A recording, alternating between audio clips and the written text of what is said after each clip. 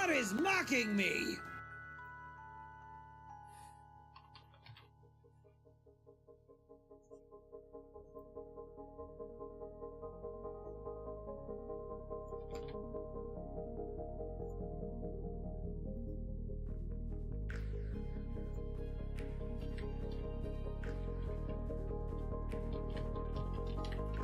Gonna...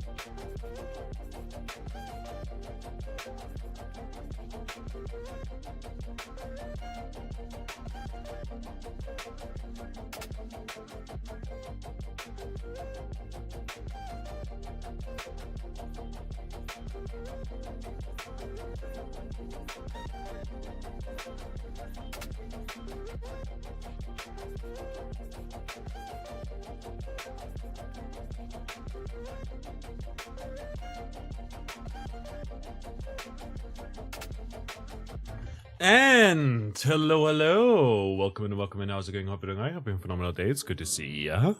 We're live again, and we're not just live on Twitch, but we're also live on YouTube. Just for the Monday streams. I figured it would be kind of fun to do, and I hope you're doing well. And oh, there's the chat, right? Because YouTube can't see chat. But that should work, and I'll have to make sure that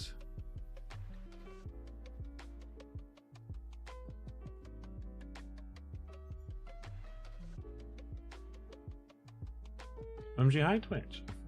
Okay, that was from last stream, I believe. Anyways, so we're live again. Today we're going to check out a bunch of different indie game demos, mostly roguelikes, but also other games. So that's going to be pretty exciting. I'm hoping that you're looking forward to it. And yeah, some of the demos that we'll play are going to be roguelike deck builders. Some other ones are just interesting ones that seemed cool, you know? I haven't done too much research. In fact, I don't even know if all of them are roguelikes. If that makes sense. You know?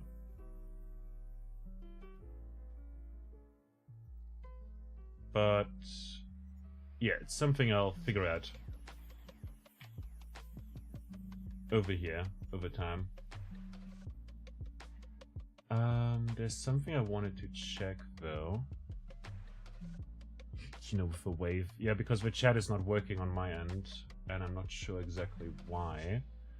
So I gotta check real quick if...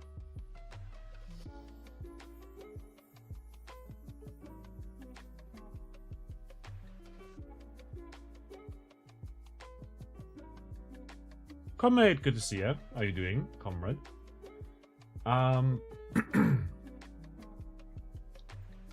There was something I needed to check over here. Streamer bot is possibly out of date.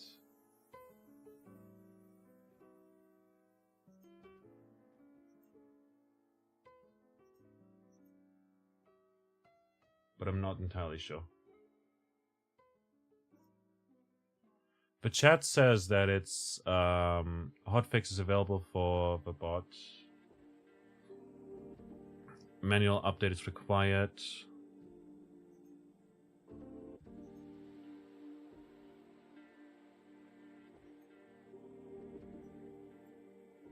Not entirely sure. Okay, now it's working. Fantastic. Or at least the Twitch stuff is working. Test. No, that seems to be working. All is good. Fantastic. Amazing. You can't see it because I can't like share YouTube chat and Twitch chat at the same time. But it essentially is working. On my end, at least, I can see like, oh, there's a YouTube icon, there's a Twitch icon, you know? Doing good, just a bit annoyed that there's no easy or cheap way to do something as basic as transferring Spotify's playlist to Apple Music. Yeah, that sucks. I believe there are probably some tools for it somewhere, but yeah, it's rough. You ordered some pizza because we had friends over. Nice. Delish, but also too much cheese. Yeah, I mean, sometimes you just gotta indulge a little bit, right? It's just what you gotta do, right? There's some tools, but they're also very expensive and not working properly. Oh, that's annoying, man. I do wonder if there is some sort of integration that you can do with open source tools. But also, no idea.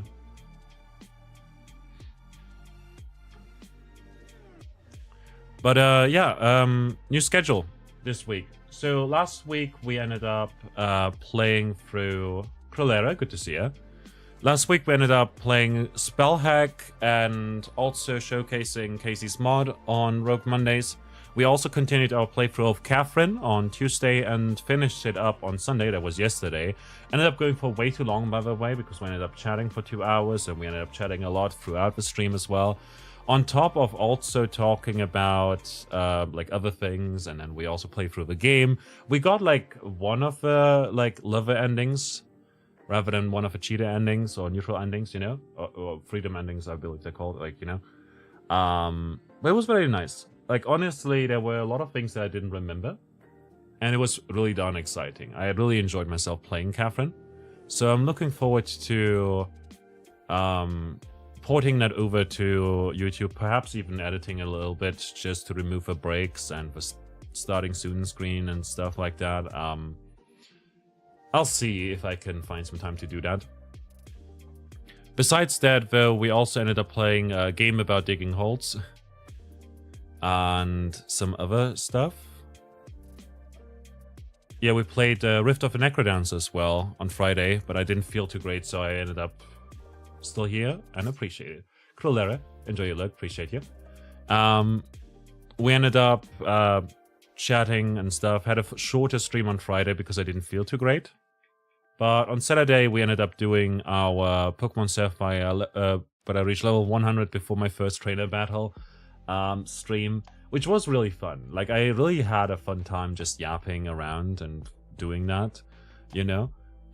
Besides that, though, yeah, we didn't finish the run, and that's something we'll do this week. So this week, we're showcasing a bunch of Steam Next Fest demos today. Very cool roguelikes and roguelike deck builders and action games and stuff like that. Tomorrow there will be no stream. On Wednesday, we're going to play Sucker for Love, which is a dating sim where you can date Cthulhu. And Sophie gifted us that game back in August, so, you know. And this upcoming, like, Thursday, there will be no stream. On Friday, however, we will continue our Pokemon Sapphire level 100 Pokemon playthrough. It's gonna be relatively fast. Like, we'll just continue the speedrun as if nothing had happened, as if there wasn't like a whole week between me getting to level 100 and me tackling the gyms and stuff, you know? So we're essentially on Friday, we're gonna start with the like, we'll beat up Roxanne's Pokemons and we'll make our father cry and we'll tackle the Elite Four and all of that, you know, and it's gonna be pretty fun. And afterwards, depending on how much time there is and how late it is, etc., when we're completely done with our playthrough, we will do an art stream as well. Like, we will do some art and just draw a bunch of Pokemon. Mostly Zigzagoons. I feel like that could be pretty cute. Besides that, though, I could also, like, perhaps go into our randomized art log file and draw the remaining Pokemon that we haven't drawn yet, if that makes sense. Because we still have a bunch of them to draw, and I do plan on doing another art log this month. You know, upcoming month in March. So that will be pretty exciting. So yeah, look forward to that. With that said, I want to finish that up before I tackle that. on Saturday and Sunday, we will play Devil May Cry 5. We're gonna start playing that game. The game should theoretically only last like around 12 hours, so 2 streams. But since we always yap way too much, and since I'm not great at games, you know, like skill issue, we will be we'll start the game on Saturday, continue on Sunday, and most likely beat it next week on Tuesday and or Wednesday. We'll see. And then afterwards, we will probably play DMC Devil May Cry, which is the reboot of a series that isn't super popular, even though I personally loved it when I first played it. And I've only played it once. I'm looking forward to playing it again and just seeing how much my perception of the game has changed, I guess. And yeah, it's going to be pretty exciting. So yeah, Wednesday we're showcasing an indie game. Today we're showcasing indie games. Friday we're playing Pokemon. And Saturday and Sunday, we're doing a franchise playthrough, I guess. And then we'll basically be done with, like, Devil May Cry as a series, you know? I mean, there are obviously other games that I want to play still that are similarly edgy, but, like, we'll go there once we, you know. We burn those bridges once we cross them, you know? Cross those bridges once we burn them. I'm not sure which way it is. I tend to say I'll cross that bridge once I burned it. Which is the wrong way, I believe. Maybe I'm just mixing up a bunch of stuff as well, you know? Why do you want to burn bridges? Sometimes you gotta burn bridges. Look. Bridges are useful. Don't get me wrong. But back in the day, when there were hunters and foragers, they didn't have bridges. What they had were legs, and they used them. But nowadays, people are too busy and too lazy to just walk 200 meters to the grocery store, so they take their car. And that's why we should burn bridges. We should destroy the streets. We should eat the rich. To return back to our roots, the good old days.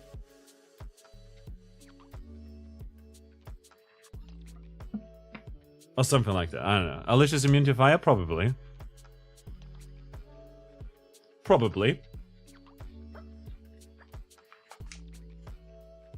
Even if not, you know, worst case, I'll just revive. I've got a little phylactery, you know?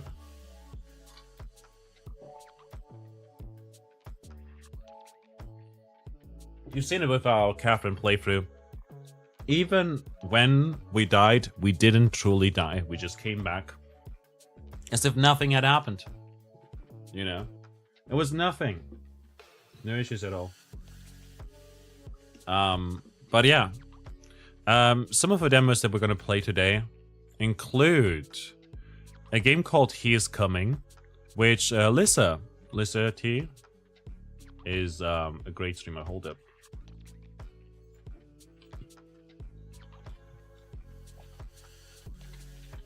Lissa T.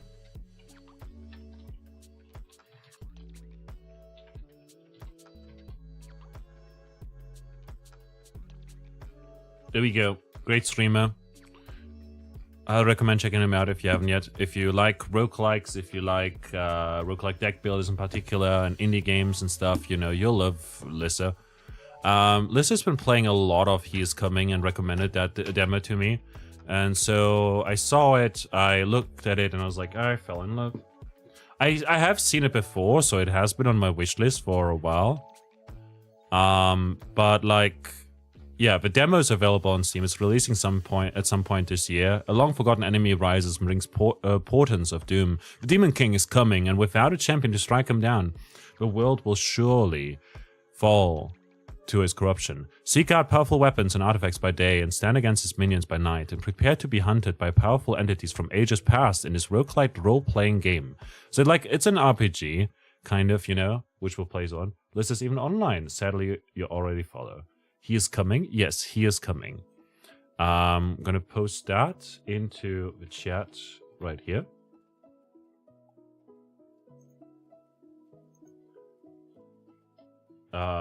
In fact, I could actually just do it this way, because then it gets posted on YouTube and on Twitch. Yeah, I should do that. Name reminded me of Slave a Princess. Kind of. I guess it's similar, like, naming convention, I guess. Does that make sense? You know, it's literally just slave a princess. He is coming. Slave aspire. Enter the breach. Enter the dungeon. No, into the breach. Into the breach. Enter the dungeon, etc. You know? Like, 3 words is the rule of 3, you know? It's like a thing where if you have 3 words, you know, it, like, you know, people like that. Oh, this game looks so much better than what you initially expected. Yeah, it basically is like a, you know, roguelike RPG, where you have like a loop, kind of, you know, and you have to try and get to the end and beat the big bad and get stronger and stuff until then. And Liz has put like 40 hours already into the demo. So yeah. So much more up your value rev. Yeah, that's totally valid. Another one that I wanted to check out is a rogue like loop hero. Kind of. I have not seen much of it because I wanted to save it for my own first impressions on stream, if that makes sense. But I know that it looks like it's up my alley, especially because Lisa loves it. And I don't mean that as an I like anything that Lisa. No, Lisa and I like very similar games, you know. Like, we really enjoy similar types of roguelikes, if that makes sense, you know? Another one that I wanted to check out is a card battler / turn-based tactics roguelike 2.5D kind of game called Deck of Haunts, where you become a malevolent haunted house. You'll lure humans into the cursed halls, manipulate their fears, and drain their essence to grow your power. Use strategy to build your mansion and expand your dark influence, turning your home into a terrifying, inescapable nightmare. So it's part like roguelike deck builder, but also it's kind of like a haunted house management game, kind of, you know? We try to make the scariest haunted house possible. You know, defeat humans that come in. Which seemed very interesting to me. Now,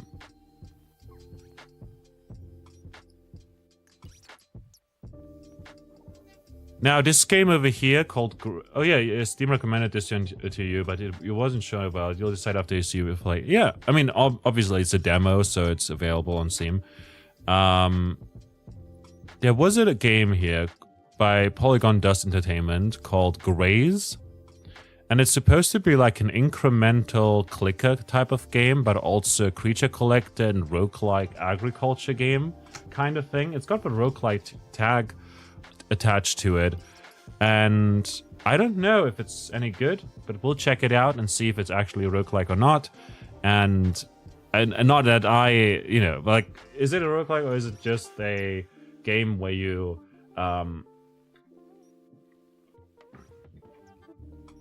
prestige after a while, you know? In which case it's not a roguelike, you know, it's just whatever. So that is something that I wanted to just check out and see. It looks kind of cute.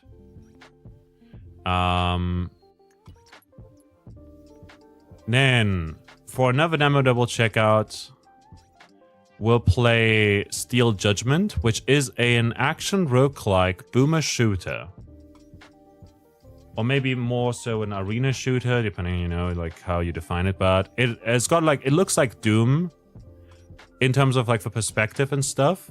But it's got a very vibrant art style with lots of like comic-like effects and a style meter and different weapons and low poly art style enemies and models in general and stuff, which is interesting, you know, to me. Like, it's a different one.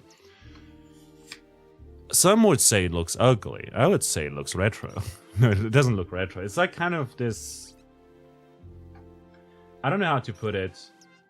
I like it when games look like indie games, you know, and don't have the polish that, like, you know, if you have a huge budget and everything, of course, like Dave the Diver, for instance, is not an indie game because it's not independent. It's backed by a big company, obviously. So technically not indie.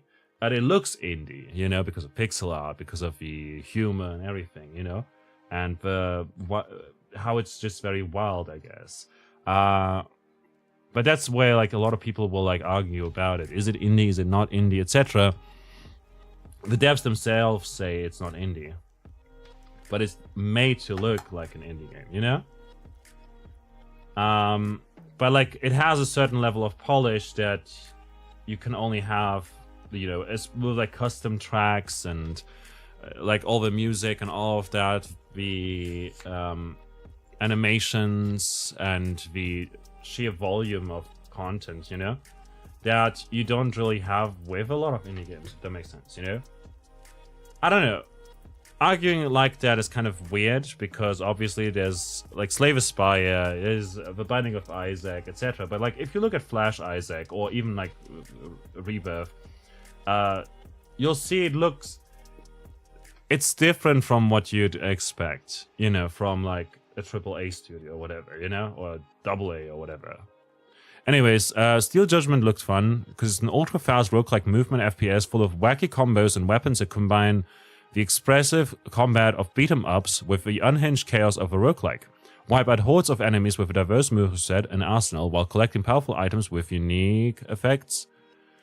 And yeah, it looks really cool. It's inspired by games like Ultra Kill and Risk of Rain 2, it says. So that's cool. Gonna tackle your Discover Weekly, so you guys do that. Now, another game that we'll check out is Plates of Peril, which is a dungeon cooking game with roguelike elements that you can play solo or up to 3 players, where you're in a dungeon and you try to collect ingredients to cook. And it sounds weird as heck, and I love it, and I want to try it, and it's got the roguelike tag on it, so of course I'm going to check it out. And then later, like, we'll play Here's Coming Last, probably. We'll also check out, however, the Monster Train 2 demo. And I'm a fan of Monster Train.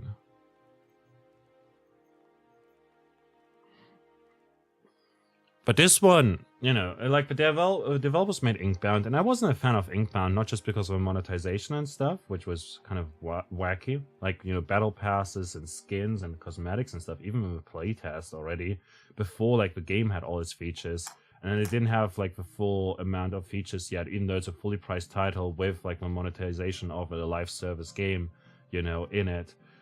Felt greedy and everything, and combat was cool but also lacking. I don't know, it didn't grab me as much as I would have liked to, with the real-time but also turn-based, you know, kind of combat. It is an interesting game, obviously, you know, but I wasn't a fan of Inkbound. Like, it was interesting, but it was lacking something. I wouldn't be able to put it into words, really, what it was lacking. But with that said, Monster Train, like, I'm glad that they're trying to make another Monster Train game, you know?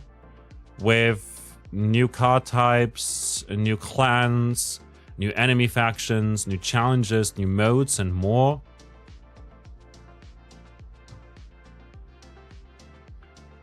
It's always interesting when there is a sequel to a roguelike, you know?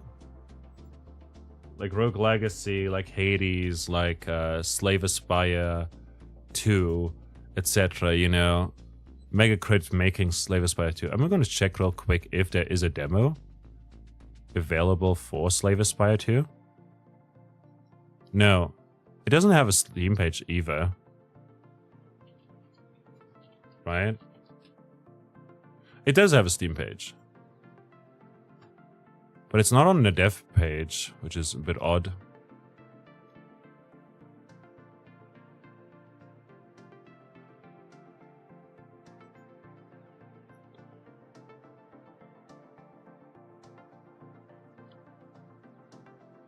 But I'm looking forward to it. Like, they've got cool new things, you know?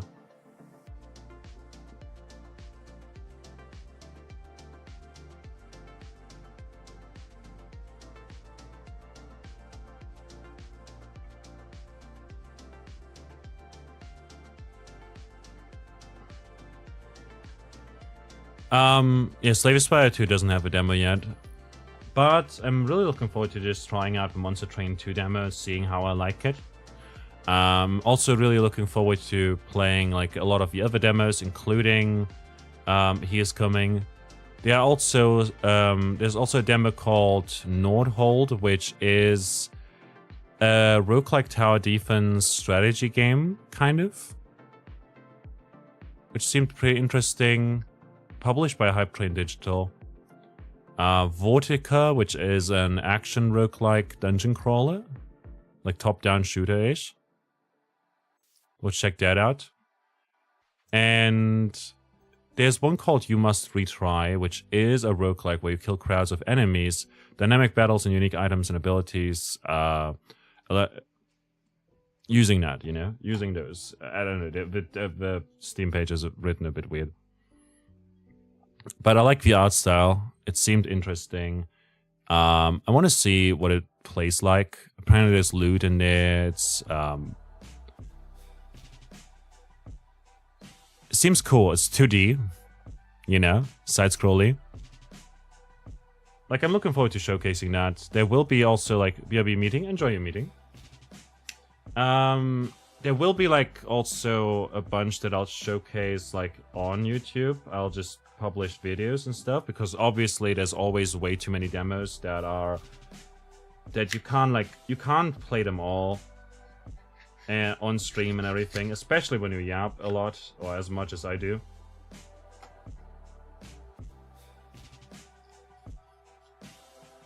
So with that in mind, I'm looking forward to trying that out. We'll just play each demo like maybe for like half an hour to an hour, depending on how it goes, and then go from there into what's it called? Into further games, etc., etc. We'll see how much we're enjoying each and every one of them. There's also a new, there's also some cozier games that I wanted to check out, but not today, including Squirreled Away, which is a very, very realistic sandboxy exploration game where you survive as a squirrel in a park. And by very, very realistic is you build like houses and stuff. You also meditate to unlock crafting recipes. And yes, you can craft as a squirrel, which is cool. And it's obviously very weird and stuff. But it's fun. And you can play it with friends, apparently. Release date for the full release. Like the full game is going to come out eventually. It's published by Amplifier Studios, who also published Lightyear Frontier and... Or did they make Lightyear Frontier? I'm not sure anymore. Yeah, they also made that. It's like published and developed by Framebreak and Amplifier Studios. So like lots of different people, like interconnected and everything. But yeah, Scrolled Away. Looking forward to trying it out. There's also a game called Locomoto, which has a demo right now, but I haven't downloaded it yet. I can see real quick if I can download it. No, it's like 7 gigabytes. I'm not going to do that right now. We might do that another time, though.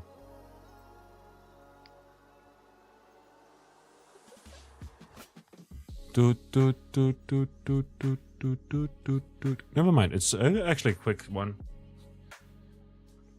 A cozier game where you you have a train. I like trains, you know. I'm a fan of trains. So we're just gonna do that, have trains and stuff, and see how it goes. Have a fun time.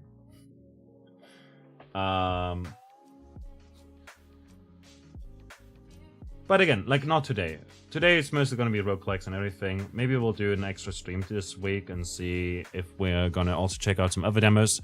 There are obviously a bunch that I want to play that I also got emails for, including I got one email about this game called Dinopath Trail, which is a Wild West game. It's like an action survival game, kind of, with dinosaurs. And you know, nothing goes better with Wild West and dinosaurs, you know? Nothing goes better with Wild West than dinosaurs. It sounds a bit weird, and I like that, so I wanted to check it out. Seemed pretty cool. I will probably make a video on that at some point. Got like message by them. I will have to write a blog post again. I haven't done that in a while, so that's like, on the one hand, I need to rest my voice a little bit, so I'll be, you know.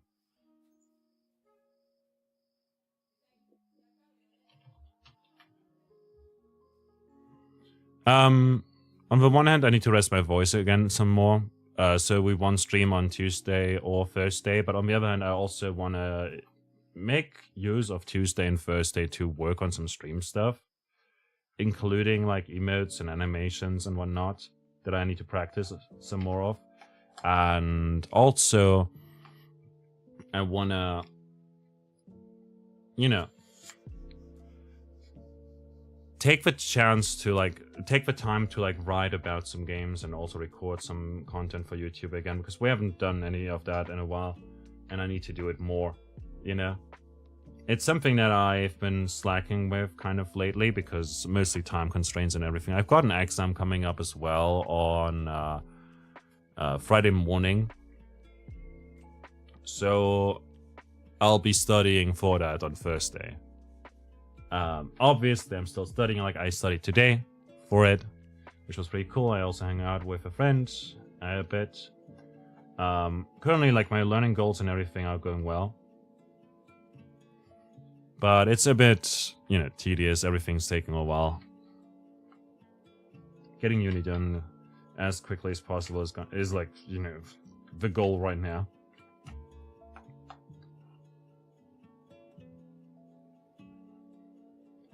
But, yeah. For the time being, like, I don't have lectures or anything like that in the evenings. I have too many deadlines left, and it's mostly going to be like, oh, April, and it's, oh, yeah, here. What's it called? It's mostly going to be like April, and, oh, there's that game downloaded that I just queued up earlier. April is going to be a new semester start. I need to still figure out my schedule for the upcoming semester. And then also, what's it called? March and February are mostly like exams at the moment. I've got some deadline in March, but I've been doing the research for it. Right now I'm mostly like studying for that one upcoming exam here, and then I'll have some more exams at the end of March. It's gonna be pretty good, I reckon.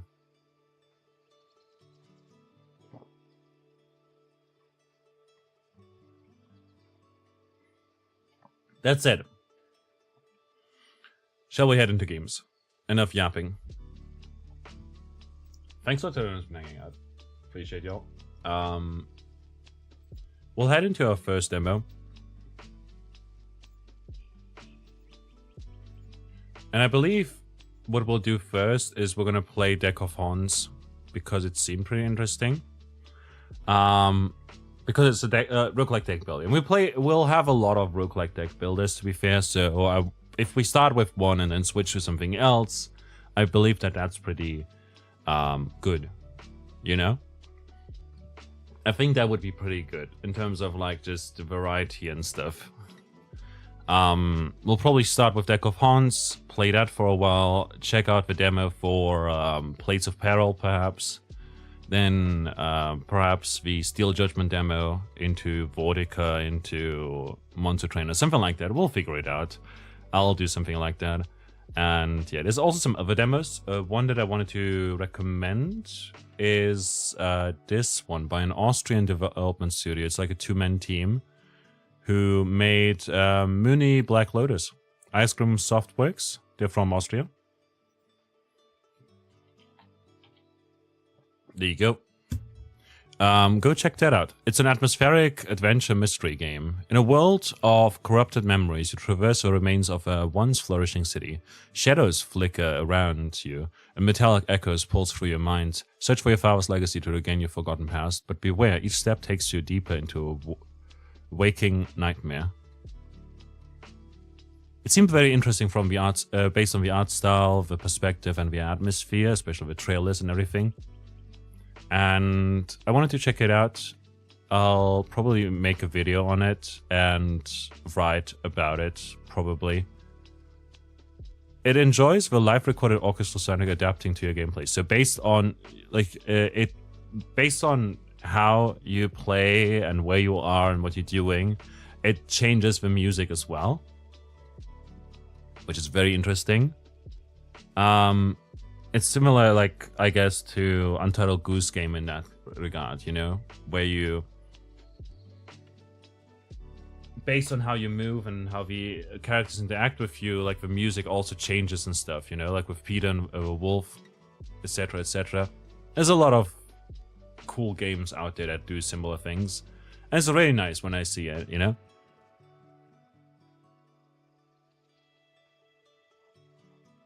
Anyhow. With all that said, we'll take a small break, and then we'll head into our first demo, which is going to be Deck of Horns, and I'm looking forward to playing it. It's developed by Mantis, published by Dungeon Entertainment, or Dungeon?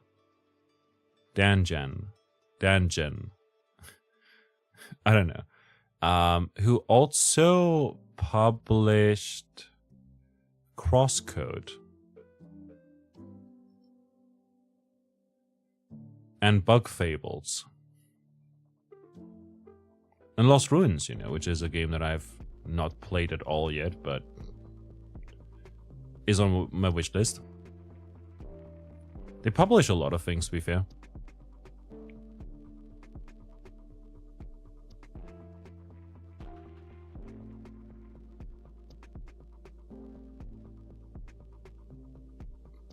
But yeah, we'll do that. Anyways, I'll see you momentarily. Please take care of yourself.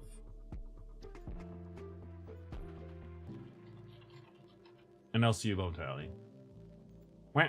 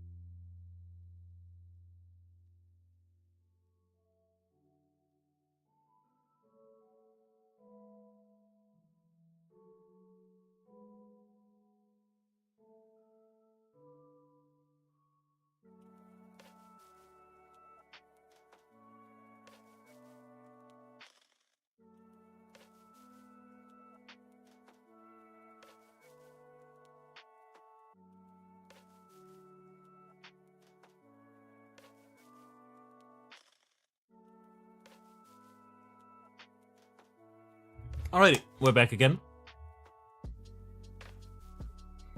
And with that said, inside a new game.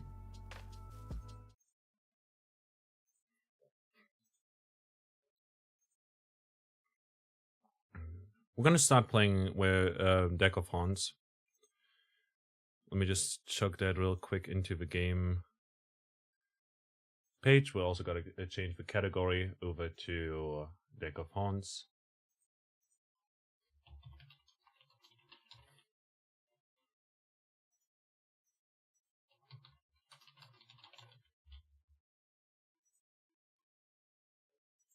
Boop. And then command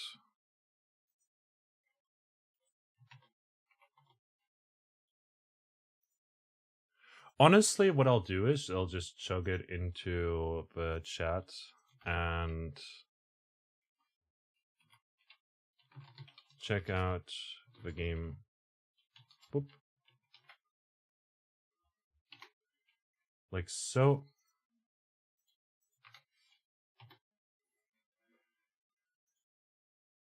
And then I'll pin it.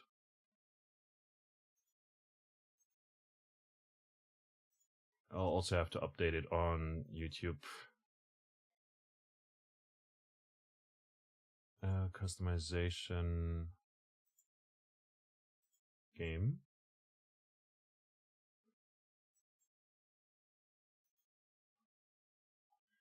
I don't know where the stream settings are on YouTube. It's kind of weird. Webcam manage. Is it manage? No, don't manage. It's weird, man. I guess it's fine. We're gaming.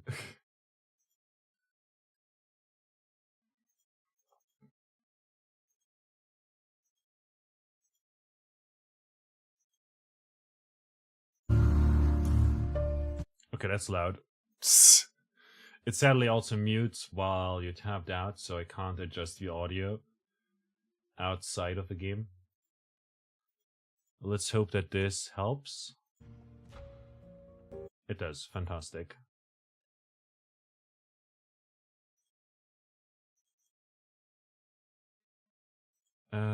Window, Deck of Haunts.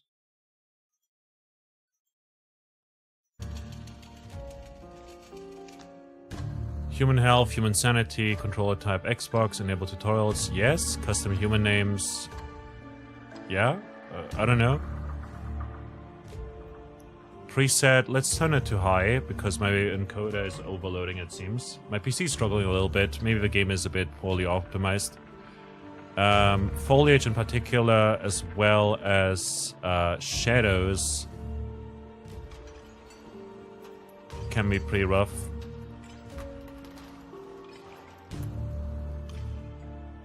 The volume seems to be like way too high. Like it starts at 100% volume, which is bad.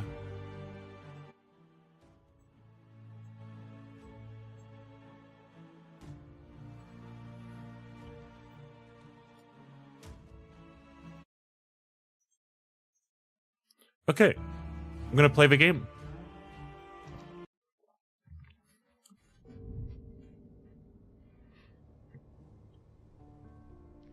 Welcome to Deck of Haunts. You play as a haunted house that consumes humans entering its domain. Yeah, my model and everything is like not doing what it's supposed to do. So we'll just go PNG tuber! Huzzah! That should be fine.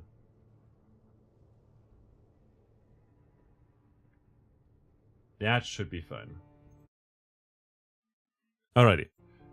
Keep the humans away from your heart. Play your cards on humans, kill them, or drive them insane to steal their essence. Build rooms with essence to expand your strength and gain bonuses. During the night, you play cards from your deck to damage health or drain sanity of humans. So sanity is over here, health is over there. Tension is something else entirely. I don't know what tension means. Action points, cost is up there, target, and effect. Gotcha. So, any human drain to sanity. Abyssal, good to see you. Drain 2. And then we have 1 more energy. Let's drain some more. End the turn. That one's sanity is now at 1. Tension multiplies the next drain effect. Tension has 3 tiers. 2 times, 3 times, and 5 times. That all get consumed the next time that human gets drained. It also gets reduced by 1 after 2 turns of not gaining any tension. Gotcha. Human moves to a random adjacent room.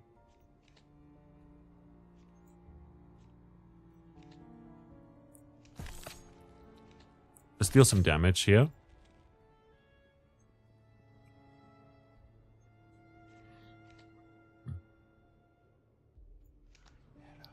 And there we go. They go insane. 1 human turned insane. 20 essence gained. The night ends. Deck building. At the end of every night, you can choose from a selection of cards to permanently add to your deck.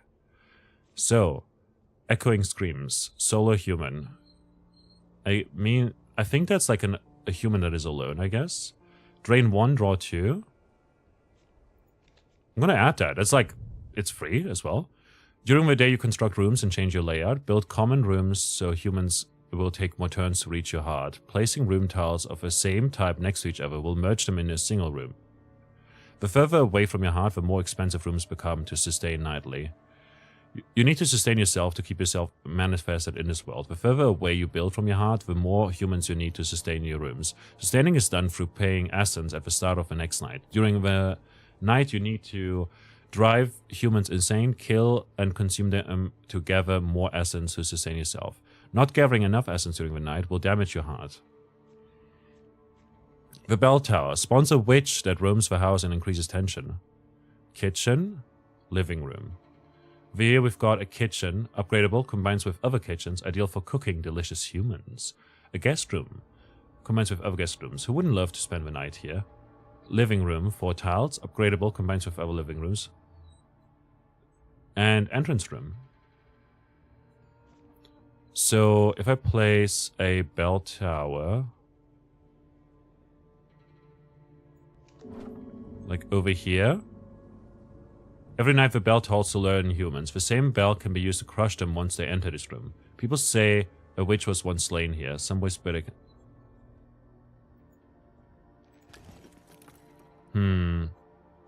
Living room, kitchen.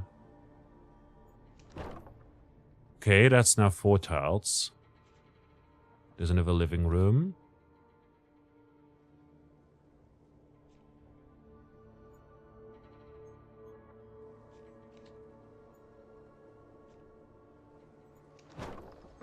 Okay.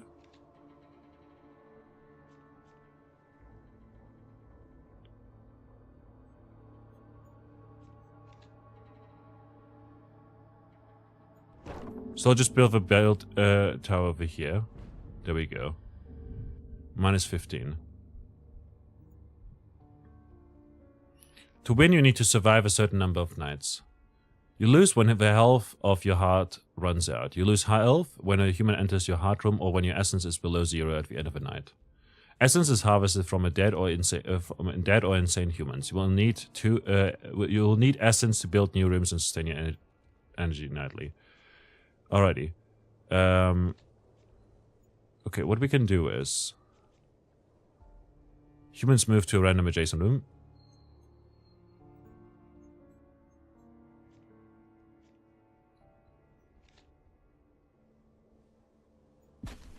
Let's do this for now. And we'll drain.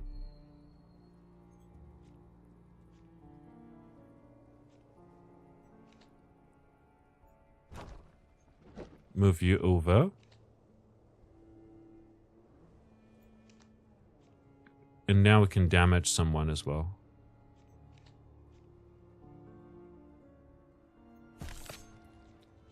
End our turn. And isolate it.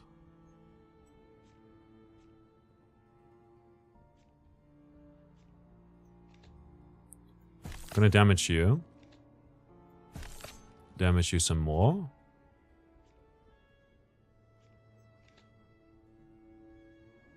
We're gonna drain you.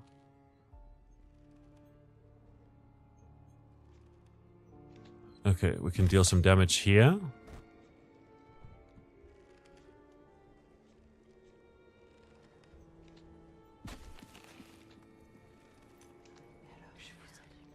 End the room. Hope they don't enter the hard room.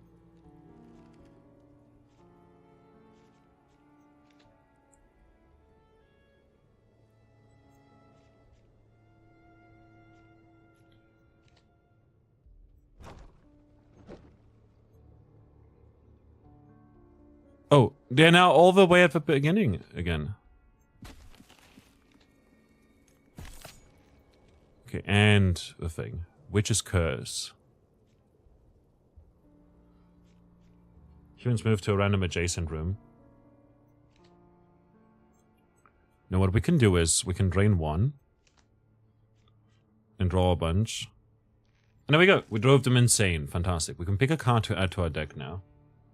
I'm going to turn up the game a little bit. We turn it down so much in-game, so that I can now turn it. Triggers every turn. Damage, reduces health. Let's do that.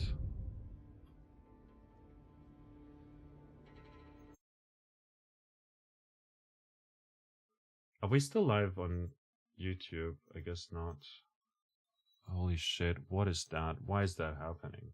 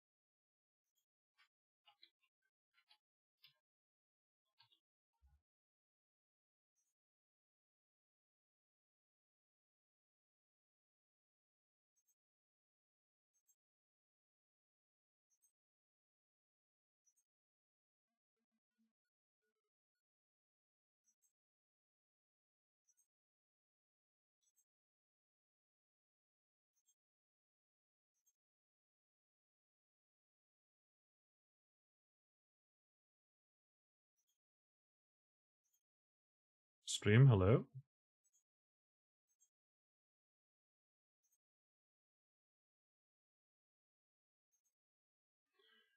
Ah, we need sanity.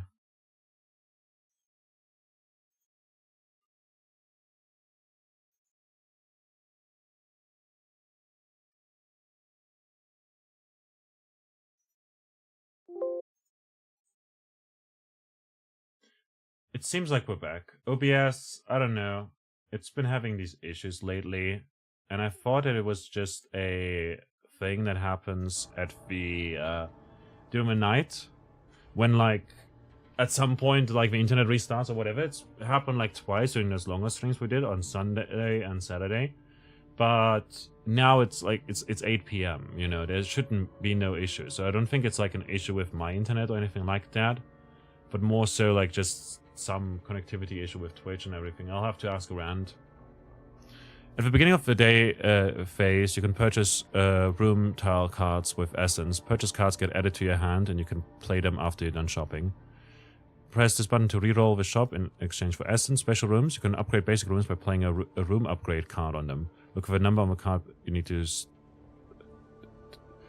to target a room with at least that many tiles. These rooms are more expensive to sustain. Sacrificial Room can be used to destroy a card and regains its cost in AP. Interesting. Move room, remove room, guest room, living room.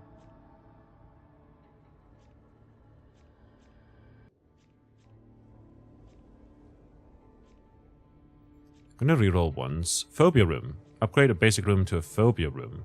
Phobia rooms drains explorers entering the room as long as this room is not investigated. The drain amount is equal to the amount of adjacent rooms. I'll take that. And that.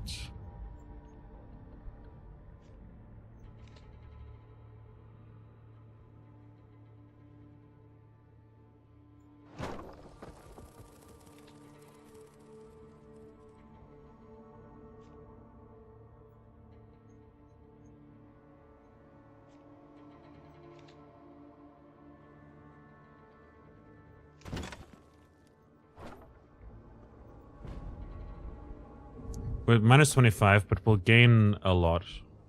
Traits. Humans can appear with traits. These are extra buffs and debuffs. That humans can have. Hover over trait icon to read a description. Pathfinder will enter through a side entrance. Doctor's bag. Every turn, a random explorer in the same room recovers 1 health. Okay, so Pathfinder will enter through here, I guess. Humans move to a random adjacent room, drain 2.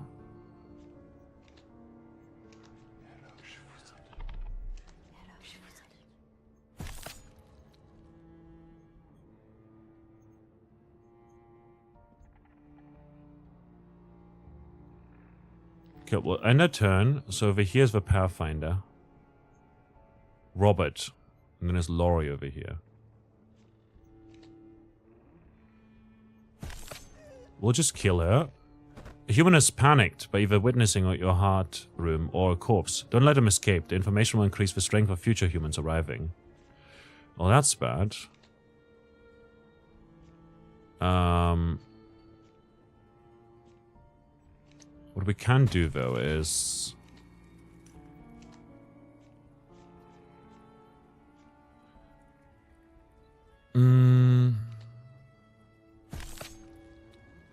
And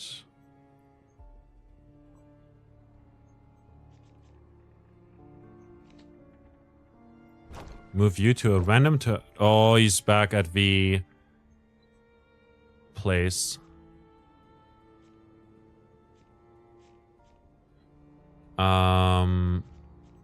We'll deal some damage. And drain 2. End the turn. Sanity's not looking great for this guy.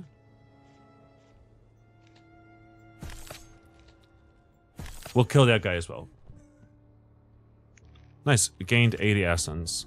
Pick a card. Add a random phobia to your hand. Repeat for every propagating nightmares played this night.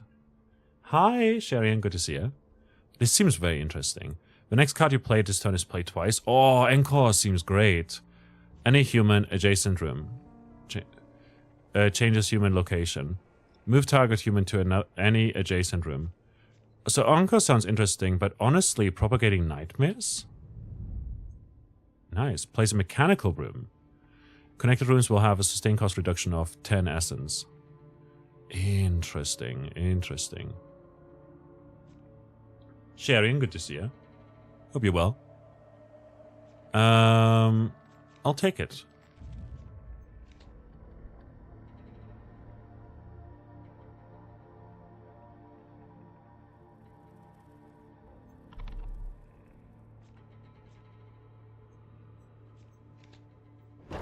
If I do it here, these will cost no sustain at all. And if we just build some extra buildings over here, like extra rooms, they will also have minus 10 each. But right now we're at minus 35, which is bad. A stone mason has entered your realm. These are humans with magical abilities hunting for supernatural entities. They will head directly for your heart room. Once they enter your heart room, they will start a ritual that damages your heart every turn. Stop them. Okay. Level-headed. Max tension is minus 1.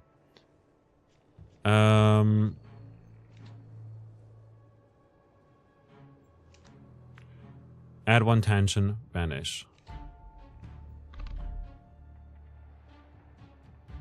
At the end of the turn, other explorers in the room lose 1 tension.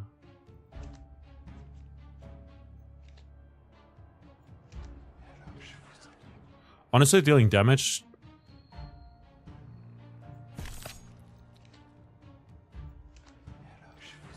And the turn. Here we go. So this is a turn-based Dungeon Keeper, kind of. With roguelike deck building mechanics. Deal damage to that guy. This guy is level-headed.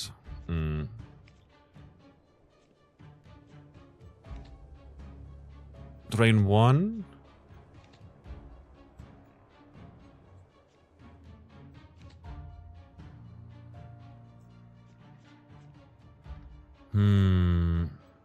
Stone Mason is definitely someone we'll have to drain from. Probably should have played the Chilling Cold first, though.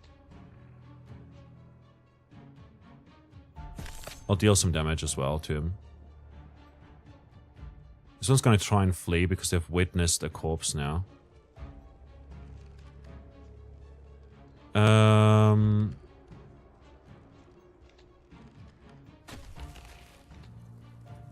Drive them insane.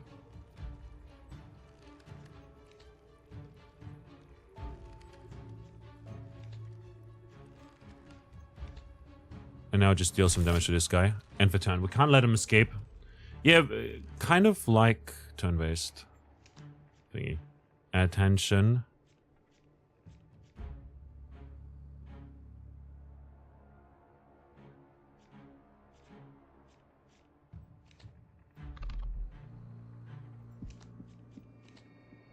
And then banish.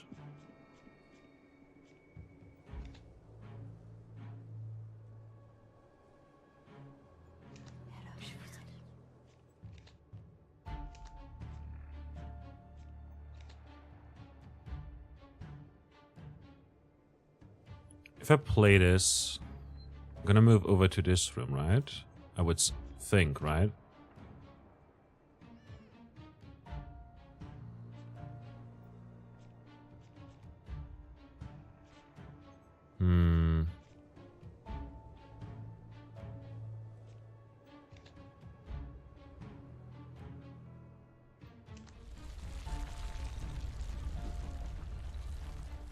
Okay, so they're gonna move to a random room, which is fantastic. That gives us some time. And then we can try and drain another two.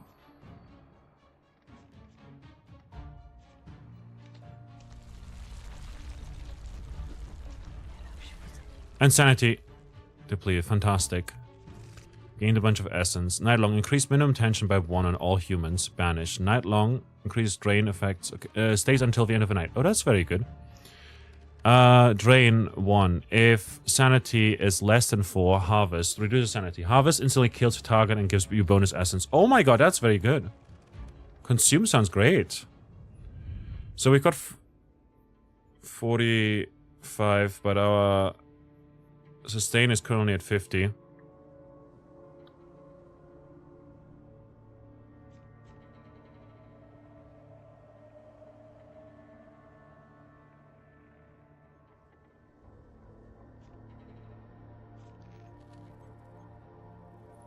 This one's sustain is at 10, so if we move that over here perhaps, we can reduce the sustain cost.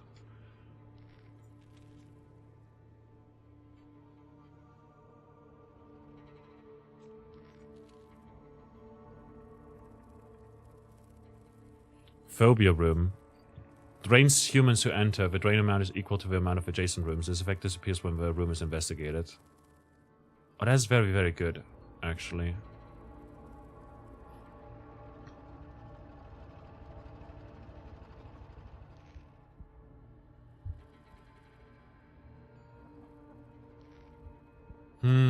You could move it to a corner of that room to make more use of it. Yeah, so this over here, the mechanical room, reduces the sustain cost by 10 essence. So this room and this room over here cost literally no sustain right now. That said, we could also like add another room over here, perhaps. The issue is right now we've got 45, and at the end of the night we'll use like 50 right now.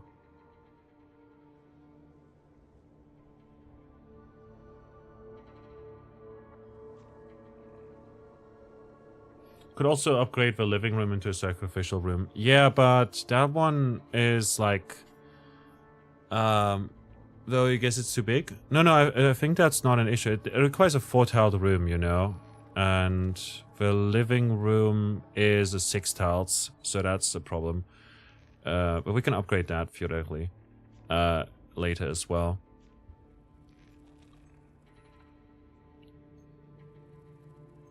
I'm thinking of maybe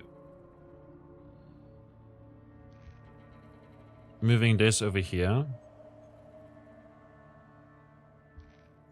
Or maybe just not buying anything.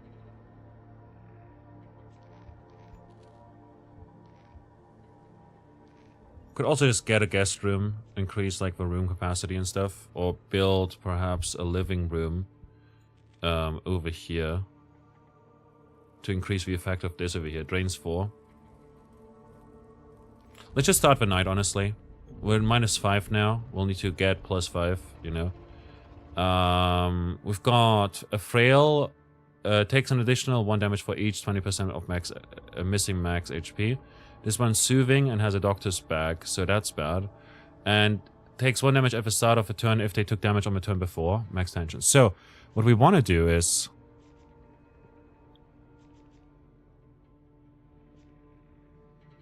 The sanity is pretty high. The bleeder... This one will take 1 damage at the start of the next turn. I can't play this right now.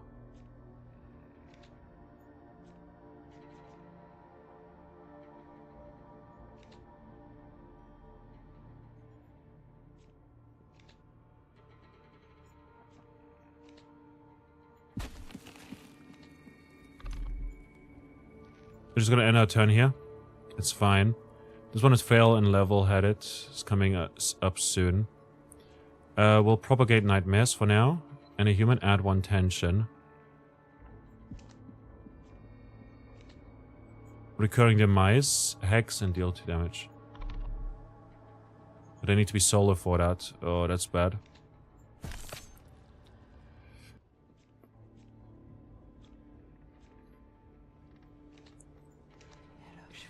And we drain 6 right there from that one. Can deal some more damage. This one will take another damage next turn. Tension is increased over here thanks to the witch. This one lost some health.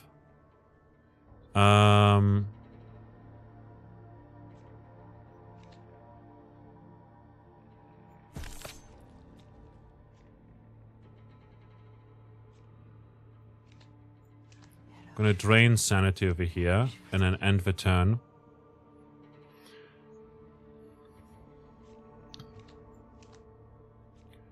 Drain 1, add 1 tension.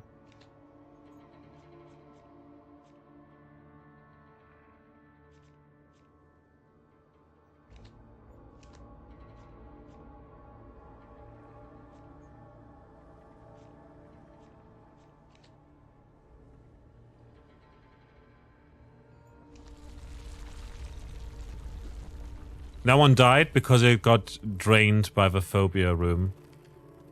Which is fantastic.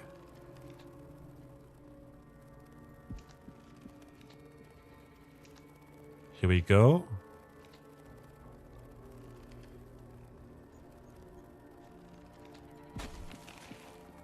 In the room. Tension is gonna multiply like how much they drain damage they take. That one died because of a bleed.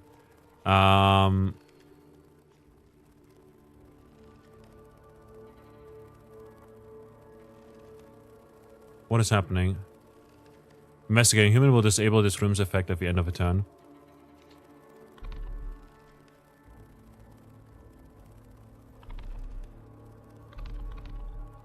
Do they not count as solo?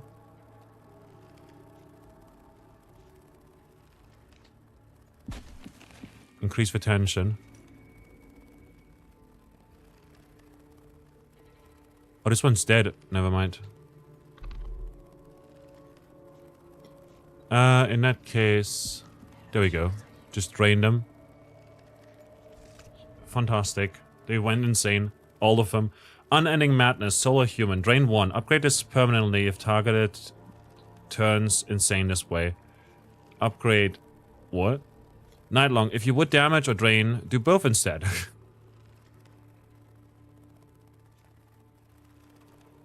Yes? That seems really good. Like, you drain and upgrade... if you drain or damage, you know, you just do both. Another mechanical room. A guest room. Let me show the layout real quick. We've got a guest room over here. Equal to the amount of adjacent rooms. We could add like a guest room over there. We could also add another living room perhaps. I think I might go with one guest room.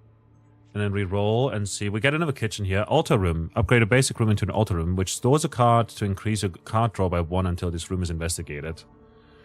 Interesting.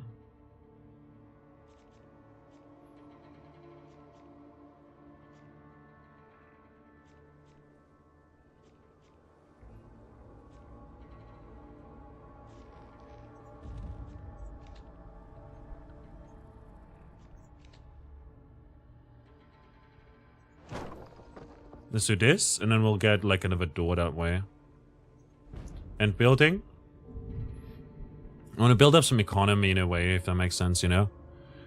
We've got a level-headed tough enemy. Cannot take more than 4 damage at once. Doctor's Bag and tough, level-headed and soothing. Panicky. Each time they gain tension, others in the same room will with equal or less sanity also gain tension. That is very, very good, actually.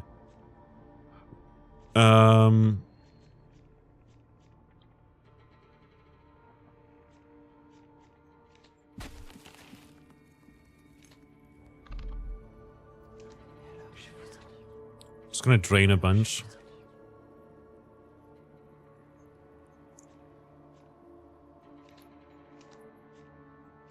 Any human, add 1 tension.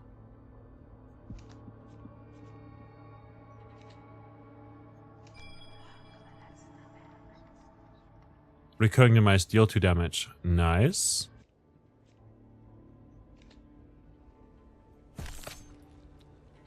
End the turn. Now this is like where the issue comes in, you know, we've got...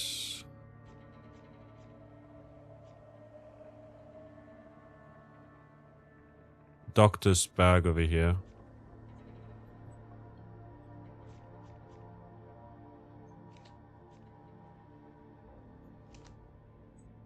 Draw cards.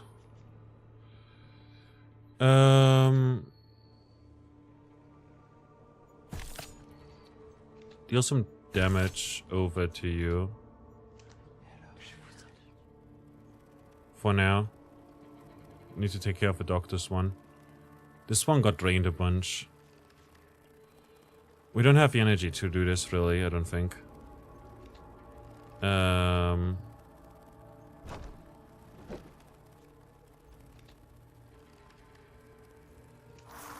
Fantastic. End the turn.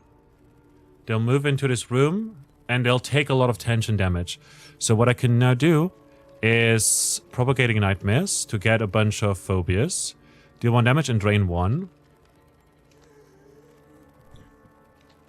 Deal 1 damage and drain 1. We'll do both.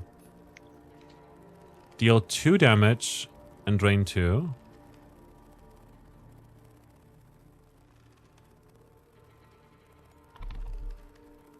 Needs to be solo human. We'll move them to random adjacent rooms so that they can't actually investigate. But they're also currently trying to flee because they've seen a dead body.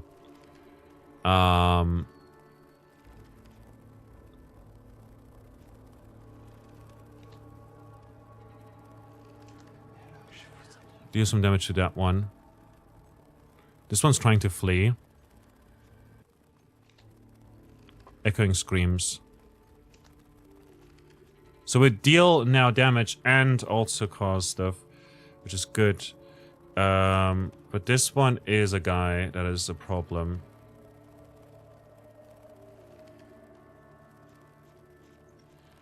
Now what I could do with Consume, you know, would kill them instantly once they get to enough. Um...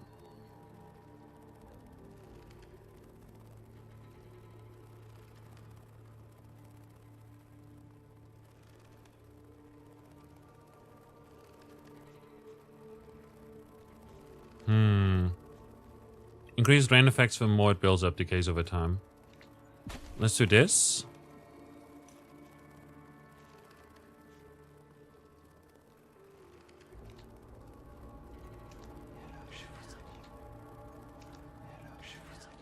Oh, he's got a flee though, which is bad. An explorer is escaping. That is really bad for us. This one is out of stamina, this one is out of health.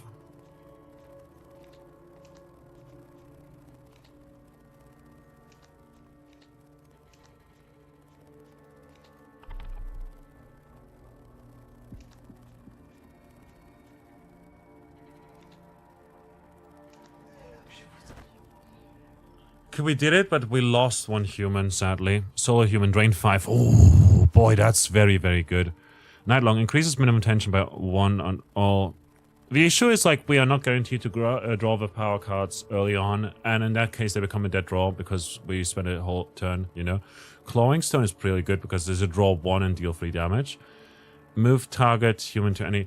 Honestly, I'm gonna go with the Overpowering Dread. Weapon Room. All damage done in this room is doubled. 6-tiled room. Yes. So we can upgrade this room, this living room, into a weapons room. And perhaps we could take, like, a living room as well.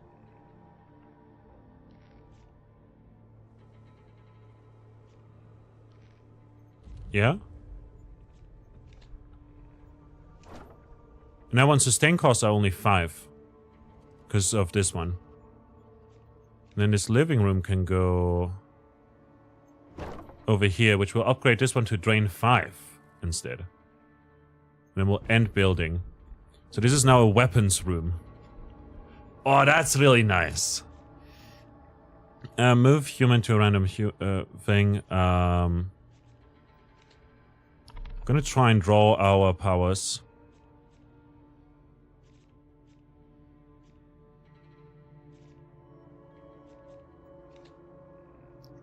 Tension to this guy. At the end of a turn, other explorers in the room lose 1 tension. We don't want that. The Pathfinder is going to be rough. Duana over here is going to enter through a side entrance, which is going to be... Wait, he entered already. And he's a Pathfinder. Will enter through a... Takes 1 damage at the start of a turn if they took damage on the turn before. Let's move them over. And deal some damage over here because they're a bleeder. Soothing, frail, soothing and panicky. Damage over here is doubled.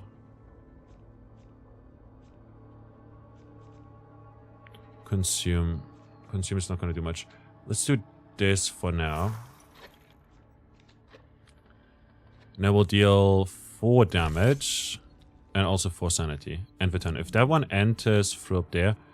What are they doing? They're investigating, I think, the room. And now the room... Wait, no. All physical damage... Oh, this one has been investigated, so the room is... It's gone, the effect. Add 1 tension. Any human.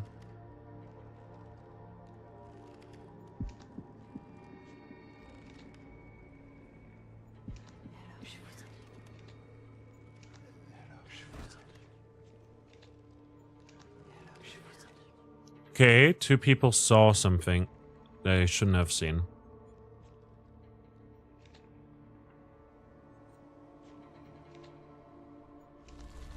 They move to random adjacent rooms now.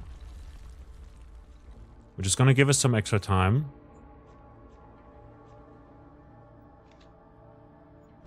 Move this one to a random room. End the turn. Both of these we can kill. Pretty well, I reckon.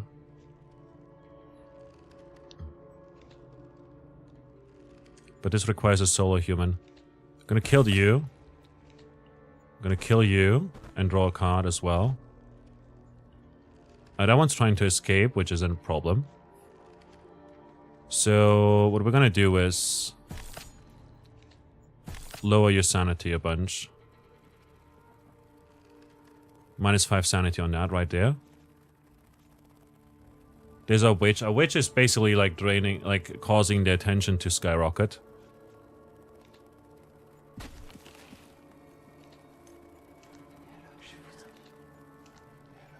End the turn. Killing the mice.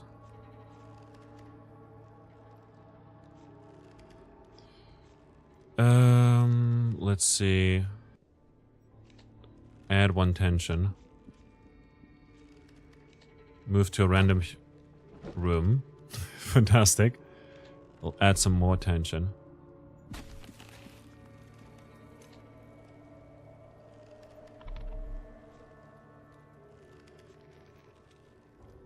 And for now, I want to consume them. There we go. And we get extra... Because of consume, we get extra essence. So now we can upgrade some better stuff. Increase minimum tension. Deal 4 damage, add 2 tension, cost 1 less AP for every card discarded this night. We don't have any of those. Drain 1 3 times, any human. Alright, that is interesting. I'll take it over consume, honestly. So that we can harvest more. Consume! Yes. So what we could do is we could grab another mechanical room to reduce the costs more. Because the further away we go from the hard room over here, the more stuff is going to cost, you know? That said, this over here is a living room. It's 2 tiles right now. Let's reroll once, honestly. I'll take a living room. And another. The mechanical room also costs 30 to sustain. Yes, but it reduces everything by 10 around it.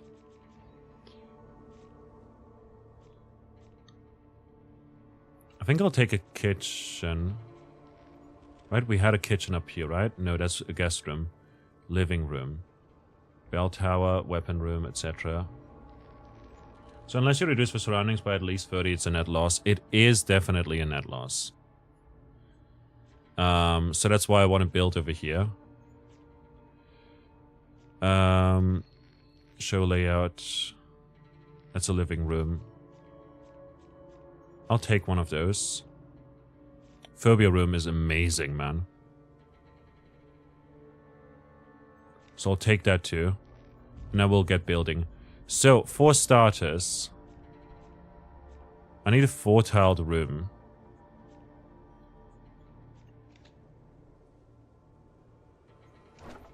There we go. Fantastic. And then over here we've got a guest room. We don't have a kitchen right now. We have a living room here though. Sustain 0, oh right there. Could build the kitchen over here though. I do wonder if it would be better to like build a kitchen right here though. Or over here. I think just building it here and getting like another kitchen set up is gonna be nice.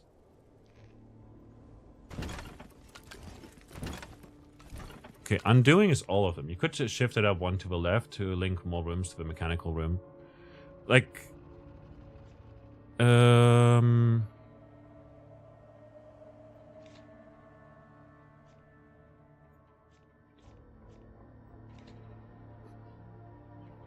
Oh, we can turn around rooms. If we do this, and this, and then this is going to be like a phobia room. Still going to cost 10. Like, it costs usually 20, but yeah.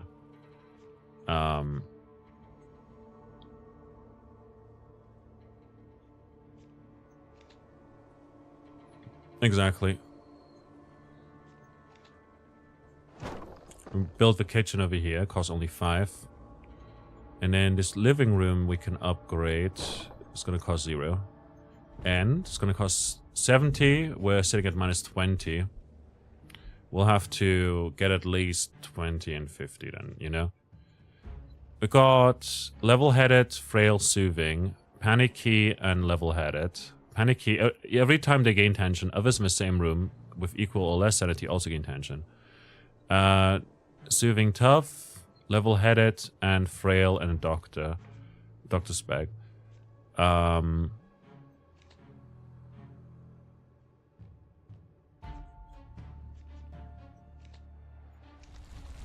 We'll move these around. They'll get -4 sanity over here.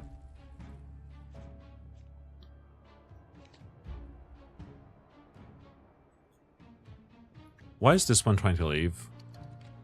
Oh, no, this guy is a stonemason. Stonemasons will directly head towards the hard room, so that is really bad for us. That said, we can deal some damage to the stonemason.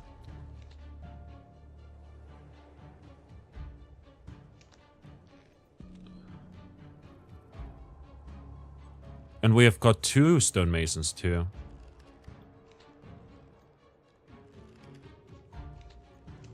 Gonna add a random one.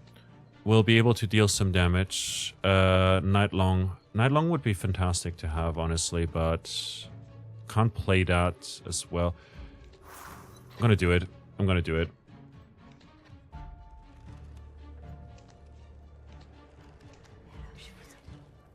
Everyone's heading over here, preparing a ritual that will damage our heart, which is not good. But we can kill that one.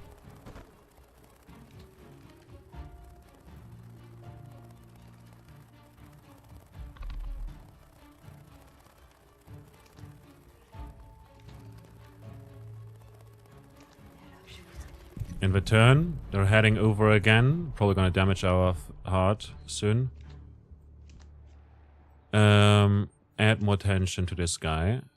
Add again more tension to this guy. And then... not insane yet. Which is a problem, but he's dead now. So that's good. They investigated my phobia room, which means it doesn't have an effect right now. Panicky. And return. We'll get nightmares. So. There we go. Tension. Tension. Consumption is good, man.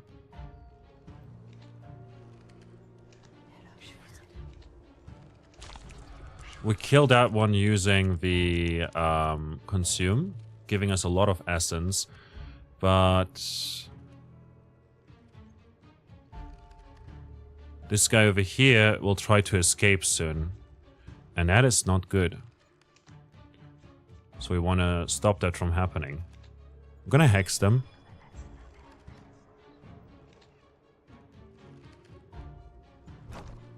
And we'll move them to the bell tower.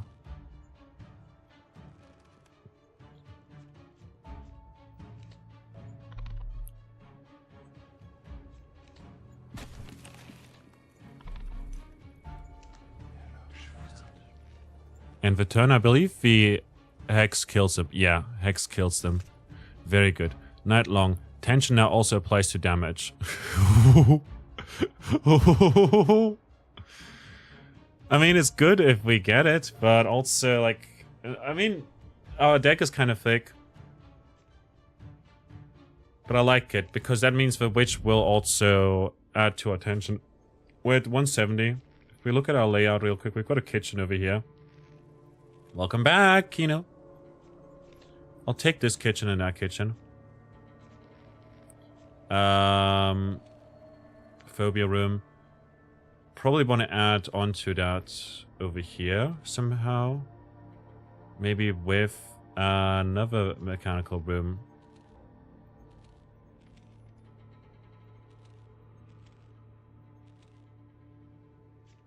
I'm gonna reroll here. Phobia room is amazing.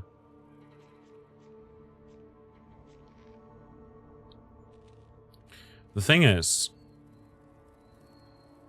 over here we've got a guest room. Do we have a guest room that is 1? There's a 1 guest room and a phobia room again.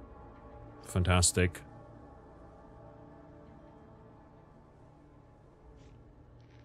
Okay, we're gonna build.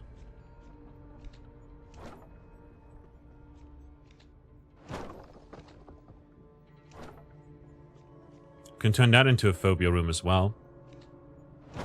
We'll turn this one over here. Catherine's good. By the way, did we win Catherine? Yeah, we finished it. Back. Forward. No forward. Welcome back. We did finish Catherine yesterday, yes. I will have a VOD up soon on to YouTube and stuff as well, but I want to edit it possibly.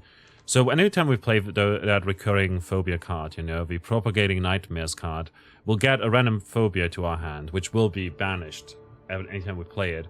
But what's good about it is that every time we play it, we'll gain more phobias. And they're like 0 cost, you know, drain 1, etc. Any humans, very good. Bleeder, soothing, etc., etc. I'm gonna hex Solo. Oh no. And that's annoying, man. Gonna deal damage over here then, and drain you, and end the turn. We've got a Pathfinder over here who will enter through the side building, and this guy over here is also a Pathfinder, and is currently heading over to our heart, which is not good. Not good at all.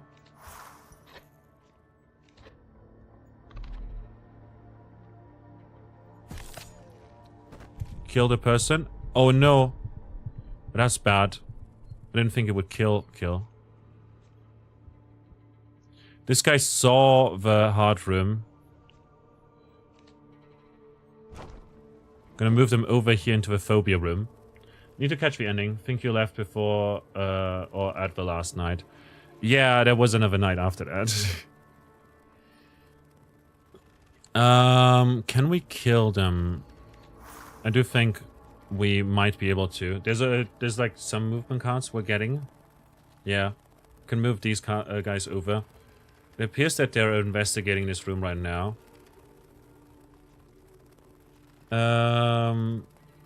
Occupied room. We're gonna move those guys to random rooms over here.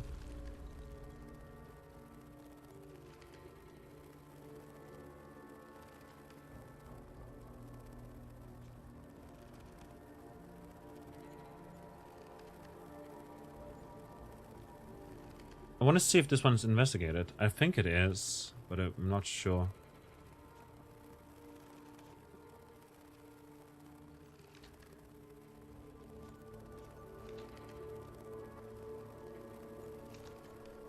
Damage is doubled over there. We got to draw. We ended up drawing here. This would be amazing to have right now. We don't have any power for it.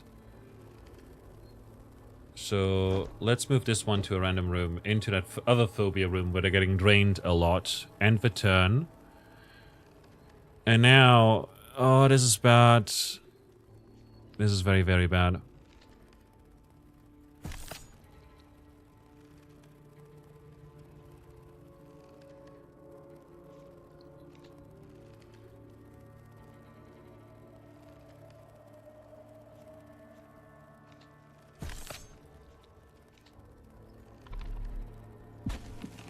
Are they all gonna flee? They're all gonna flee, which is gonna make the next nights harder and harder.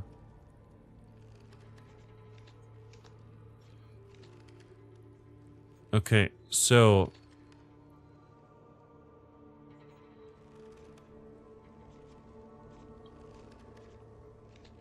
add 1 tension to this room. Gonna kill you. Gonna kill you. I swear.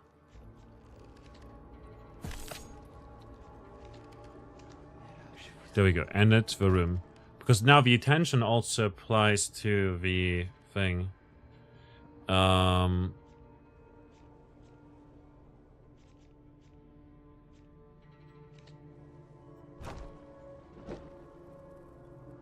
now they're over here. We're going to end the turn. I want to consume them.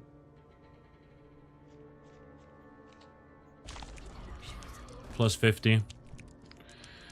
1 harvested, 2 killed, 3 humans escaped, which is really bad. Add 2 tension discard. Add 2 tension discard 2.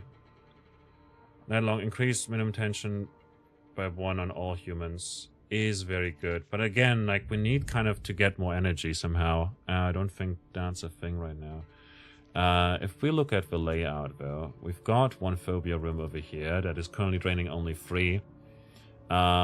We could add like a kitchen to the side of it, I guess.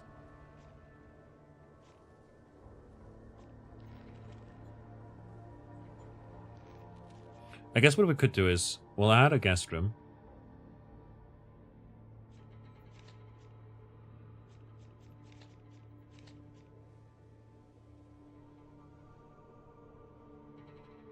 I want to try something, so I'll buy a few of these one slot items.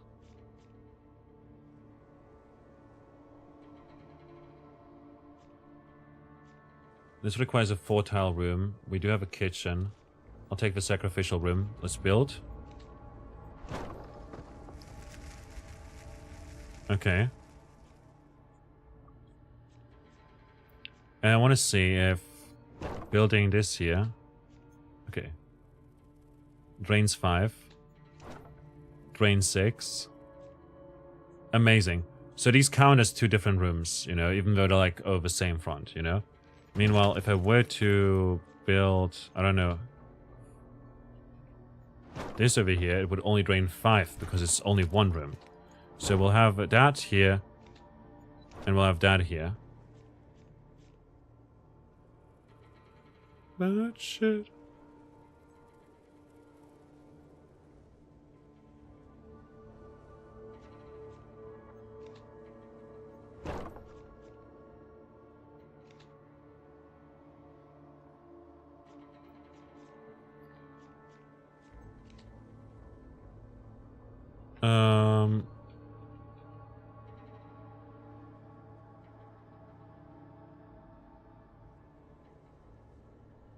If I do this and this one will drain 5. Minus 130. We're now at minus 100. We need to... Is this a spooky house creation simulator? Kind of. It's like a roguelike back... Oh my god, it's so difficult. I'm gonna start by playing this for now. Any human, drain 1. This one's a bleeder and frail. We'll do this over here. Needs to be solo for that. Let's play this for now. Any human. There we go. End the turn. We have to stop them from getting to the heart. They're currently investigating different rooms and whatnot. This one over here will probably die. Or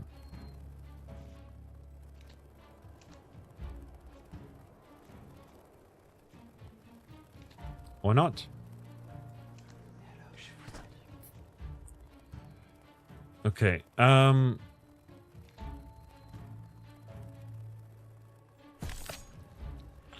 we have to stop them from getting over here, if they're stonemasons, and we have to make sure that they don't escape, because we'll need to get their essence by driving them insane or killing them. Which will also lure in more people into our spooky mansion over here, you know? In return, this over here has been investigated, so we couldn't actually sacrifice any cards, which is a bit of a bummer. These guys are trying to... these guys are escaping? No, they're heading directly to... we've got 3 stonemasons, man. And one of them is tough as well. Which is a problem.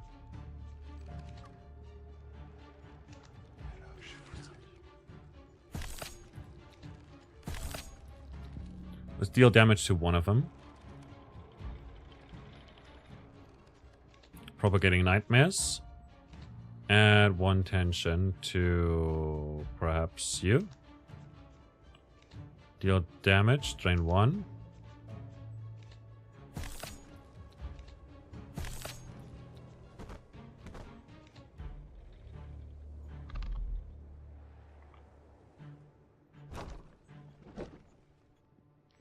Okay, end of the turn.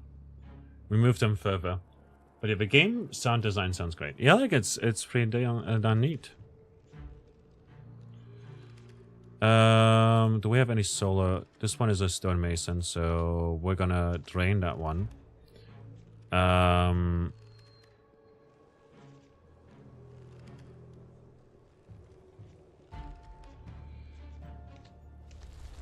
have this one move to a random other room over here. This one has been explored, but is not investigated yet, so we'll still deal double damage to humans in this room.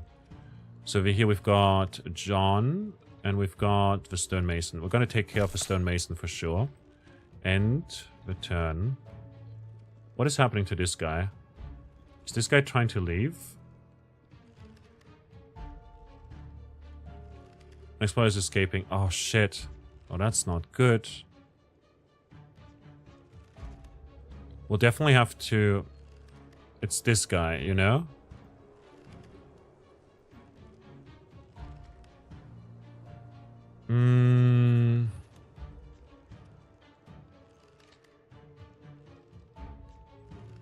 I think we'll just have to let him go. Like, there's nothing we can do about that.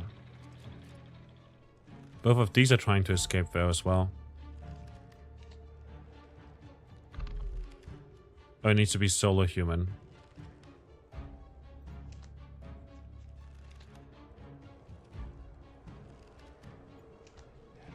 And the turn. One escaped. That one needs to be solo as well. Where's the stonemason? Stonemason is in our heart room, which is a huge problem. So I'm gonna move him over.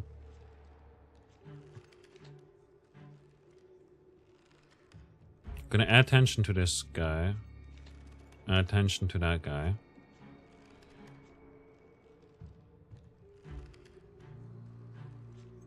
Gonna kill this guy. He needs to be solo. Oh, fucking hell, man. In that case... I can kill you.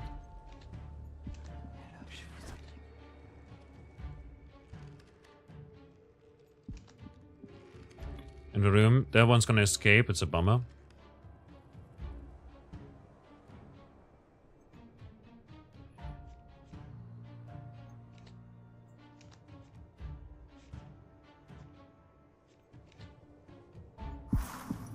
Gonna activate that effect.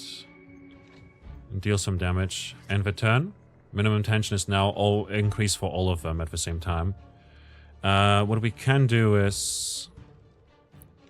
Can add tension to this room. And end the turn. I wonder if we could have consumed him there. Thank you for playing. The game is still being improved, so we appreciate it. Okay, let's reset. That was very cool. Honestly, I really enjoyed that. If I go into his settings, I can now disable that as well. We can also like have custom human names. So like Commate, Kinomeg. Wait. Maybe not. So that's an interesting one. Maybe we can change that in the full release. I'm not sure how it works. Let's return to the main menu. If you want to check out the demo for yourself, it's available on Steam. It's developed, like on Twitch, you'll have the pinned message and everything, but on YouTube, it's, boop, there you go. Developed by Philip Mezotten, Stan Nollet, Willem Verhu, Tim Neckebroek, Bram Dufour, Malte, Linda Neveling, Verena Schoen, Vincent Roland, Mantis Games. Are they Dutch? I think that's Dutch. Dutch names? Neckebroek. Who knows? I'm not sure. Go check out the game. Cool stuff.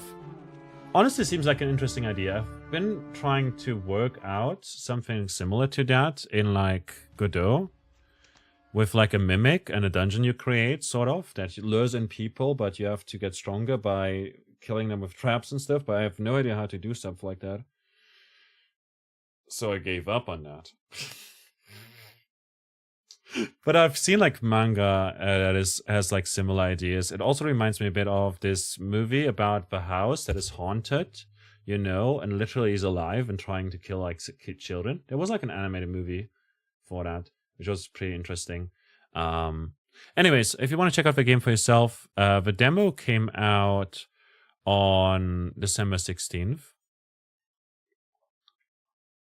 But the game itself is out now as part of Steam Next Fest. There's a huge demo update apparently, with 2 extra nights 2 new rooms to torment with, 5 new cards to haunt with, and a complete overhaul of your day/building phase, which is pretty darn exciting. Like, honestly, just seeing them make changes to the stuff, you know. They added keyboard shortcuts like undo or Control Z, which is very intuitive because it's like that everywhere. And Azrael roaming, I don't know what that means, but end turn with E or enter. Added the option to disable the tutorial pop-ups. Added the option to add a list of custom names for the humans. Although I have no idea how to do that. But it would be pretty cool to do that, you know. So yeah, very exciting stuff. I am looking forward to the full release. I'm gonna add it to my wish list. I did literally just do that. And I find it interesting. It reminds me a bit of Dungeon Keeper. Sharon made the comparison earlier as well. I'm gonna follow the devs on Blue Sky even. Heck. Let's go. But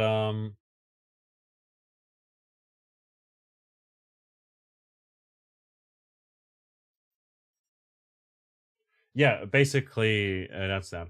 If you want to check out the game for yourself, it seems really nice. I like the demo a lot. Like, I love Dungeon Keeper. I love roguelike deck builders, and I like it when you can build like a town or a city with cards in a game that has roguelike mechanics, you know, sort of like with Lakeside and other games. It's pretty interesting, especially because this one seems like pretty cool. It's honestly, I know it would make the game a lot easier, but I would love it if there was just an option, perhaps a different game mode or an easier difficulty, you know? Like, let's say there's an easier difficulty where you literally can move all the buildings anytime you want at the end of the night, you know? Like, you can move everything around. And then, because that seems like a huge quality of life thing, even if it would make the game probably a lot easier as well. But that said, like, I really like it. I love that you can set up these traps, like the phobia room or the weapon room where you double damage, the phobia room which drains, you know, the drain seems pretty insane, honestly. Huh, get it? Insane, because insanity. No, it seems pretty interesting. I like that a lot. I like that the humans will also come in with different traits, which will make it harder for yourself, but also they scale up. Although I haven't seen like an upgrade mechanic in the game yet, so I do wonder if that's just not something we've encountered, or if it's perhaps something that we'll see in the full release. That is just not in the demo, you know? But that said, it is very interesting that the humans can investigate rooms, for instance, or some of them will try to escape. And if they escape, it will make the game harder for you as well, because of the fact that they can share information about the house with others. That is super cool. I like it. The music gets a bit repetitive, but not overly so. Like, I could see myself just muting the music and playing something else. Something I wish the developers would change is literally like stop having the game at 100% volume when you're starting up a game.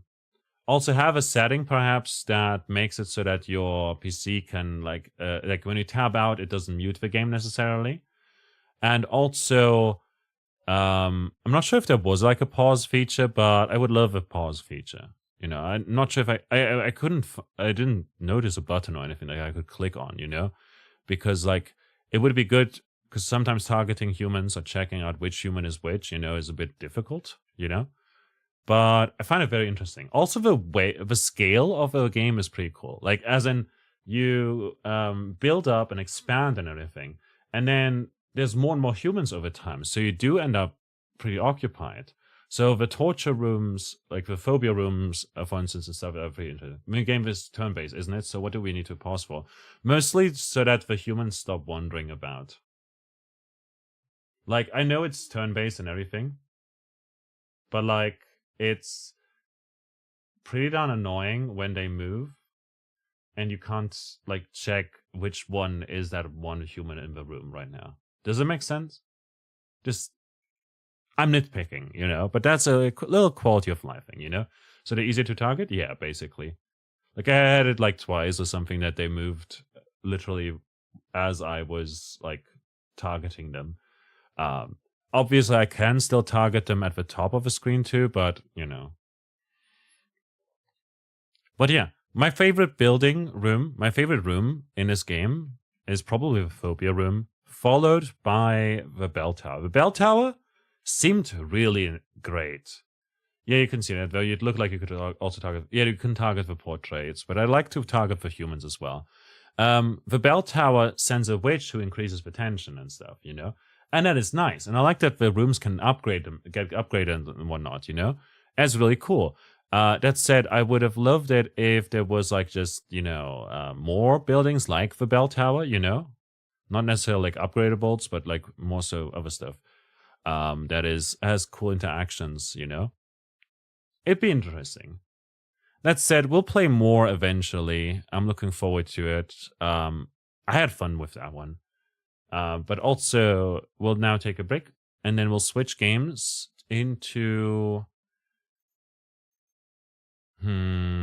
what could we check out?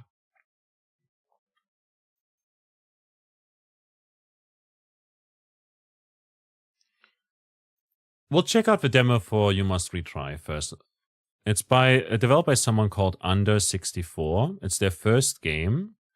The game is releasing soon, TM. It's a fast-paced roguelike adventure in a randomly generated world where you fight, explore, improve. Every attempt is not in vain. The world is a huge randomly generated world divided into regions. Enemies range from harmless maggots to deadly bosses. The difficulty gradually increases, which is pretty interesting. And there's like 50 unique items that change the style of play, as well as randomly generated items to complete the perfect build. And abilities that you can upgrade. And yeah, it seems pretty interesting. So, like, looking forward to checking that out. But yeah, first we'll take a break. I'll grab something to drink. I'll leave you with some music in my VRB screen. And I'll see you momentarily. What?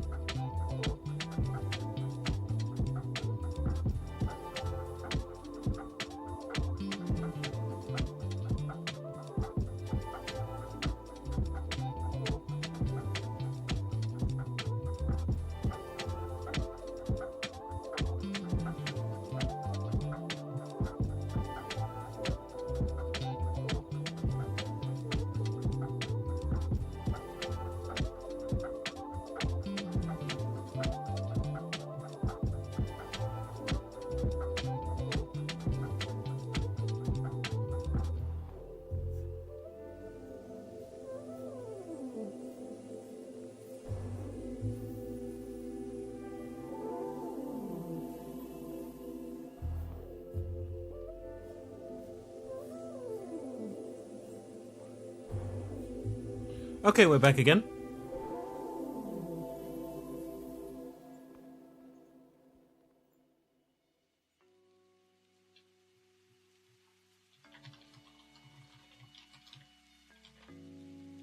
Boop. Actually, I should put it onto YouTube as well.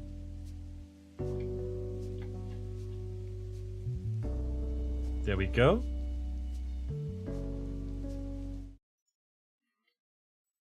And we'll switch over to You Must Retry, which is a action roguelike.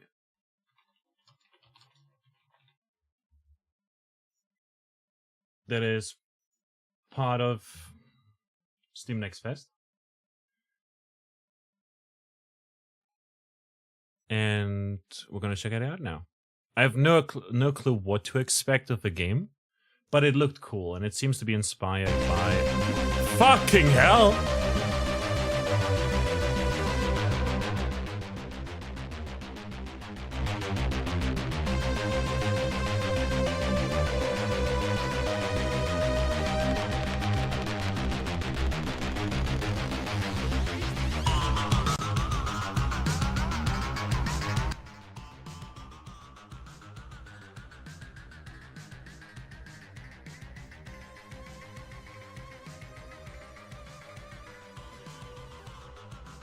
Oh boy. When will developers learn that you shouldn't ever have the volume be 100%? Like, I just turned it down. I'm gonna turn it down to 70%.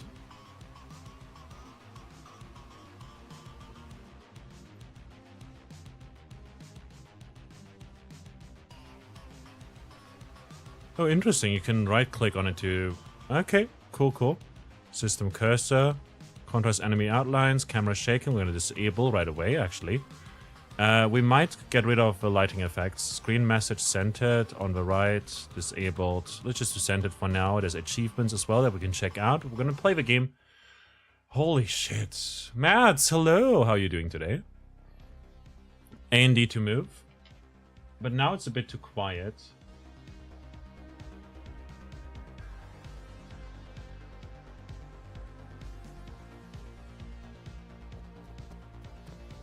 Space to jump. Left mouse button to do it. You thought about getting it, but crazy. You started playing it. Hold up. Doing alright at work right now, so working and lurking. Wait, I didn't see that message. That message didn't pop up in my screen. You start playing in that, and literally the sound design is all over the place. You put the music volume at like 5%. Damn, that's bad. You do have a Game Pass, so you're just playing it on there, but you're liking it so far. Nice. Left mouse button to shoot basic attacks. Destroy target dummies. Man, the cooldown is so low. Like, so high. Array attack.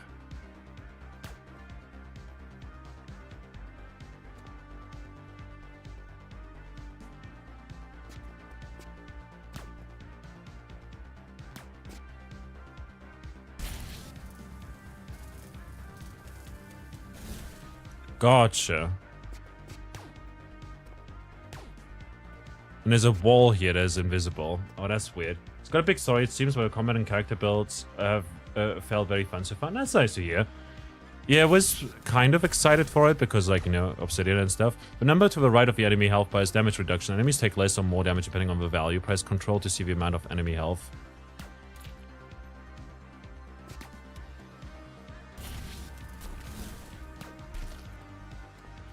I see. Orbs restore energy or vitality. There are also other orbs such as the experience orbs. Okay, we gain energy. Be aware of traps. Sometimes in the heat or battle they are hard to spot. Alright. Press shift to dash across the chasm. While dashing you also take less damage and can avoid traps.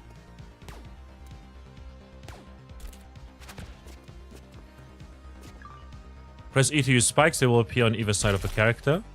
Elite enemies with a crown over their head are stronger and more dangerous than ordinary foes, but the reward for defeating them is also higher. Gotcha.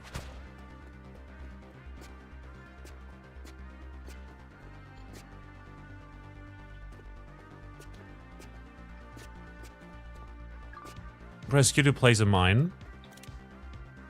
Lure enemies into the mine's area of effect. Alright. Gaming pause with the Xbox finger now. Press J to view damage taken and information and statistics. Cool. Z to drink energy potion. F to activate the shield. The shield not only blocks damage, but also returns some of the damage back to your opponents. Gotcha. You have received your first item. Press C. Okay, to look at it. Look at it. Global damage is increased. Maximum vitality is increased. It's part of the Immortal set. Resurrect once after death. After this, the set will change its properties. Cool. Corrupted items are dropped by slain enemies. This type of item always has both positive and negative effects. Now look what's in the chest. So this is a corrupted item. So we'll take more damage, I guess. And... Training Pistol. Not intended for use against real opponents. All damage and shield amount is increased. Maximum vitality, health regen, energy regen, move speed. Increased combat effectiveness against training dummies. Part of a sniper set.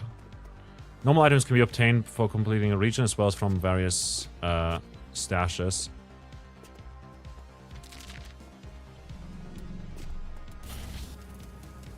Some enemies inflict poison when they deal damage. When poison, the health bar turns green and vitality regeneration is half. Now destroy the dummies in the area. No! Defeat a powerful enemy. Now it's time to level up. Press tab to select the perk. More move speed, double damage chance, crit chance, basic attack, additional projectile, and ray attack, pierce range. Let's go with... This is tier 5? Prime tier, double damage chance. Let's go with that, prime tier. You've completed the tutorial. Go ahead and start the main game. The demo will feature the first 2 bosses. Good luck.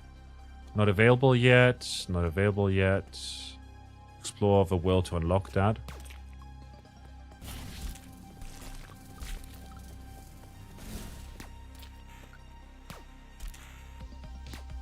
Alrighty.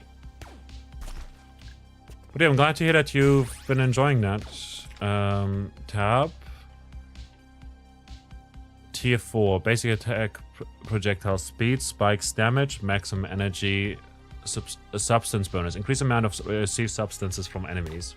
Yeah?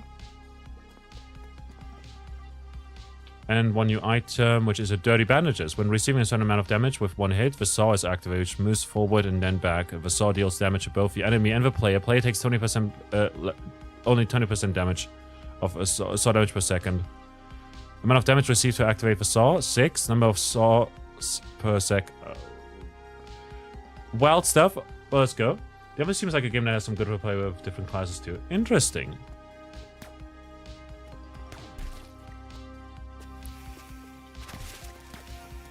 Oh no. Oh my god. Stop it.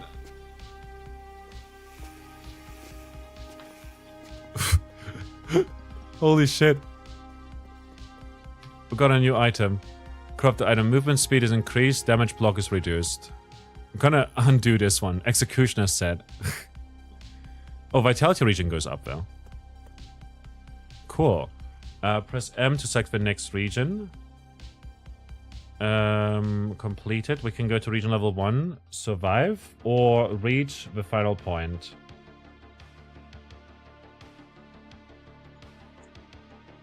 Alright. What do you mean? What do you mean?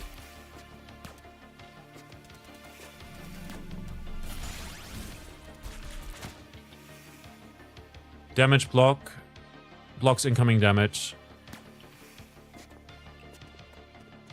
A new item. 20% chance to deal extra damage on hit. Negative value will deal damage to the player. Mine damage is decreased though. Okay, damage spikes are treacherous. Definitely. Where's my health now again?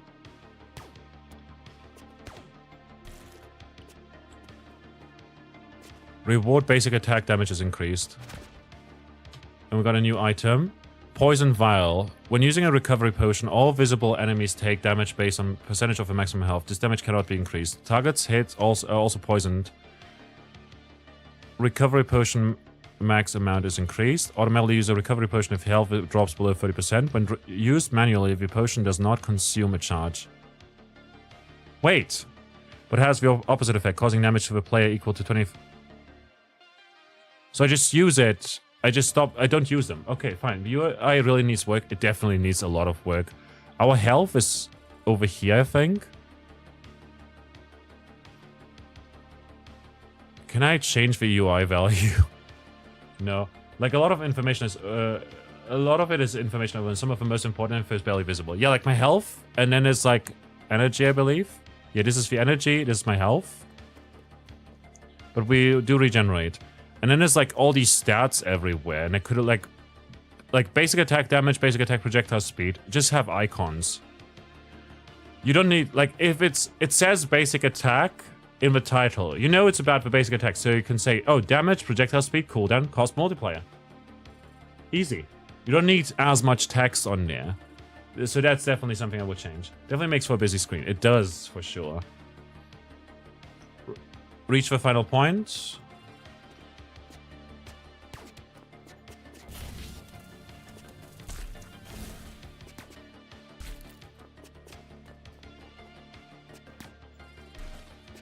Oh my god, meteors? Corrupted item. Mine damage is increased. Mine burning damage is decreased.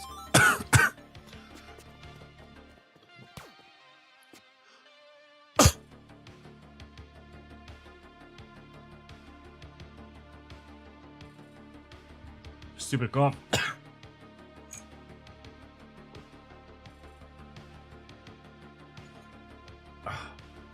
Gotta escape for workshop. Glad you've been doing okay. Okay, dude. We'll pop back when you get a break. Do that. Enjoy. Thanks a lot. Can we get a shout out for Mads, by the way? Yeah, a lot of information might be interesting, but you don't need it always there. That's more for a detailed view. Yeah, exactly. I already forgot, like, what some of the buttons do. But here we go. Mads is a lovely streamer. Plays a lot of story-driven games. Plays the Fail Guard, as some people dub it. Yeah, I can't see enemy projectiles. Like, at all. Not that well. Tier 2, Tier 4, item drop chance. That seems great. I'll take it.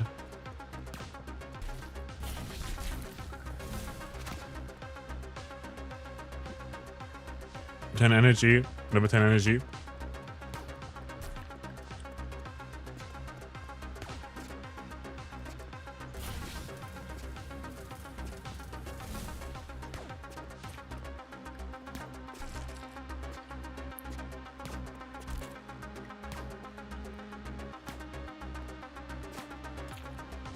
There we go. Oh, that's a boss, I think.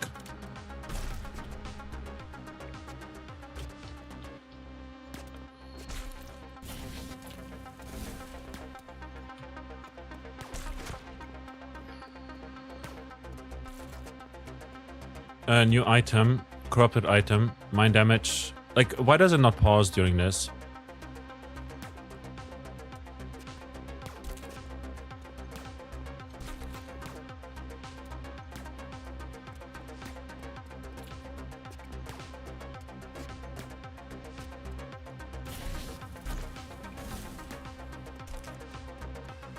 Contract, kill 10 enemies, reward, mine radius is increased. Okay.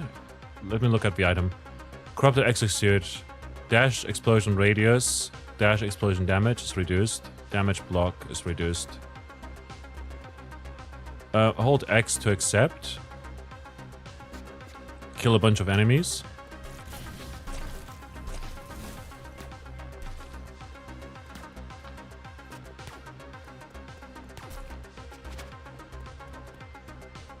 New item. Critical damage is increased, dodge chance is reduced. I don't know, it doesn't do much for us, I guess. Corrupted execute is like the set effect.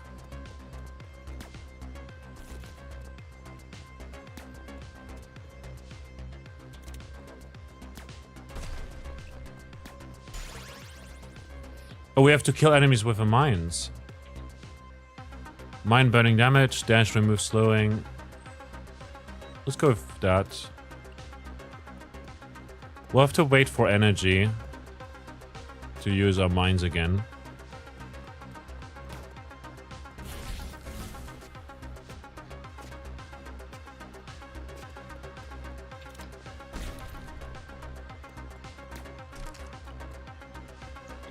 Poison vial.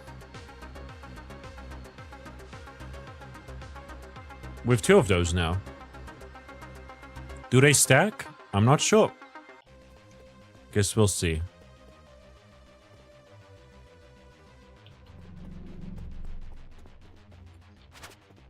Aha! We got one of the items. Slingshot.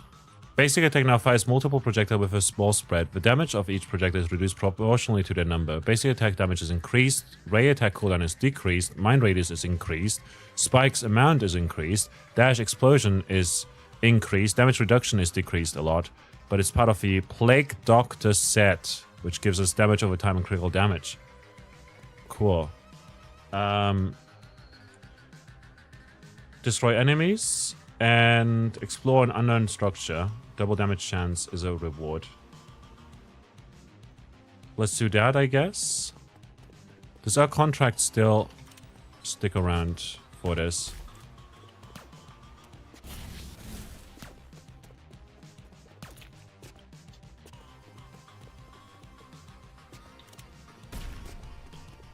No. Yes? What is our contract?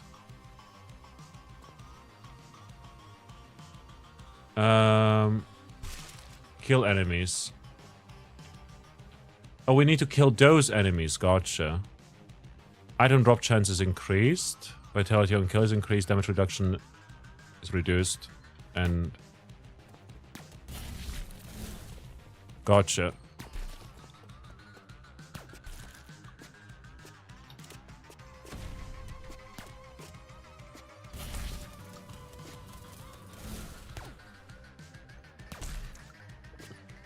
Interesting so far. Damage over time is increased. Mine radius decreased. Relic item slot. Universal item slot.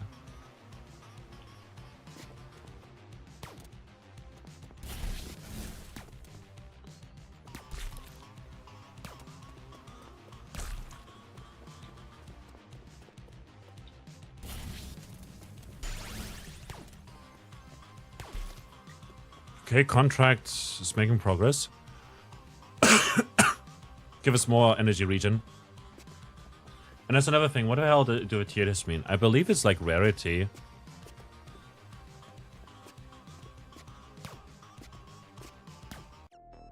Wait, do I take damage when I jump?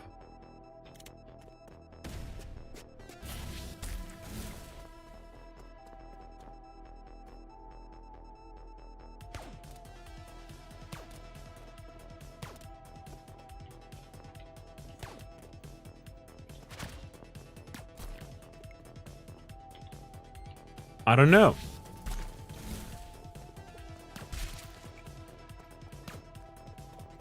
I'm so confused, man.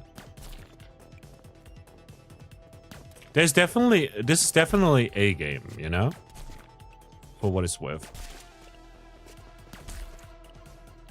And because I'm like overloaded. Yeah, I definitely seem to be taking damage when I move. But why is that?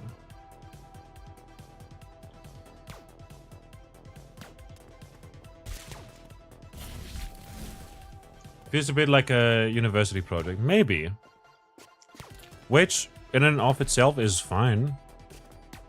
Has a certain charm to it.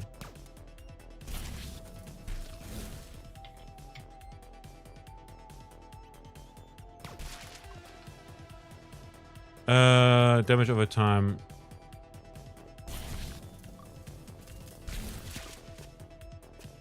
Yeah, I have no energy.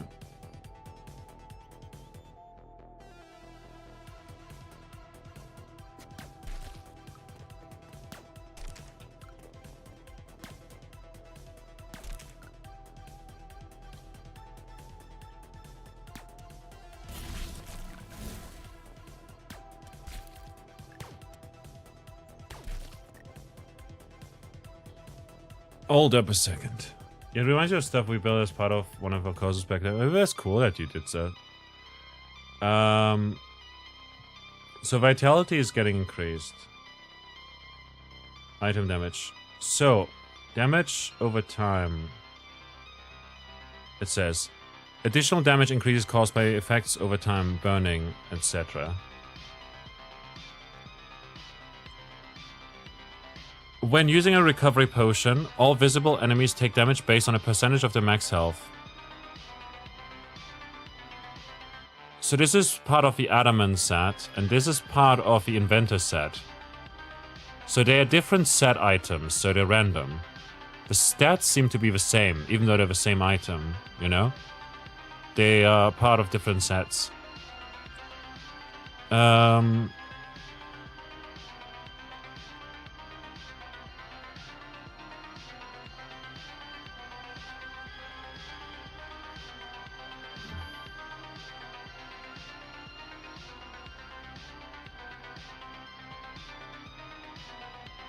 You'd only now avowed Game Pass is $1 for 2 weeks. It's great to try out this game, which would otherwise cost $70. Yeah, like that's pretty interesting. Yeah, like with more time invested, of course. Yeah, but like it's, I could see this being pretty great, probably. Like I don't know what half of these items do.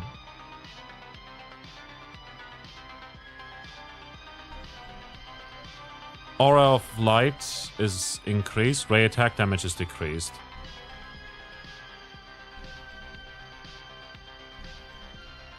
So now I take damage over time.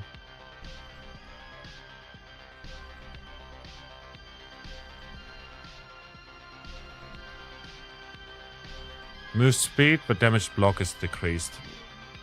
Damage block? Negative. Wait. The numerical value by which any damage received is reduced, counted before the damage reduction. At the beginning of each round, receives charges that prevent any damage. After the damage is prevented, the charge disappears. So why am I taking damage?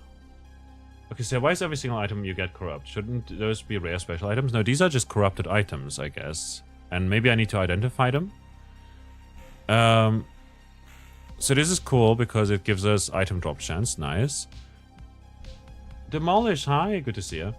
There's definitely some jankiness of what we built, though more polished and detailed than you managed. That's nice. But yeah.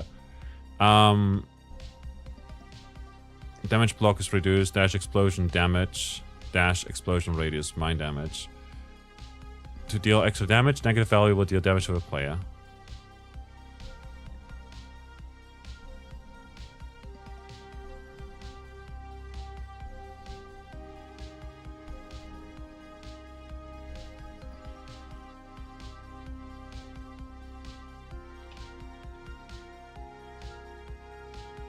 Explore an unknown structure. Maybe something in this level is actually causing me damage. In which case, we'll take this, we'll take that, we'll use both of those. Okay, something blood loss, I guess. Top right, blood loss. Okay, I guess that's part of a contract, maybe. But I only now got to find that out, you know? Vitality on kill.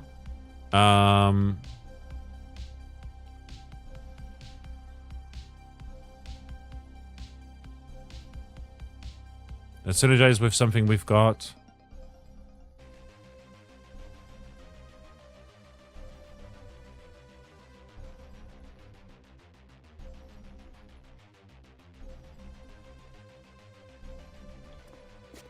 Whatever. Oh yeah, it's another one of those UI plus, your UI please things. Yeah, exactly. It's like...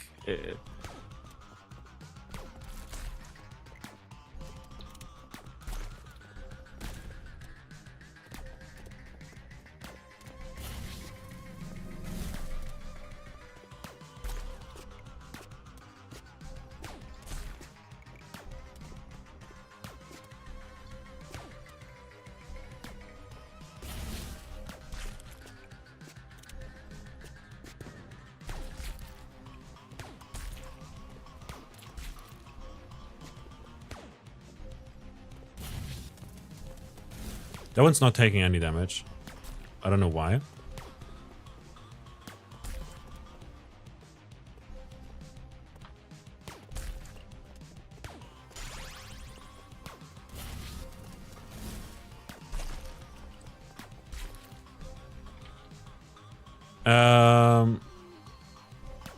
Make the basic attack cost less.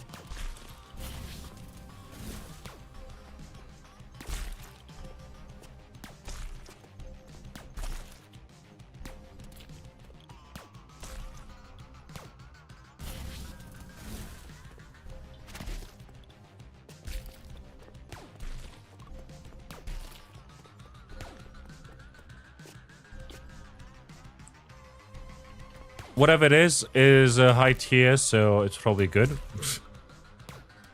I want to say, I don't know, the game doesn't pause when I, like... All damage and shield amount is 27. Basic attack damage is minus 24.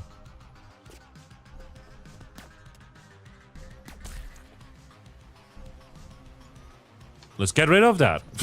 It's bad.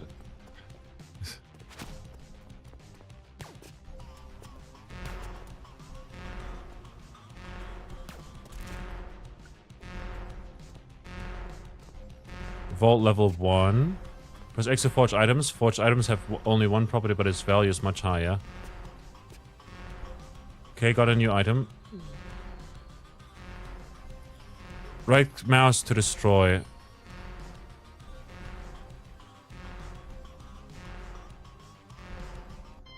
Wait. Reforge. Spike's amount is increased, critical damage is decreased. Lucky coin. When dealing damage with any item effect with...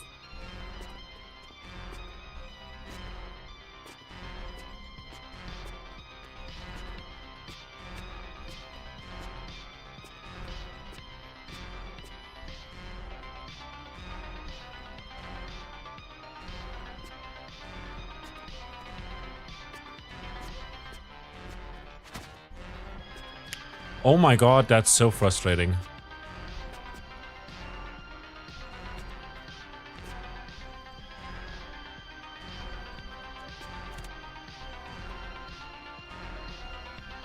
Okay.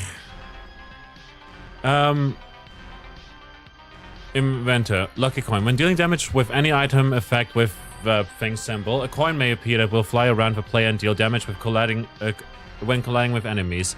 Chance of coin appearance is 30%. The coin deals damage. Shield activation also creates coins. If a shield is active, a coin will restore it when it deals damage. Maximum damage is increased. More substance is nice. Also part of the inventor stat, which restores health when the effect of items with the thing symbol damages enemies.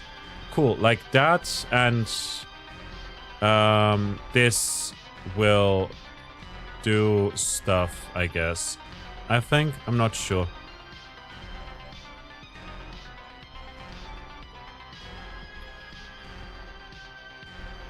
Movement speed damage, dash explosion damage is reduced, but movement speed is increased.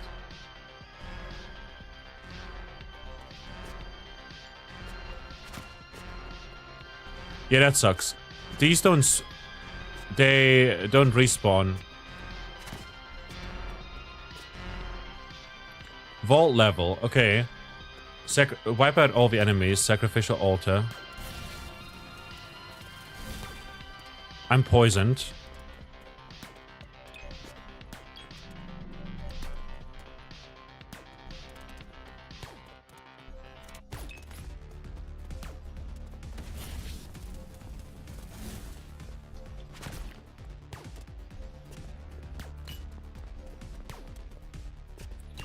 How is this Vol level 1? Okay, we took a bunch of damage, so now we spawn those.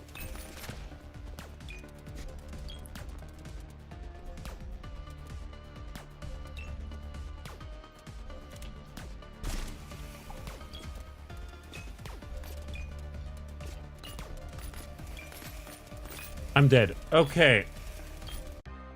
Genuinely?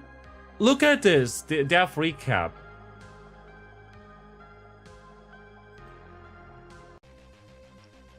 Okay, just for reference, this game is inspired by, hold up, a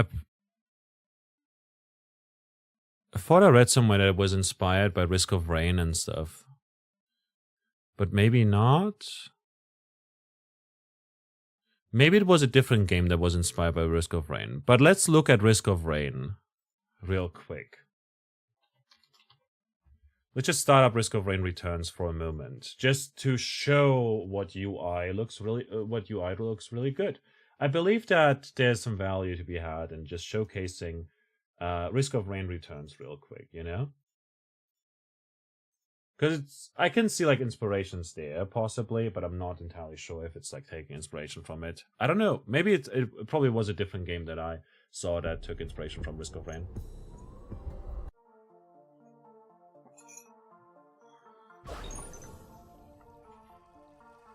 First of all, UI and everything we can change, obviously.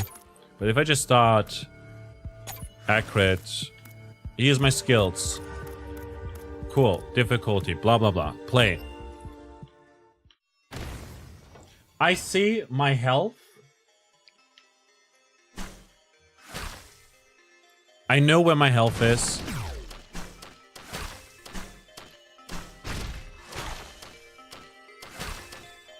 I know how much damage I've taken, even though I'm looking at a very tiny screen.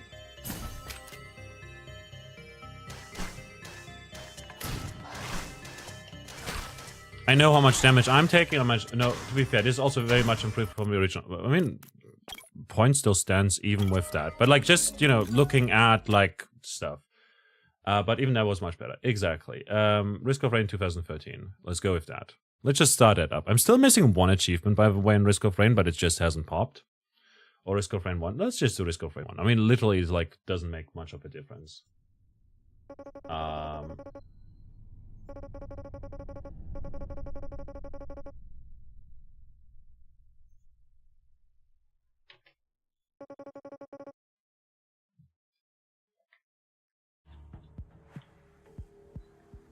Same thing. Let's just go with Chef, I guess. I don't know. Okay. I know where my health bar is and everything. And why is it audio and video? All the information I need to see is over here. Sheesh.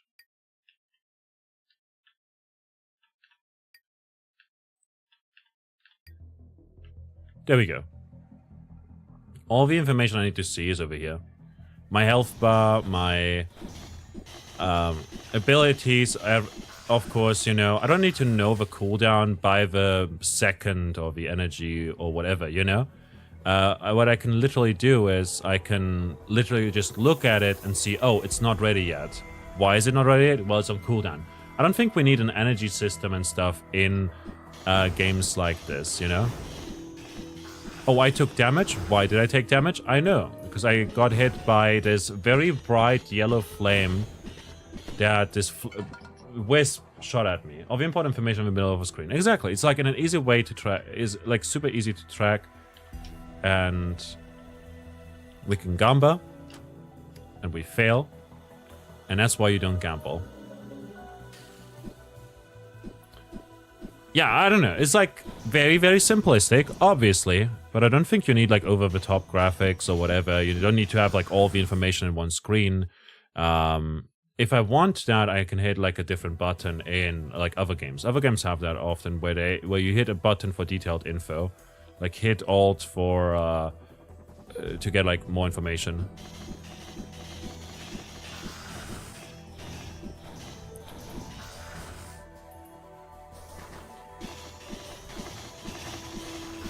Like this is, you know, also no complex information hitting during gameplay. Exactly. And if I pause, it's paused.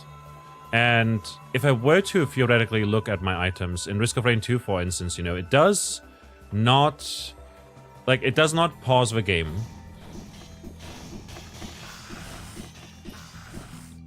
But, hold on, let me just get an item, actually.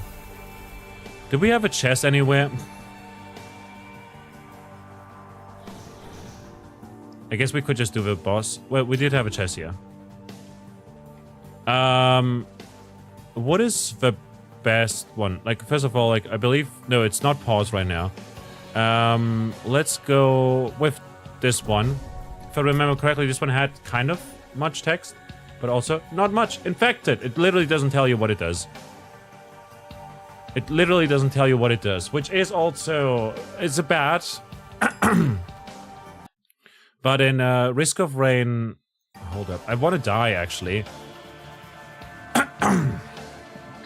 I think, and the easiest way to die is literally just standing next to that crab. Hit me. Mind you, you only have this huge list because you have special game mode active. Yeah, I know. I know, obviously.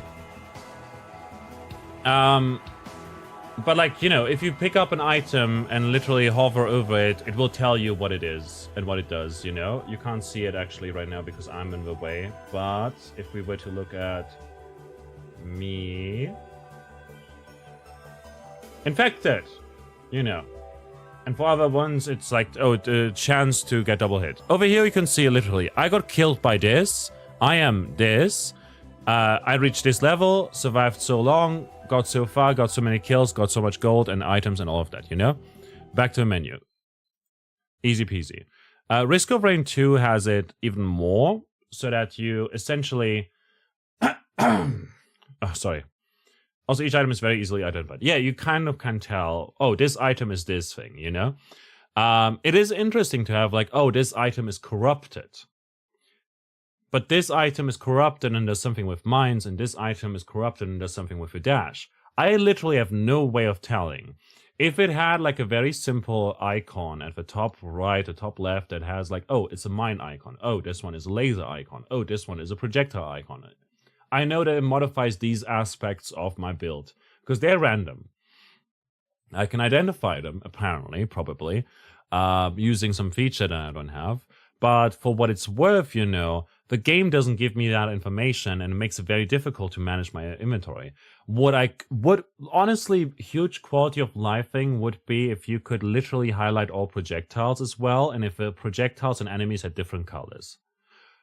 Like, just right there, like I took Risk of Rain Returns and Risk of Rain here as an example of, you have a background and you have the enemies, and the enemies are looking very different. Even like sub-variants, which have, they have a tint to them, you know? You know what enemy it is, cool, but more importantly, you can tell them apart from the background. They don't blend in super easily. With the game right there that we played, you know, you must retry, literally, like, the background is orange, and the enemies are orange. Or like some other levels, apparently, the background is red, and the enemies are yellow, but their projectiles are kind of something, you know? With some areas, like, I feel like, you know, with the blue areas and the screenshots and stuff, you can see it. You can't see it right now. Hold up a second. Over here. Blue area. Cool. Enemies are red and yellow, and you can tell. Orangey background. How are you going to tell apart projectiles? Especially if it gets busy and everything, you know? Green area works, you know? Green area. Red area. Blue area right there. Red area is, again, like over here, this still works because they're yellowy, but it still is pretty busy, you know, with the like background elements, the background, the foreground, and the projectiles they shoot, and their health bars and everything. It gets a bit difficult to see. Like this right here is almost impossible to see, in my opinion. And then you expect me to also dodge that and everything. And not to mention, like, you dodge or use your laser or your grenade or your spikes or whatever. And I'm like, cool, but I have, like, no identity. I don't have a class of swords, you know? Oh, like a sword fight. Like the mercenary in Risk of Rain, you know? I take, like, we'll talk about Risk of Rain for a moment. Because, like, Risk of Rain is pretty cool. Has its issues, obviously. But for what it's worth, Risk of Rain's characters have each class of their own. They're literally like, oh, you can tell what this guy does. In this game, you have a shield, a potion, a dash, a grenade, spikes, lasers, and a projectile. So again, shield, dash, grenades, spikes, projectiles, lasers, potions. And then you also have to hit a button for items and for the tabulator. That's how many buttons? That's 9 buttons. On top of movement and everything. Oh, you can hold some button to get like extra information. Cool. You know what the item is, the button is to confirm or to enter a portal or whatever? X. That's another button. That's 10 buttons. And there's also one for additional information. For what it's worth, I thought this right here was my health bar. But no, it's not, because it says level. This right here is my health bar. Instead of just having a health bar over my head, or having no health bar and you'll eventually die if you're not careful, and it just becomes increasingly red over on the back around, you know, I've seen games do that, like Doom, for instance, does that, you know, you have no real health bar, kind of, you know, like you can tell if you're gonna die soon based on like how red it gets on the back, in the corners and everything, you know. This over here is your energy. I want to know how much health I have. Cool. 129. Do I need to know the numerical value at all times? I don't need to know the numerical value at all times. If the health bar, however, was like bigger, I would know. If I look at, what's it called? Stellar Initiative. By Five Head Games, who, it's their first game. You know, this game came out last year in May. Is really good. And it's very simple. It's like a tower defense roguelike. Shit. What is happening? I hate display mode.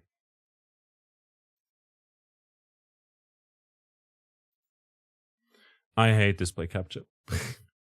Because of that. Why is Steam and...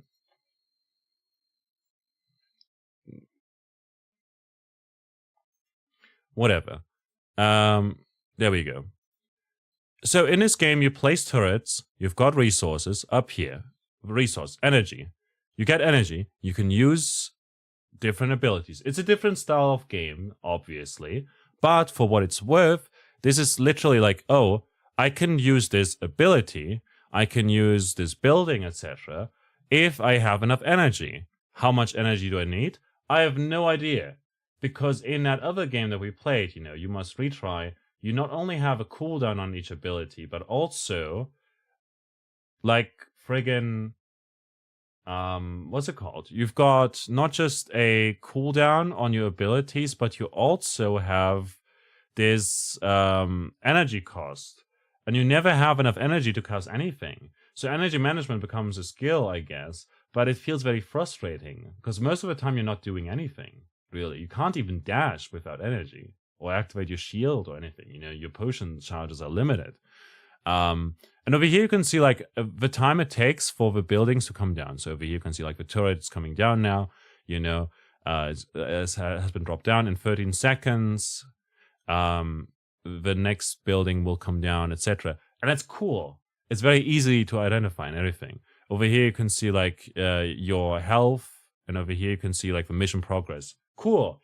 Like all the information you need is on the screen at all times, and it's not overloaded. You don't need to have text. You can literally have an icon that you design in like with pixel art, literally in Paint. So yeah, that's like my issue with the game. Genuinely, I feel like there's a good game there, possibly, especially with the builds and everything. But there's just so much text. And there's 10 buttons you have to press. And I don't think it needs that. So, yeah, if you want to check out You Must Retry it for yourself, though. It's cool. You can check it out for yourself over here. To the devs, I would say, if... like, first of all, remove any backgrounds that are reddish or whatever, or make it so that the enemies, literally, like in Dome Keeper. In Dome Keeper, the text in the skill tree is super short. There's not too much text. Like, if an ability, for instance, in this game is called Basic Attack, and it says basic, like the damage number for that basic attack is 5. You don't need to say basic attack damage. You can just say damage, because that's one ability, and the damage number that is on your basic attack will probably not refer to the damage number on your mines or your spikes or whatever, you know? Like, obviously not, you know? So you don't need to mention basic attack all the time, you know? That reduces a lot of the busyness and also makes it so that you don't have like a super wordy tooltip that you can't read in when you need like some information. Also, like, the game has like these builds and everything, but like if you pause the game, it doesn't pause the game, you know, and enemies just come at you all of a sudden. It's kind of weird. Like dynamic battles, unique items and abilities. You literally have the same abilities all the time. But like, yeah, in the screenshots and stuff, it looks like the health is increased massively, which is cool. But right now, it just feels a bit rough. Like in the Steam page, like trailer and stuff, you can see how the maps and regions are different, how there's talents and whatnot in there as well, and how every single, like, I don't know, like the health is big, or there's like, you know, the guy's just dashing around, has low cooldowns and everything. But yeah, like in my run, enemies would drain my energy. I would have run out of energy. And literally in the tutorial, I felt so slow because we had to kill enemies, but weren't able, because I believe either it was the cooldown or it was like the energy costs were just too high. We didn't regenerate enough energy. You know, it's just a miserable experience, honestly. Not the game itself, just the tutorial in particular, because of how much it tries to cram into your head about all the different buttons. Literally just give me the basic attack, the dash, and the mines, and the shield. Or another character has a basic attack, the dash, the laser, and spikes. Split it off, or make it so that you can choose, like you can pick and choose what you want to take with you. Maybe you don't want to have a basic attack. I mean, that doesn't work because of the items that work with that. But let's say you have a basic attack. Okay, cool. But then you can pick and choose between the other abilities. Limit it to 4 things. Because if you can do like 8 things at the same time, why am I going to use the mines if I can use the spikes? If I use the spikes, I can never use the mines, and vice versa. If I can use a shield at all times, you know, why should I dash? Why should I use a shield if I can dash? Etc. You know, if you think about it, you know, oh, okay, shield can reflect. Dash can cause an explosion and avoids damage completely. They do similar things, you know. You don't need both of them at the same time. The spikes and the mines do similar things. They do AoE damage. You don't need both at the same time. You don't need the laser and the basic attack, you know. Keep it simple. So that's like what I would like to say about that. Next up, we're gonna play Steel Judgment. I believe this one was the one that is inspired by Risk of Rain. Ultra Curl and Risk of Rain. So we're gonna do that. Hi, how you doing, Spa? Good to see you.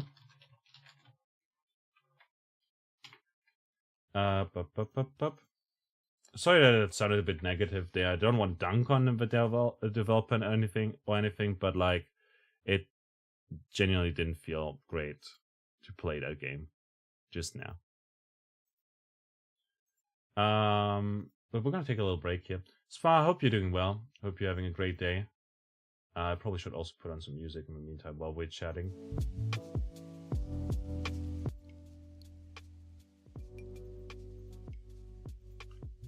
So, Steel Judgment, developed by Gid is Dead. Rest in pieces, Gid. To be announced in terms of like date and everything, but like pretty cool demo that just released today. Go check it out. I've noticed, by the way, that the Steam Next Fest page is now available. It wasn't earlier today, which felt a bit odd.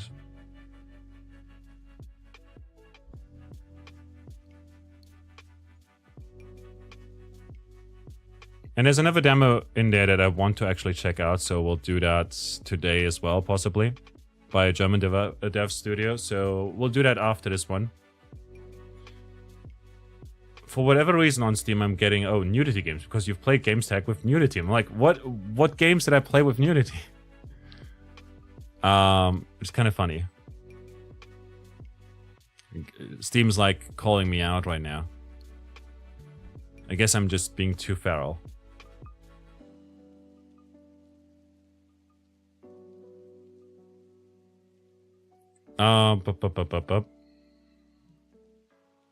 You're a demo. Demolish. Yes, you are. Catherine? Sent you some spicy pics. I mean, that's not nudity. There was no nudity in there.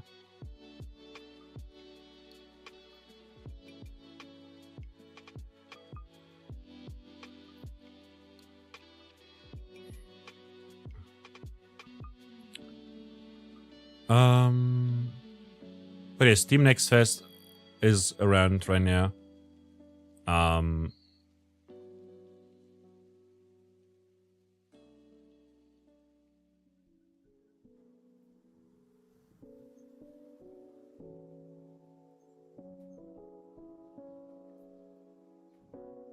But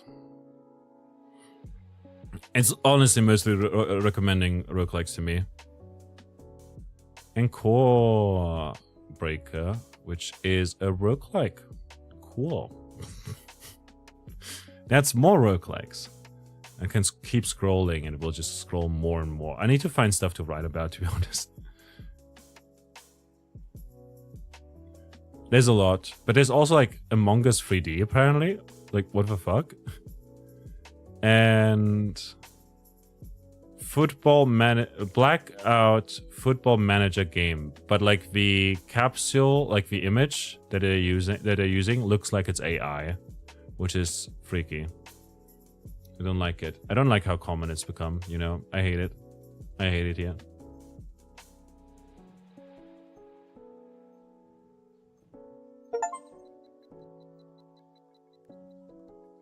Alrighty. Anyways. I'll be back momentarily. I'm going to take a little break. There's going to be an ad break and stuff as well. And then I'll see you in a bit. Thanks a lot to everyone who's been lurking, hanging out, and chatting today. It's been a great time so far. But yeah, the game that we played just earlier didn't seem amazing, you know? It needs some work. You know, I don't think it's a bad game. It's just not in the current state. Like, it's not a good game in this current state. But yeah, thanks a lot to everyone who's been hanging out. I'll see you momentarily. I'm gonna grab something to drink. Mwah.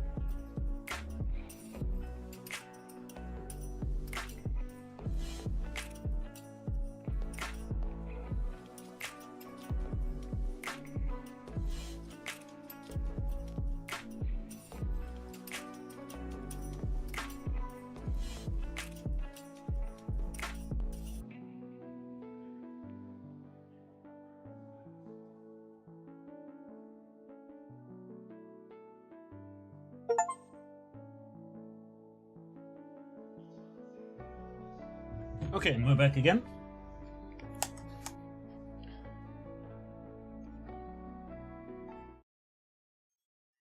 And I'm gonna play Steel Judgment.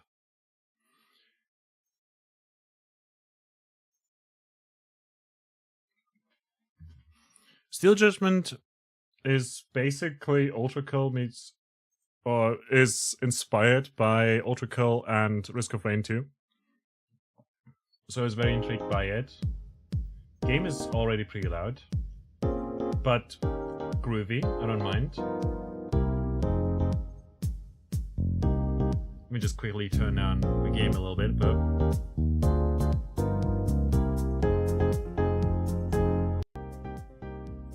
fantastic.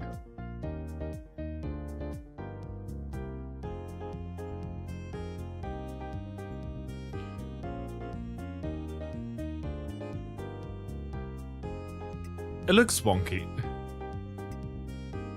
Invert weapon scroll, video settings, graphics, fairly limited, but fine. Master volume, it starts at 50%. That's nice. And then it seems that we can also rebind all the keys, which is fantastic.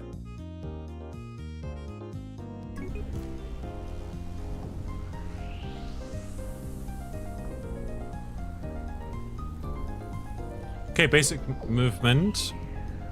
Space to jump and AWSD to move.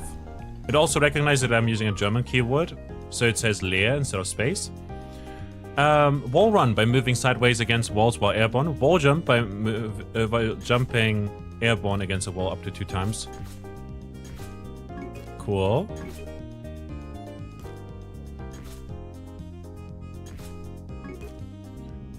Press Umschalt to dash. You're invincible while dashing. Hold control while grounded to slide.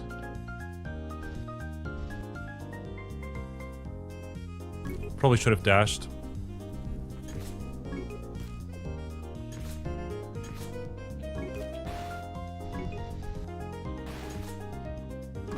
Okay, and we can do a slam onto the ground. That's good to know.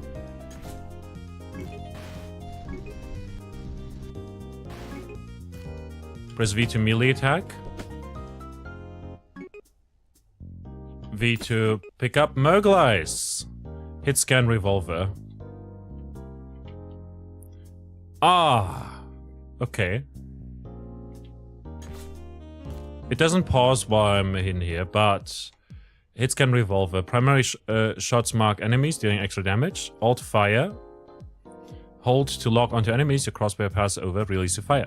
Proccing on it effects on nearby enemies after taking 3 hits. Weak point hits count as 2 hits.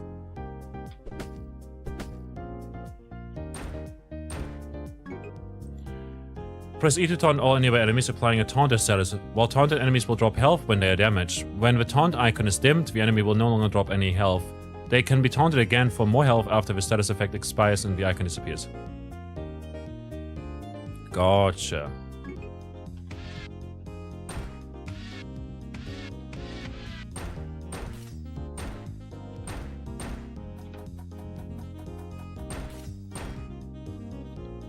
Then shoot it to make it drop health. When the status... You can taunt it again. Use it to heal yourself. And to full HP. There we go. Your style rank at the top left influences many things, including how much health taunted enemies can drop. Attack enemies and avoid taking damage to maintain a high rank. Gotcha. I wish that holding this would be faster. Well done.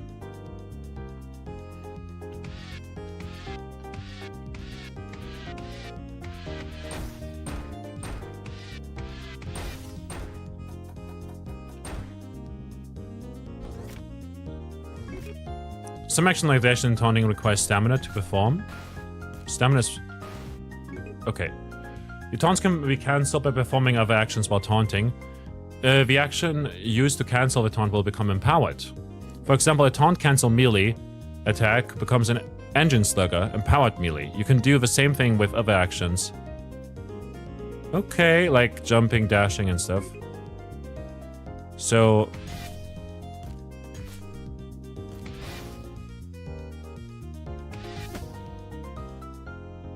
Nice. This one's art style reminds me of the Persona series. Yeah, it's very colorful, you know. Do agree to a degree. It's very colorful and groovy. Let's do this. Lots of text. It's fine. The time has come to strike back. Not really, but somehow. Yeah, it's like... You know... It's very colorful, if that makes sense.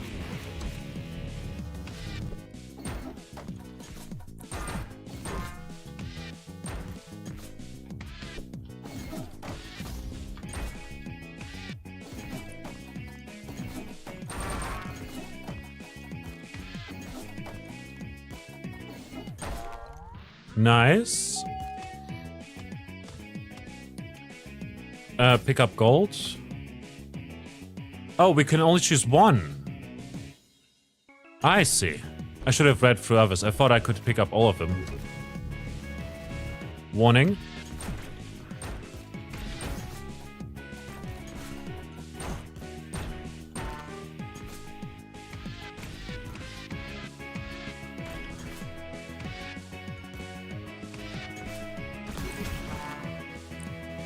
Successful counter will rip enemy's essence.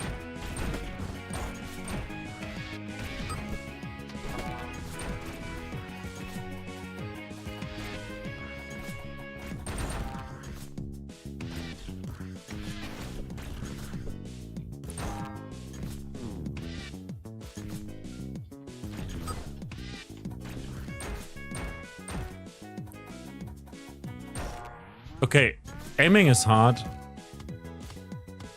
Relic. Increase max energy fuel. Plus 3 seconds.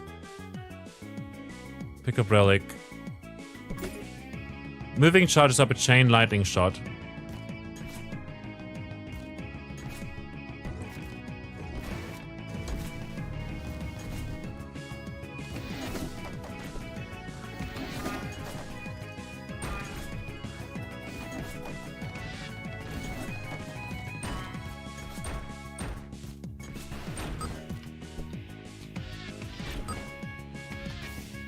Oh, come on, man.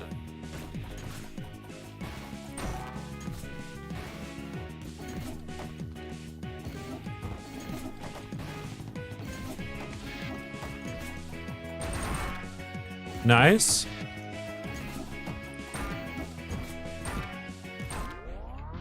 Okay, that was all right, but our health is kind of low.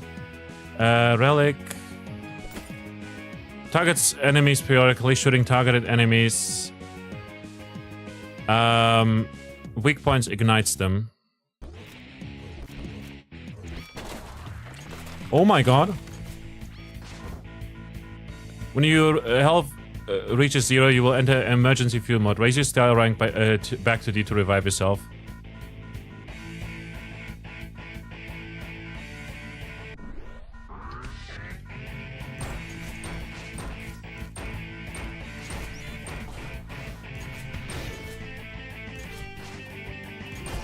Oh, that's a cool system.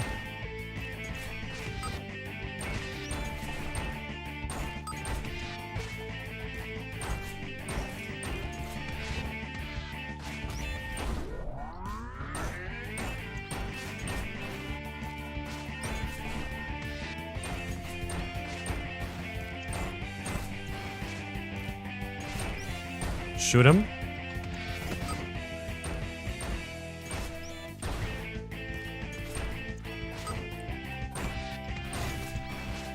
Oh boy. Hit him with the L.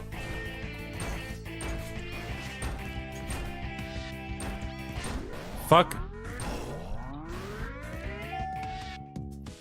Alright, that was rough, man. Are you gonna head to sleep? Have fun with the indies. Good luck, good spelunking. Do you too.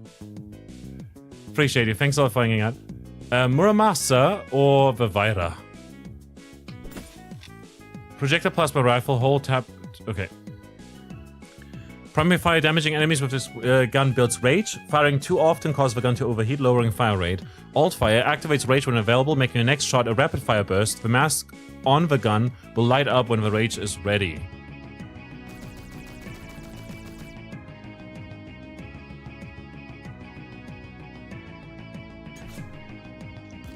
That's some cool stuff though.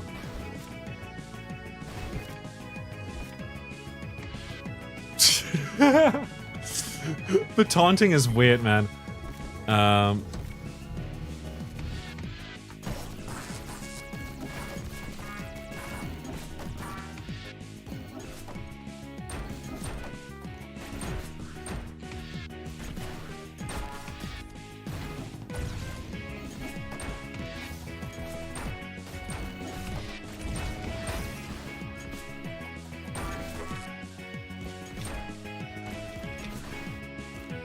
Where you at?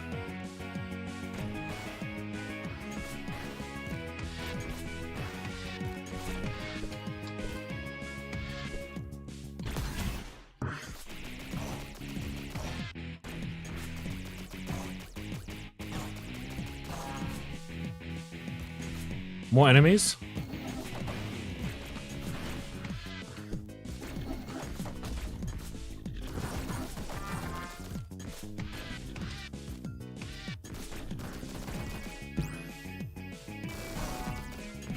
Nice.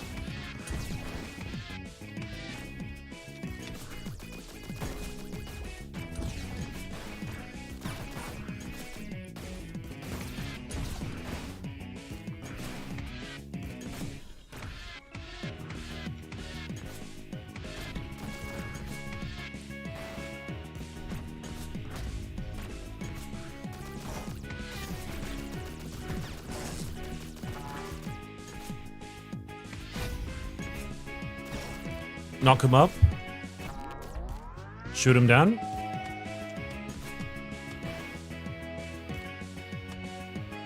Another one of those? Or let's check what this one does. Lucas the dog.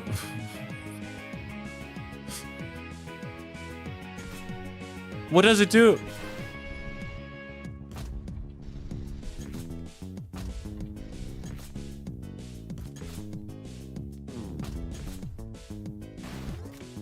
Lucas the dog?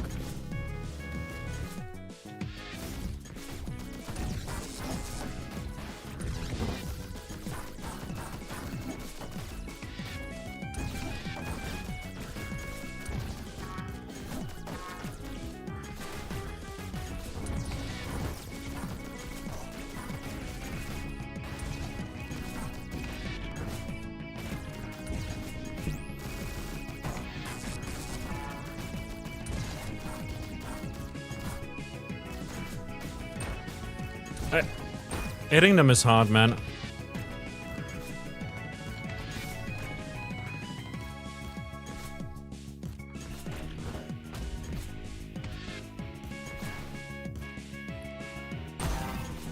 Nice. We counted them.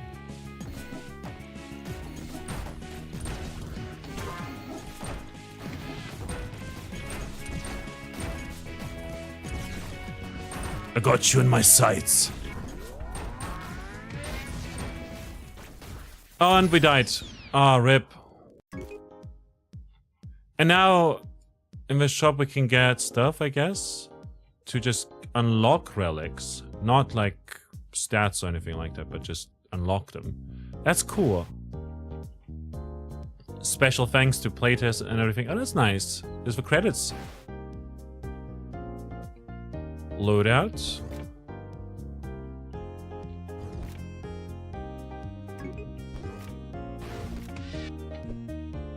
I like this. This is fun, honestly. I could see how this could be a lot of fun.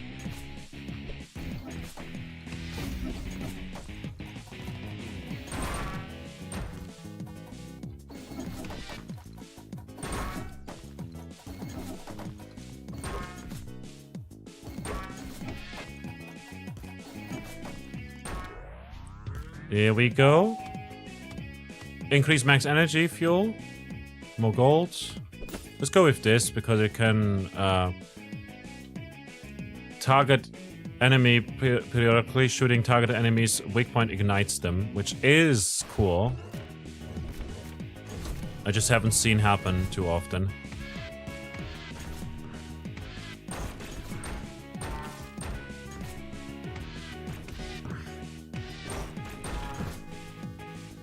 Took some damage there.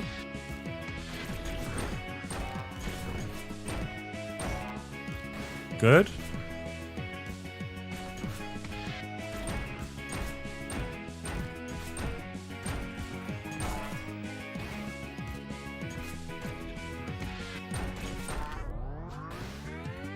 Nice, nice.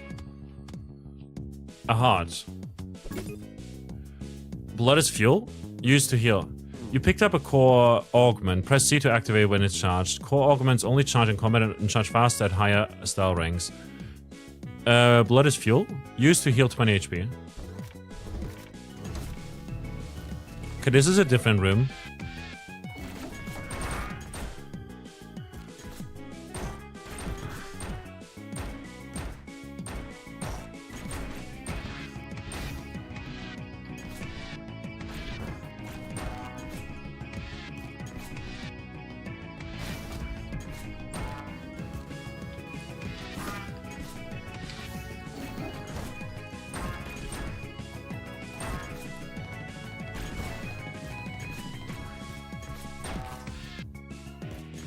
Okay. Got some health back, but not really all that much. Chance to fire a homing skull on hit. On hit effects do synergize with our weapon.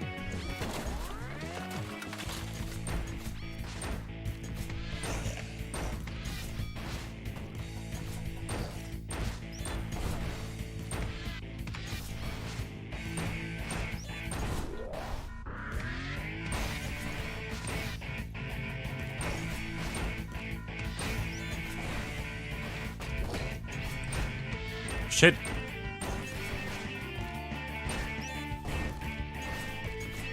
Okay, getting to D is surprisingly difficult sometimes.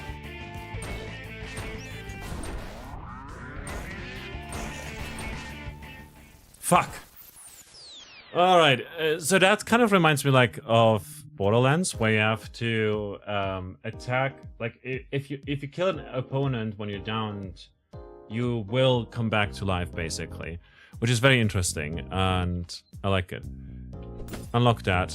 This relic will now appear along your journey. Nice, nice, nice. So we can just find that now, over time, through that.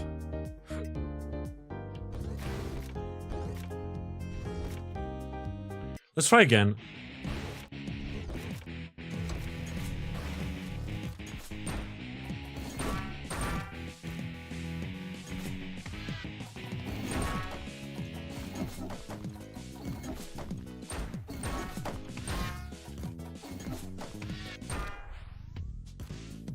Fidget spinner.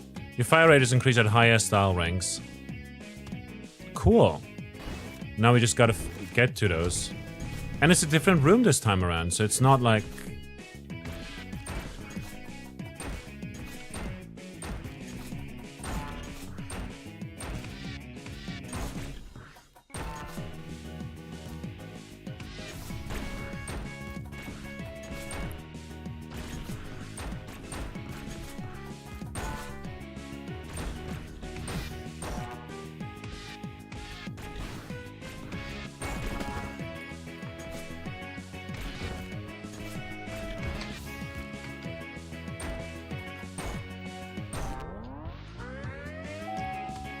Okay, relic, more energy. Plus 3 seconds. Sounds really useful.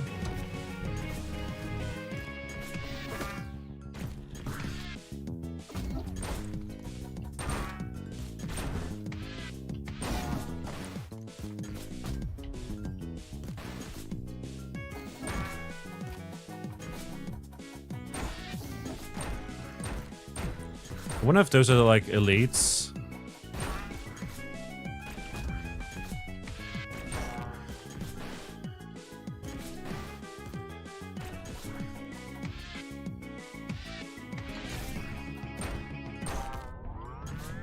Nice. What does this do? Moving charges up a shield that reduces 1 instance of damage when active. That is nice.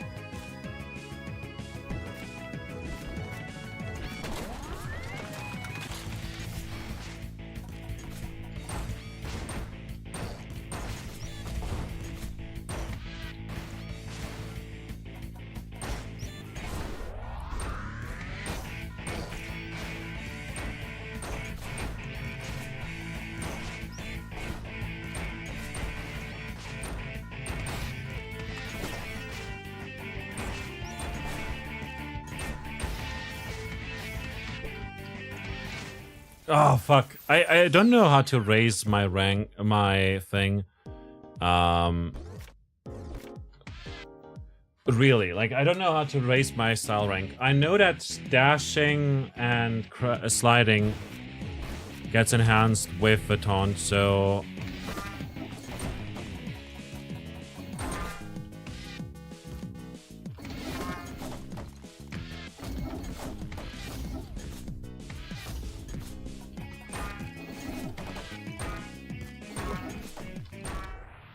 nice. Let's go for that. The fuel cell.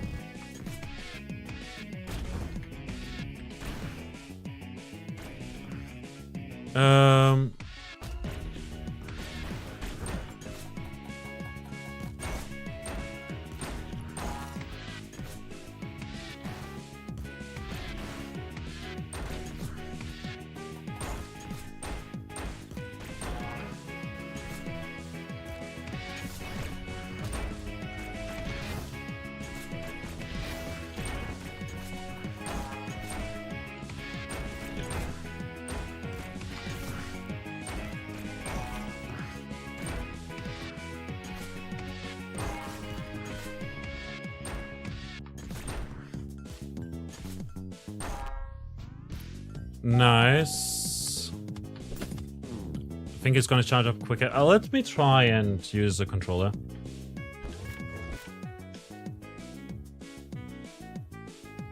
Holy shit, what is...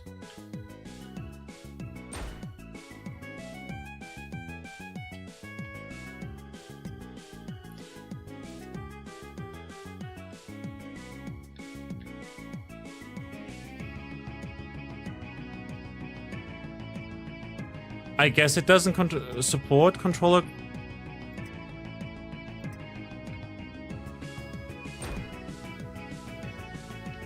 Yeah, I don't think it supports that. Never mind. Like, the mouse doesn't... It doesn't move the camera.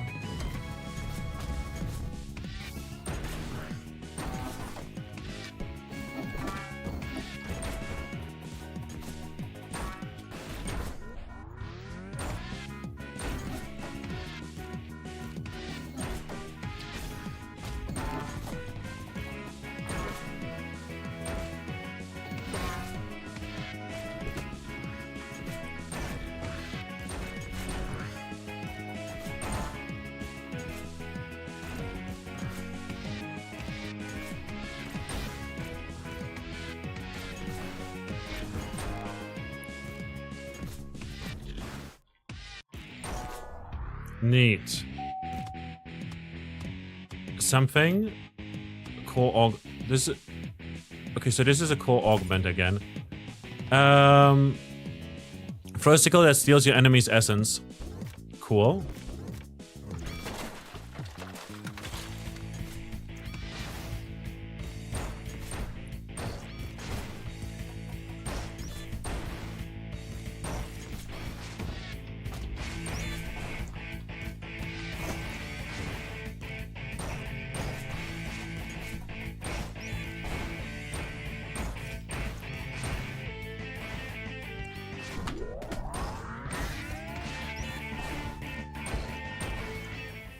Fuck! I took damage somewhere there. I don't know exactly where. I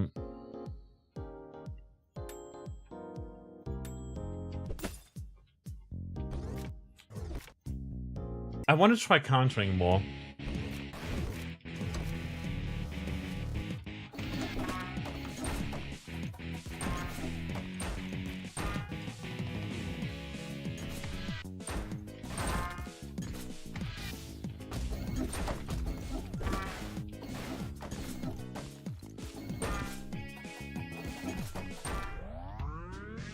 Here we go.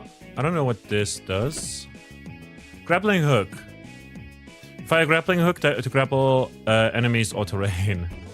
Doesn't seem like the most useful, I guess.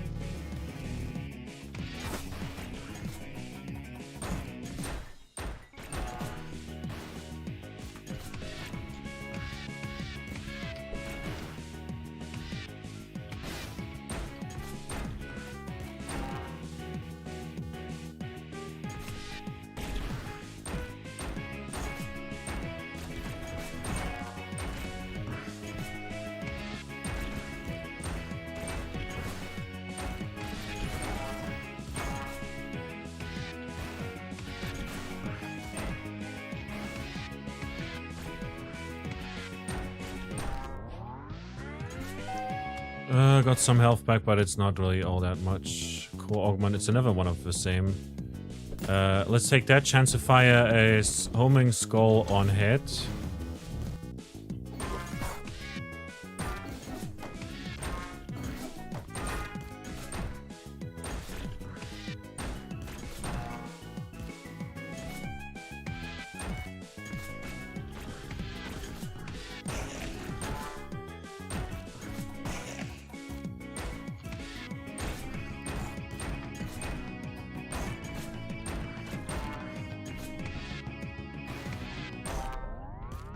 Nice. We got to B.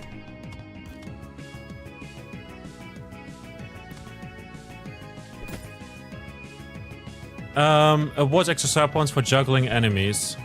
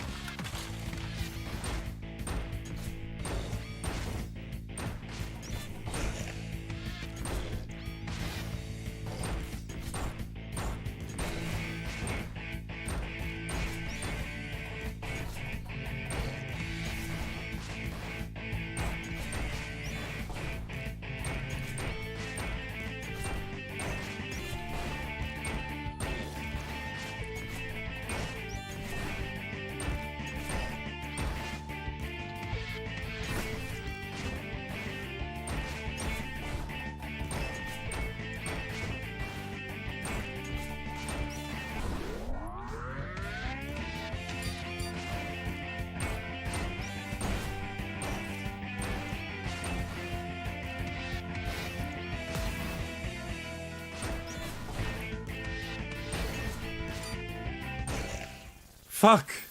I ran out of points. Oh, this is difficult as heck, but I love it. And weapon developments. Oh, this is unlockable for 200. I can just start with that weapon. But that said, we can wishlist the game right now if we want to. Go check out the game. The game is... It seems fun, but I wish it had control support. Genuinely, I do think that a lot of boomer shooters do work better with control support. That said, here's the Steam page for the game if you want to check it out for yourself. Seems honestly interesting. Like genuinely, I do think that it's a very interesting one to check out. I'll play more another time, but just with like perspective, like looking at the time and everything, I want to cover some more. And as such,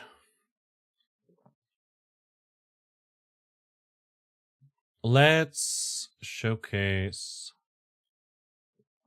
Where was it?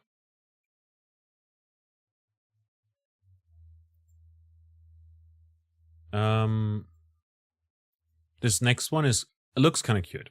You are the final boss. Brutal Synergy Arena roguelike. Pick your final boss character, equip boss patterns, and combine tons of attacks to create unique builds. Play solo or in co-op. It's an action roguelike arena shooter, where we are the final boss. and enemies come to attack us. It's called Noobs Are Coming.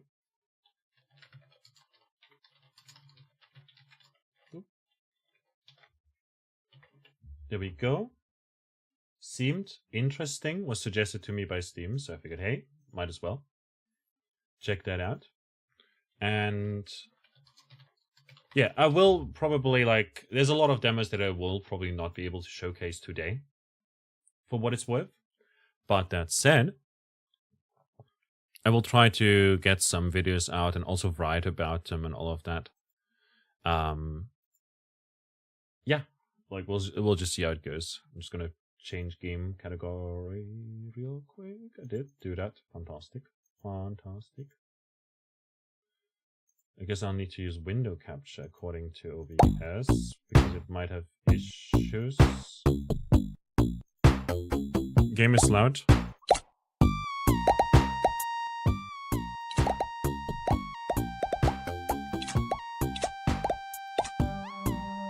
Not gonna lie.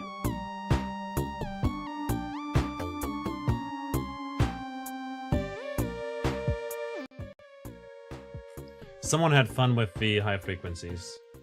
And they are killing my ears. Okay, start the game. Random item, etc. Like random. Okay, so it's sort of like Potato in terms of its structure, it seems. You know, there's an adept, the summoner, and the skull. It looks very much like Potato, to be honest. And then when you run with summoner, skull, spider, adept, etc., I guess that's a spoiler.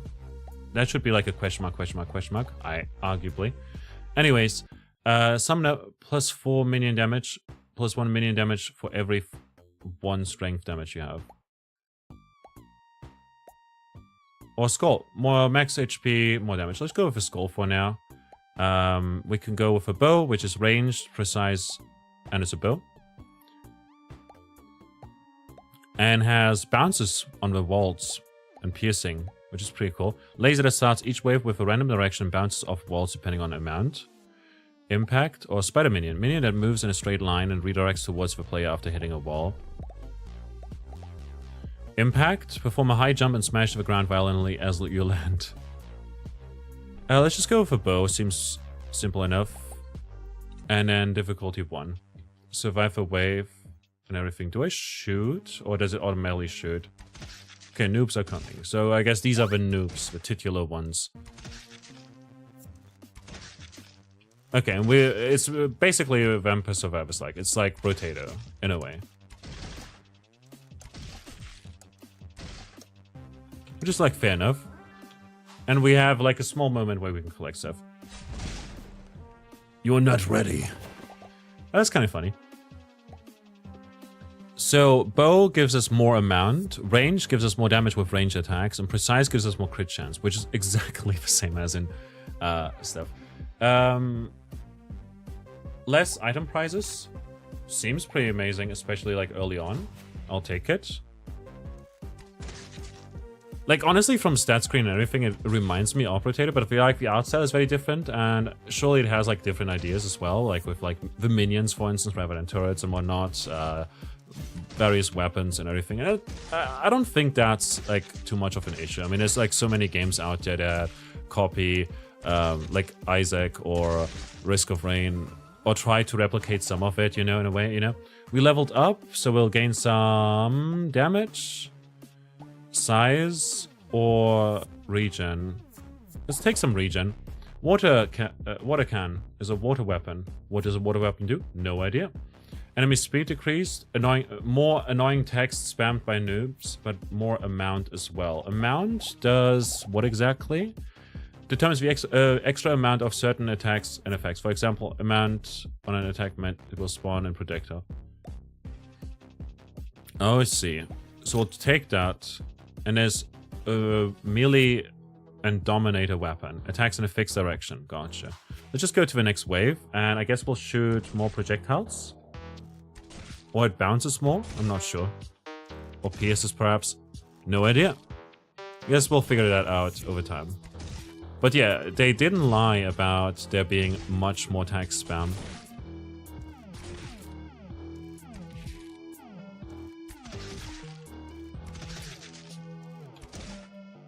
keyboard smasher, no scope mage, button masher. AFK here. Alrighty. More strength damage. What is strength damage? Oh, minions damage, arcane damage, dexterity damage, and strength damage. Interesting. More amount, range, and size. Spike ball, kickable, ball, spikes, kickable by the player and some allies. Kickable is just a keyword for this weapon, I guess. Ball gives more speed, and spikes gives more damage, duration, and damage. Depending on how many of those weapons we have. Okay, let's just go. The potion seems...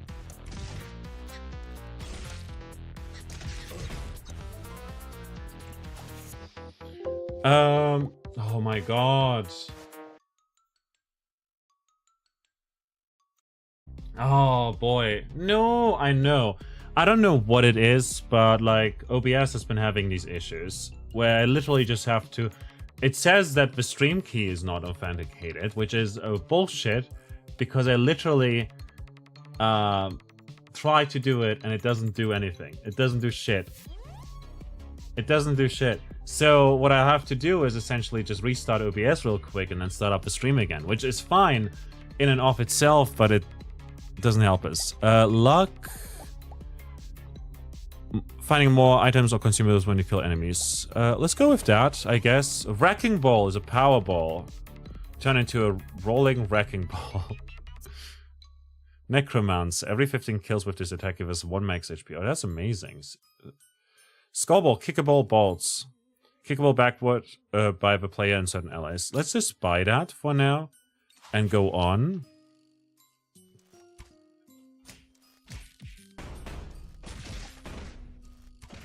The sound effects are pretty loud compared to everything else. And our damage is severely lacking at this stage. If a bow doesn't do much, all things considered. Music is a banger, man.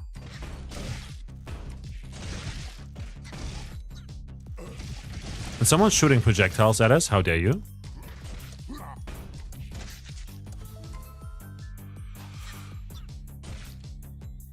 This isn't in my final form. Can we get like another weapon? Precise, lightning, and melee. Lightning dagger. Okay. We can get an extra attack slot. Damn. Skullball, kickable, and bolts. It's another one, but it's like upgraded. Let's go with this for now, just so that we have some extra damage. Because like we don't deal enough damage. But obviously this one's melee, so that's a problem, you know? The animations are kind of cute. I like that they're doing like a little squish.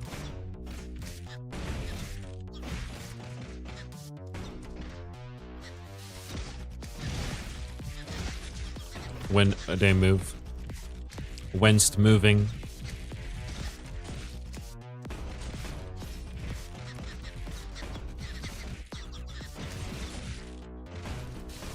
We got a chest. That's neat.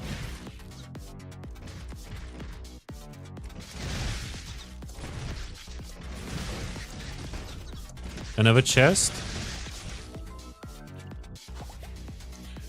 Potion of Madness item unique. When drinking a potion for 2 seconds will gain 20% extra damage. Fantastic. Spammer. More amount, but more annoying text. Sounds good. Okay, I'll take it. More amount, dodge chance, 11% damage. I'll take it. I want it. Oblivion Repeater is ranged and a gun. More dexterity damage, more damage in general. Soul Harvest. What does Soul Harvest do? At the end of a wave gain... Okay, it's like Harvest in Rotator. It's literally like the same. More amount, range, less size. Let's go with Bleeding Eye. And Soul Harvest. Honestly, let's go with Many Eyes as well. So that bow does more damage.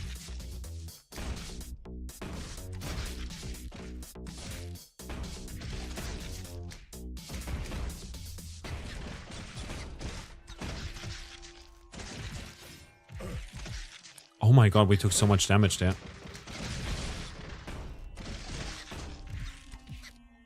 This dungeon sucks.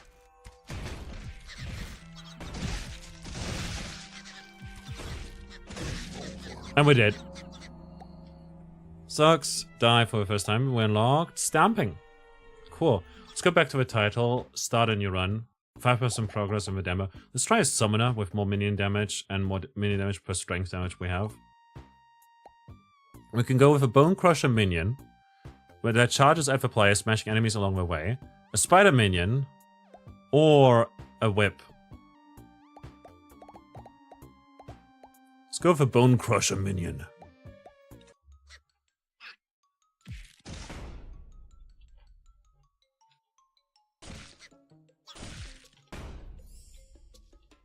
Interesting.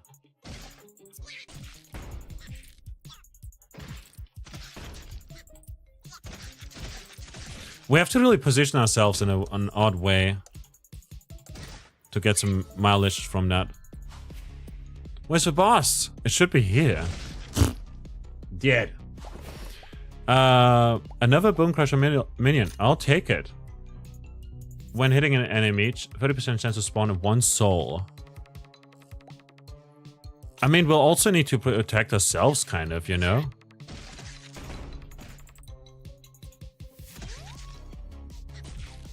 It definitely is spawning stuff. Annihilation is imminent.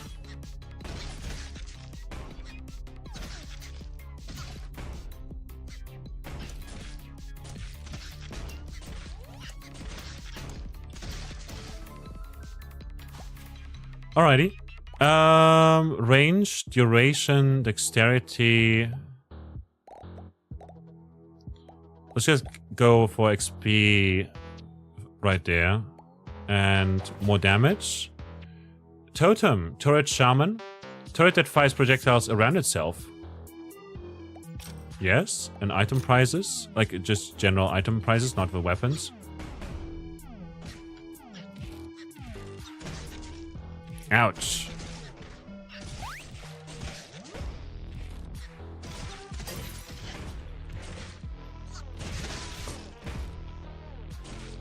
Honestly, you know, as much inspiration as it borrows from, again, like Potato mainly, I'd imagine.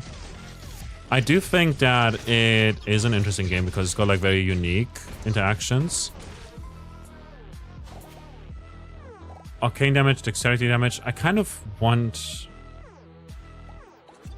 minion damage or strength damage. Strength damage also works. Spider minion, I'll take it. Strength damage and percentage damage. Reroll once. Tanking minion. Tanking minion that bounces off walls and attracts enemies. Yeah. And we want this as well. Live a devil contract. Pickup range and lifesteal is also pretty good, but like we would lose a lot of HP. So those are our weapons right now. We would eventually probably remove like the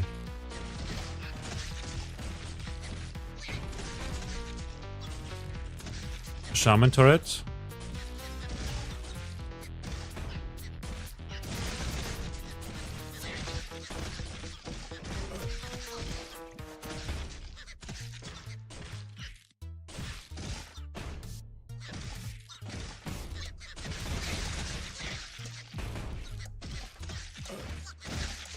We're taking so much damage, man. Crit chance, I'll take it. Lifesteal, I'll take it. More damage with bow attacks, dexterity damage, less strength damage. Minion protection. Protection gives us size and armor. More damage with minion attacks. Insect. Insect is just insect, you know? Doesn't have an effect, I guess. Turret. Shovel is like a melee weapon. Okay.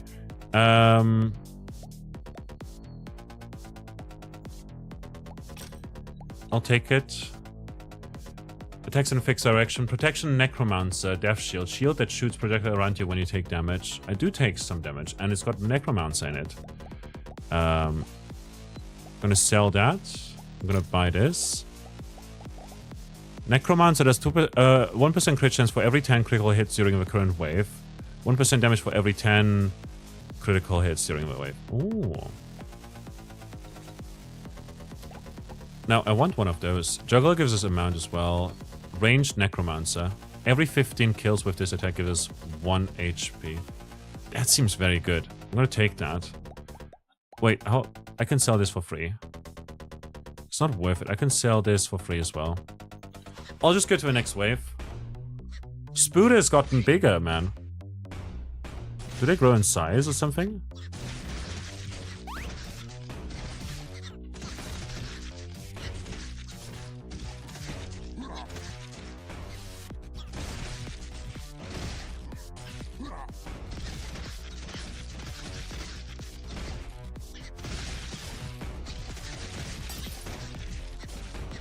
It's interesting that they can literally body block us as well. I don't know why they're so big though.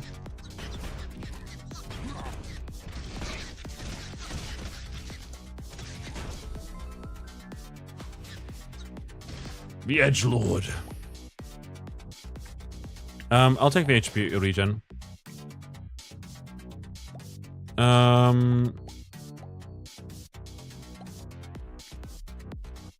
39 so far. I mean, that's a good amount, honestly. I could see that. Now, I'll get rid of this.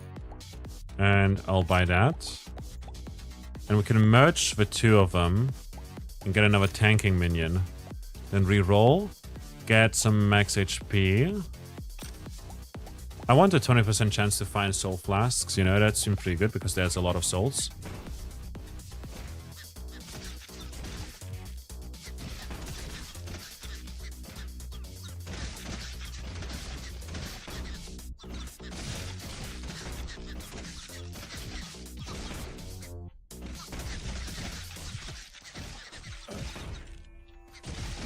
Took so much damage there. I need to get some armor or something.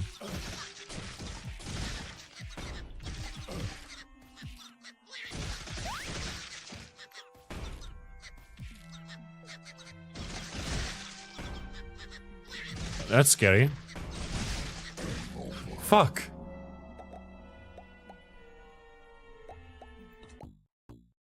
And the other guy was adapt less room size. At the start of a wave, create a ritual circle on the ground. While standing inside the ritual circle, gain cooldown, dodge, lifesteal, and less knockback. And he goes with Oblivion Repeater as a ranged gun, ranged wizard, wand, water cannon with infinite piercing. Let's go with the Oblivion Repeater. It seems like a fun idea.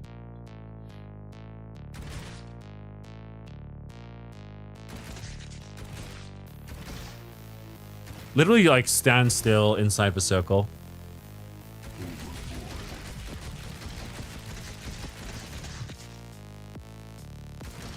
That's hilarious.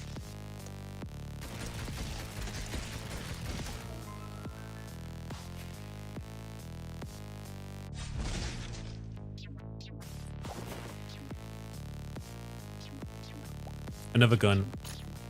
So ranged will give us more damage with ranged attacks once we have another ranged weapon. And the gun gives us 10 more range at the moment, but also minus a cooldown, 2% cooldown plus 10 range, minus 2% cooldown, 10 range. Like, if we just get a lot of guns. Now, the Skull Ball, I don't think is actually that good. I'm gonna reroll once, actually. Grab this. Range disc. I might take it. I'm just gonna lock those two for now.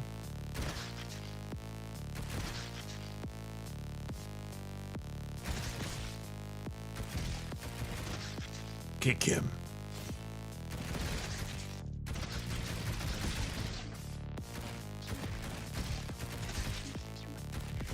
Not a healer.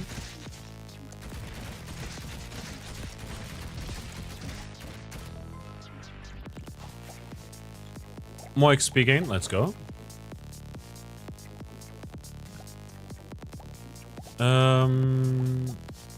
Let's take the weapon for now. Reroll once and see if we can get anything that we can then... Honestly, a mount would be kind of good, I guess. This isn't affected by a mount at all, but this is affected by a mount, which is good, I guess. Damage dealt. Enemies killed.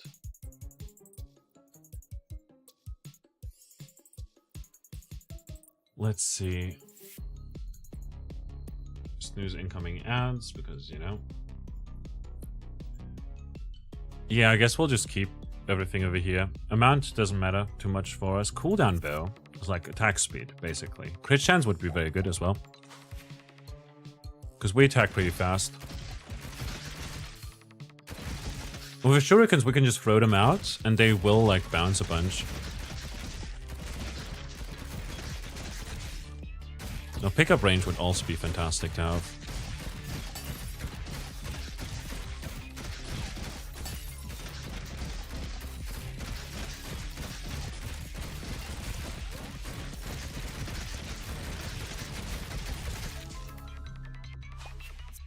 Lifesteal and regen, but less speed. We're standing still most of the time anyways. Cooldown and ranged. Fantastic. Dexterity damage. Yes. Soul Harvest. Let's go. Not gonna lie. I'll take the cooldown from enraged again. More dodge, more amount, more luck, less damage though.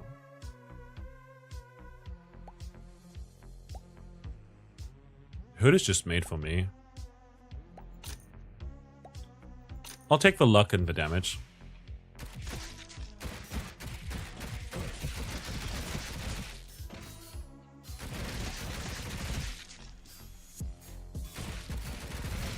FF at 15.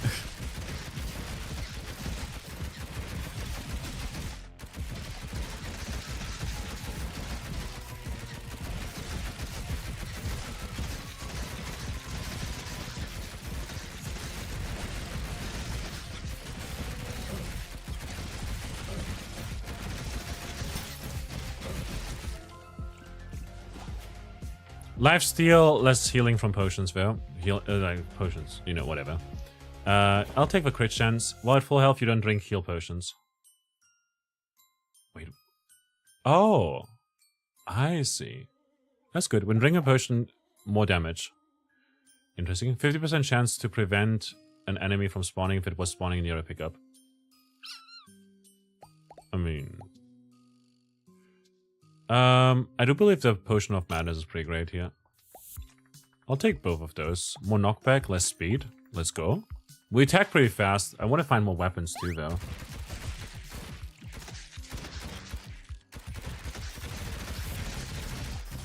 In a very odd way.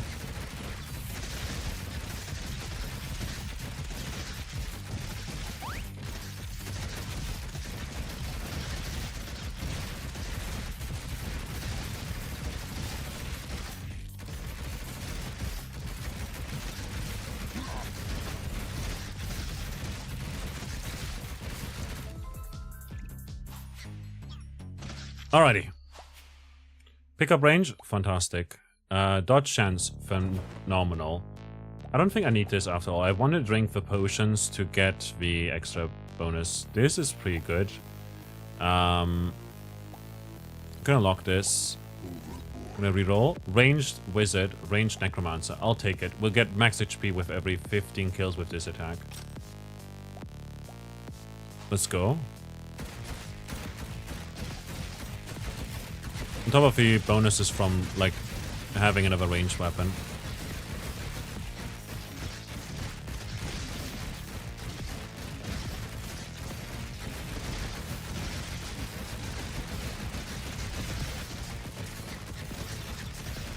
Here we go. Just dodge this way. Collect all the experience as well while we're at it. Hurt them away. We dodged a bunch.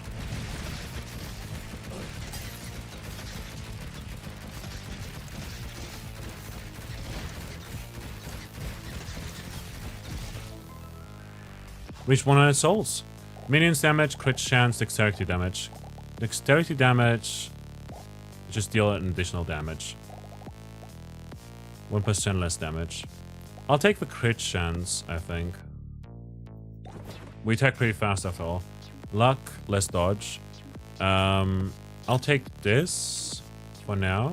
Reroll once. Max HP for every one empty attack slot. More dodge chance, more aim damage. Range. No. When you take damage during 2 seconds, more damage, less cooldown. 100% boss catchphrases pronounced by your character.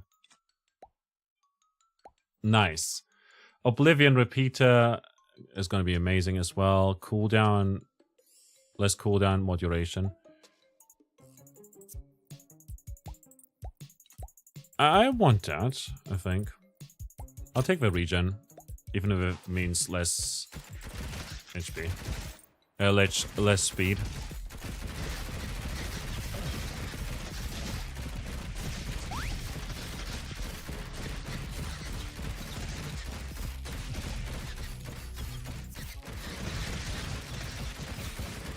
Okay, somehow made it through that. Okay, we can't really afford to stand still too much.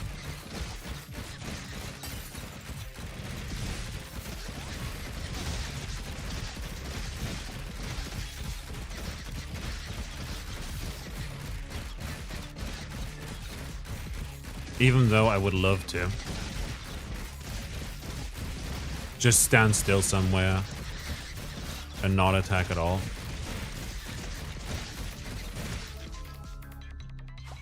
We've completed size and arcane damage. I'm gonna sell that. I don't care.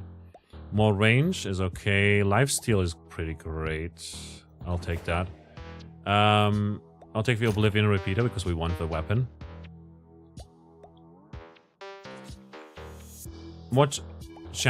Higher chance to find chests. I mean, this doesn't matter at all. Let's go. Deus Volt.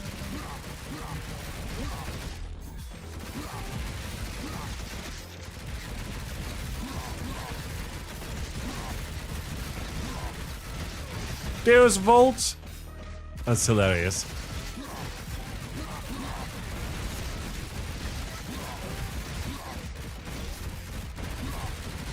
Absolutely makes sense as well in universe, you know. We're literally like the boss of like a dungeon. We're a heretic.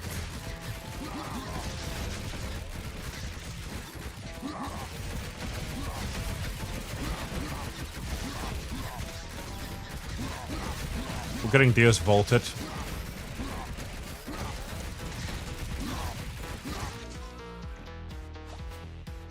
More damage with bow attacks.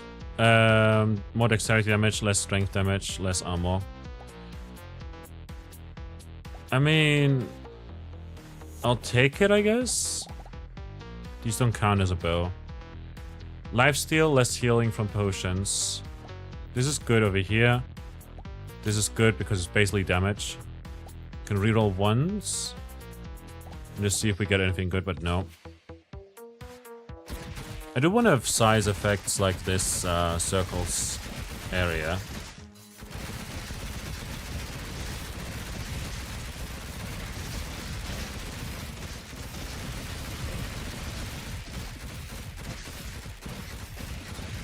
Lifesteal doing work for us as a stat.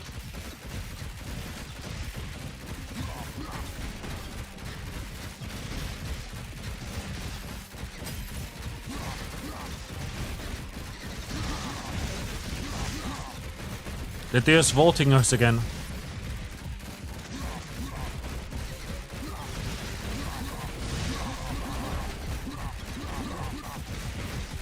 Not good, not good. Gotta heal using lifesteal again.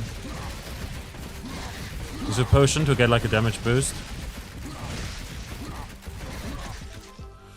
That was so close, man. That was way too close. Chance to find mushroom pickups that increase speed for 1 second. I mean, yeah. More damage, yes. More damage with turrets, less cooldown with turrets, less cooldown in general. I'll take this. I'll take that. Reroll. More damage, more cooldown. More lifesteal. We'll get that HP back. That maximum HP that we're losing.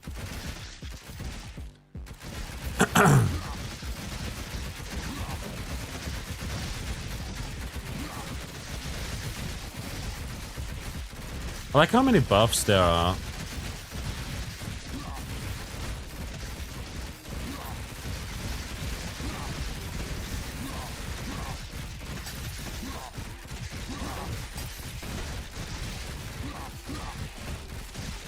Knockback is also pretty great here. I would love to have some.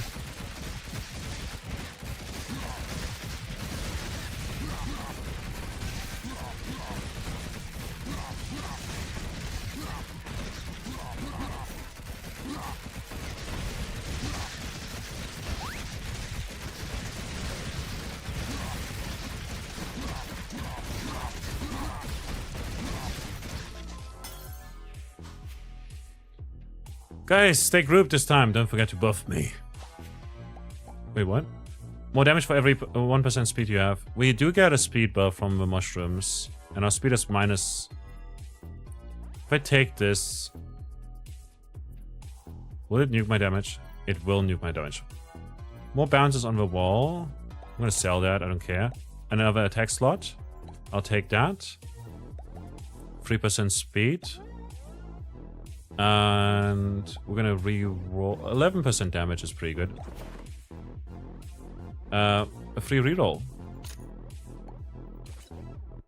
Yes.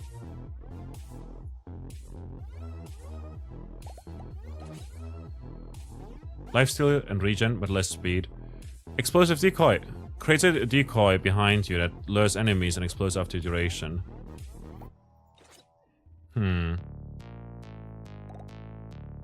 Is this size 100%? One attempt. It is affected by that. Okay, never mind. We'll increase the size for sure.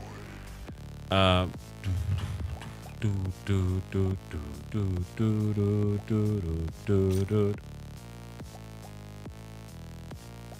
take the extra HP.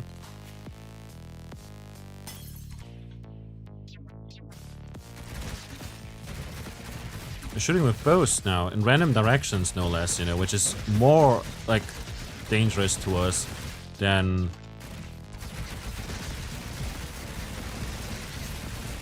enemies shooting directly at us. Because they're unpredictable. And they'll just bounce everywhere, you know? Yeah.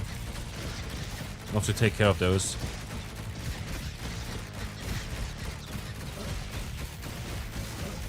Potion of Madness buffed for 2 seconds. Doesn't matter. Too much, actually.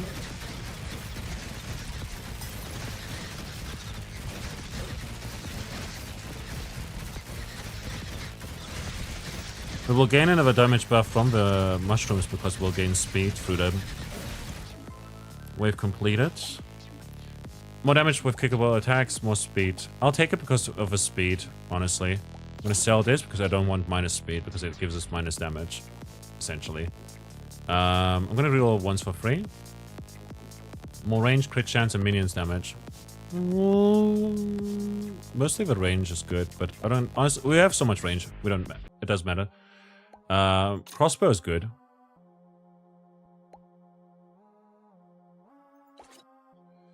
While facing right, more speed. While facing left, more dodge. Yes. I'll take the stone block to prevent enemies from spawning near pickups. And this is actually surprisingly fun. I like it. I like it. It's nice. It's like Brotato, but very different. But like again, it's uncanny how much it looks like Brotato. I wish they would have at least changed the UI a little bit, given that the item, the shops, the stats, even the stat names at times, you know, and how they work are very, very much inspired, very heavily so. That said, I'm going to take a little break here. I'll be back in a bit. There's an ad break going on Twitch here, for instance. But also, I'm out of drink, and I have been for quite a while now. And that said...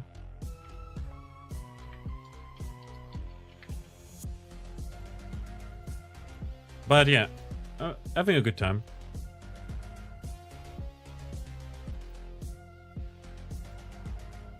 But yeah, I'll see you momentarily. Wah.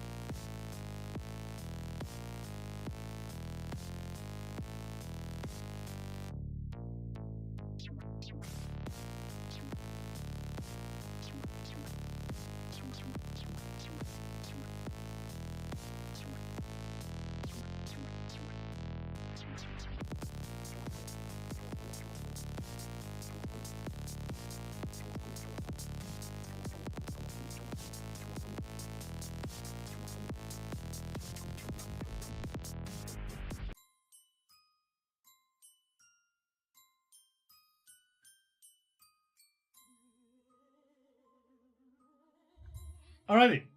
I just left the game music on, I guess.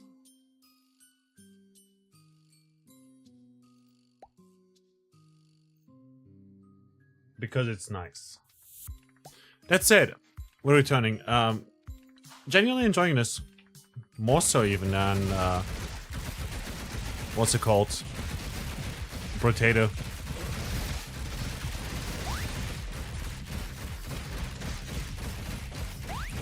We are farming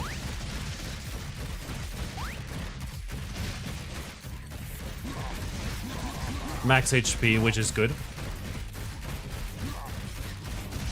And if we take the mushrooms, we'll get more damage.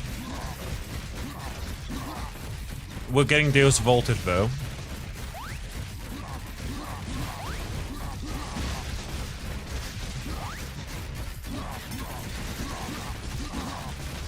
Which is a problem. More knockback would be so good.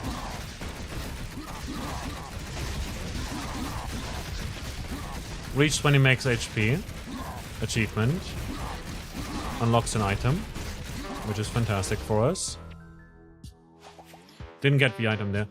I'm gonna sell this. Doesn't matter because we'll have like extra damage. Armor is actually good. I'll take it. When we face left, we gain dodge, and when we face right, we gain 20% speed, which also means 20% extra damage. I'll take it. And I'll take this. And I'll reroll once. Wand, skull, ranged, necromancer, ranged pistol. Like, gun is a thing, you know? It has 11 knockback. Cooldown is nice. Every 15 kills, and this one is every 15 kills. How many kills so far? 25. I'll take... I mean, to be fair, like, we need guns, I guess, arguably. What does Necromancer even do? Okay, these count as 2 different weapons, which is good. More crit chance for every 10 critical hits during the current wave. So we ramp up crit chance. That is very nice, actually. I'm noticing. So this one's locked, which is good. I'm thinking of maybe removing the shurikens. And getting the crossbow over here as well. Alternatively, we could also, like, you know... I mean, gun is cool because of a cooldown. We've got a crossbow already, but we would get more crossbow, you know? And precise gives us more crit chance. It's a shame we didn't get to pick up this item. Oh no, they're jumpy. And they look so cute! The art style is very vibrant, like the enemy designs are nice.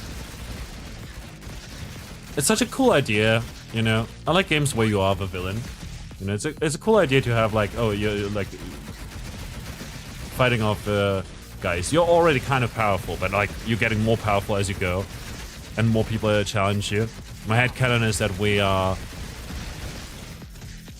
I mean, we are literally like taking their.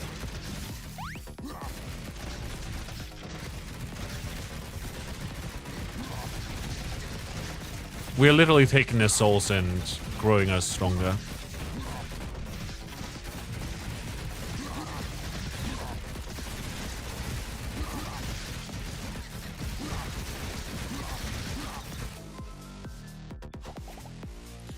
More dodge chance is nice. Soul Harvest, duration XP gain. I'll reroll once. We have a free reroll there. I didn't think it would apply to that as well. More range, more luck, more size. I'll take the luck. We can't afford this.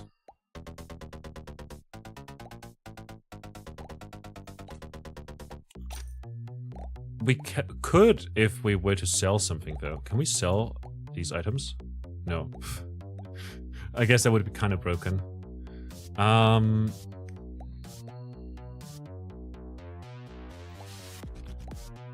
gonna sell this. Oh, we're just short. I shouldn't have done that. Uncollected souls. Oh.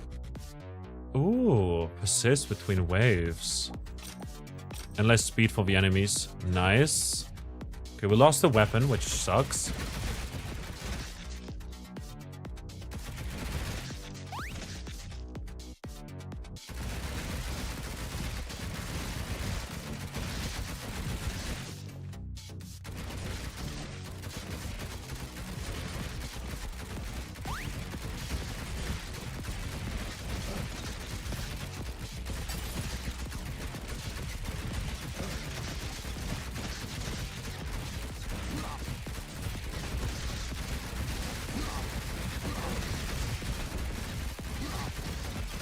Healing. Get the extra damage off as well.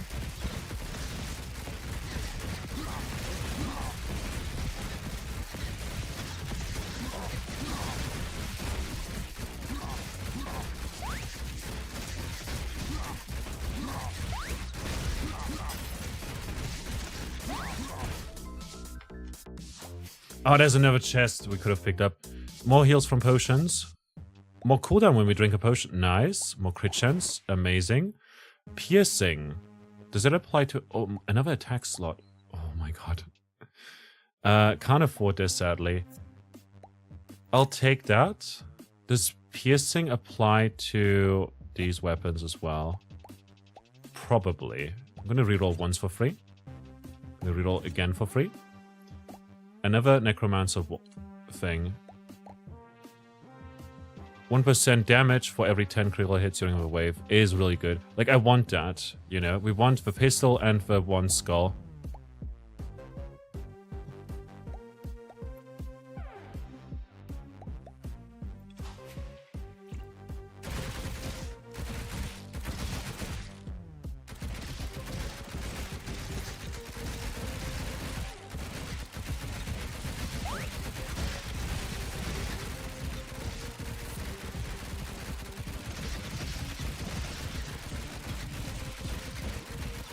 It's cool to have like a directional buff, you know?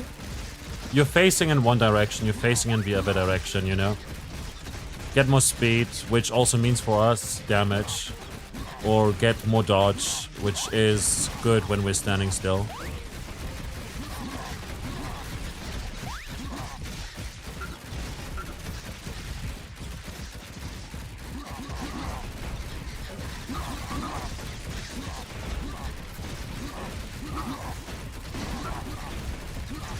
This isn't even my final form! We've completed. Good job, young apprentice. We've done it! Unlocked, Piercing Skull, Negotiator, Bigfoot, a new boss. More damage with kickable attacks and more speed. When you kick something during 2 seconds, more speed. And also Ballista, a new trap and turret type. Interesting. And then we can go over here and see that we now have unlocked Bigfoot, who starts with the Wrecking Ball. Hold up, I want to see what that looks like. Oh my god, and we're unstoppable. Literally can't do anything about it.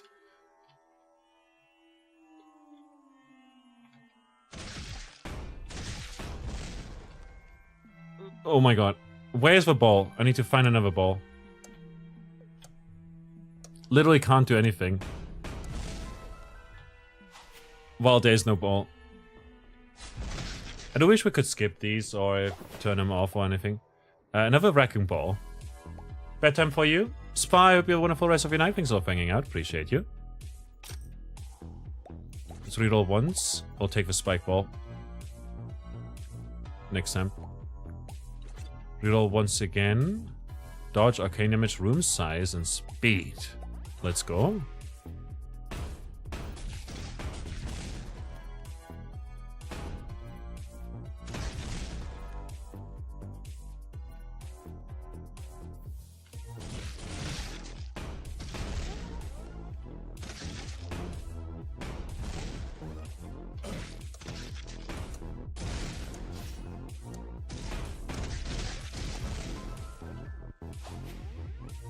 Dodge chance, I'll take it. More dodge chance. Cooldown. How does cooldown affect the thing? I wonder. Lifesteal. So lifesteal is attacks of a 0% chance. Oh, it's a chance to heal for 1 HP.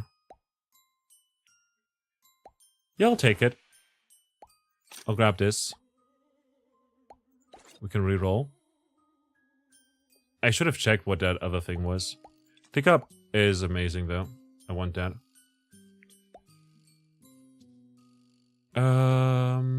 Damage duration cooldown. Cooldown. Gotcha.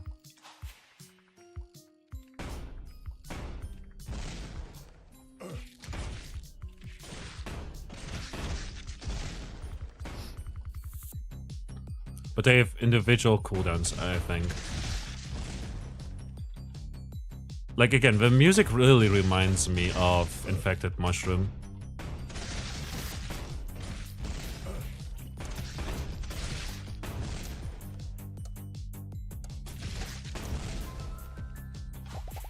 Nice. More XP gain is fantastic, but also Soul Harvest. I'll take Soul Harvest. I want this so that we find more chests. This is more XP gain. This is more thingy, and then we'll reroll once. More amount. Is it affected by amount? I don't think so. Power. If we have one more, we'll gain more damage with power attacks, which is good. Kickable bolts. One more ball as well. Spikes and kickable. Let's go. Okay, it plays very differently. Obviously. Like the weapon.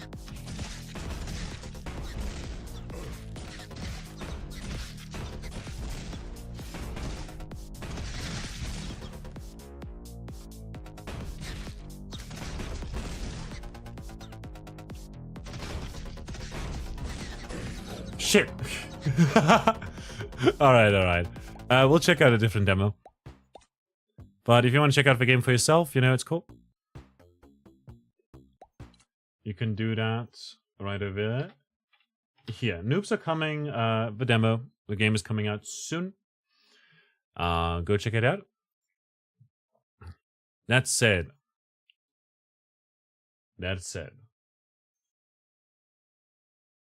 We've been live for 3.5 hours. A bit longer, actually, because we had like a disconnect. We're gonna check out this demo over here for what's it? Don't leave. I'm not leaving, Tuss. I'm not leaving. I'm gonna check out the demo for Monster Train 2. I love Monster Train. So it's going to be very exciting to play the sequel. Oh, thank God. Appreciate you. How are you doing today? So Monster Train, for anyone who doesn't know, is about the fight between the angels and the demons of hell. And they're like, you know...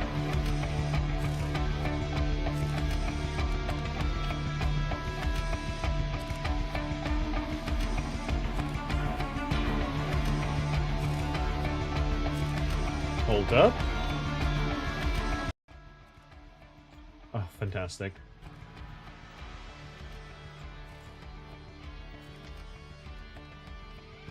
There you go. So, Monster Train is about... You're basically on a train and going through hell to unfreeze it and fight off angels. And there's different factions that you can mix and everything. And look, the global volume is 70%, but it was still way too loud. You know, mutant background off. You can turn it on if you want to. So if I tab out, it will just mute it, which is pretty interesting. I like it when that's a setting because it's very nice. Anyways, we can depart for now. I like that it also pulls up the settings right away. Heaven betrayed hell. The covenant, a promise of peace between our two realms, was broken, and I took part in it. Charge. Oh, it's fell from the first game. For heaven. For Seraph. Seraph was our leader and my brother. There was a time when I still believed in him. But ever since his invasion of hell failed, he began to change. The taste of defeat enticed him to seek greater power from titans beyond our world. Until he got what he was looking for. The Titans came to heaven and began to corrupt everything. Now they threaten our whole world. Only hope of stopping them is to forge a new covenant, an alliance between the remaining angels and demons. Or... Now that angels and demons work together, our old grudges remain, but a lot has also changed since then, including me. Lieutenant! Preparations for the next assault into heaven are ready. We await your word. Very well. I'll join you shortly. Seraph, whatever's left of you out there, I promise I will put an end to you for good. So we're playing as like angels, fighting angels, but we're also joining hands with demons. That's cool as heck. Battle, a foe awaits us. We're in limbo right now. Dominion's preservation. Healers blessed by Dominion bolster their allies. Attack in large bursts to achieve victory. So we've got Uriel, the first blessed. Relentless. You're doing great. Give me a couple of minutes. You'll be Yovi. Do that. Enjoy. Fallen champion and an ominous acolyte. So they're like corrupted angels now that we're fighting. Protect your pyre. This is your pyre. If it takes too much damage from enemy attacks, your run is over. Deployment phase. Each battle begins with a deployment phase. You will draw your champion and any unit card with a blue banner on it. After you end this turn, enemies will invade. Gotcha. Summon units to defend your train. You can play each unit card once per battle. Fell has multi-strike and revenge. Apply Valor 1 to friendly units. Valor is... +1 attack per stack. After combat, if the unit is in front, gain armor up to the stack count. Okay. And we can go for some shield stewards, I guess.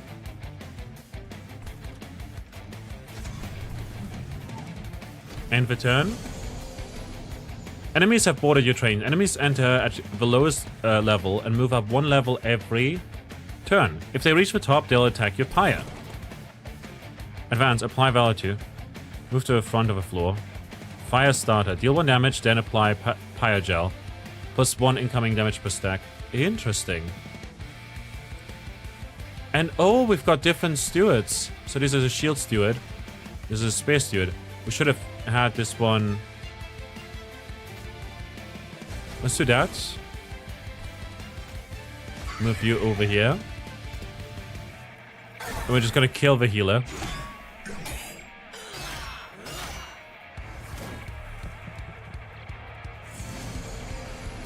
The train stops here. Advance. Apply Valor. Firestarter. Advance. Apply Valor 2.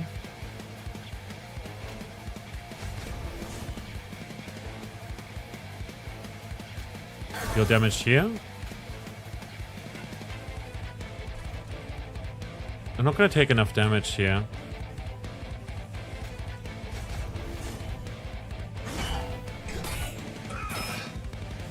No one's gonna move up.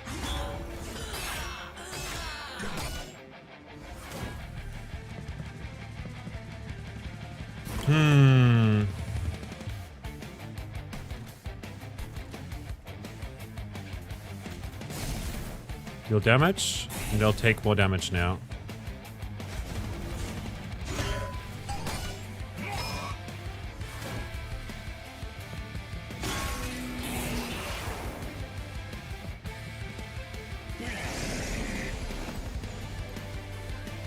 One part angel, one part savant. Die. This relentless ability means the combat will continue in this room until you or he is defeated. Can deal some damage over here. He'll take a lot of damage.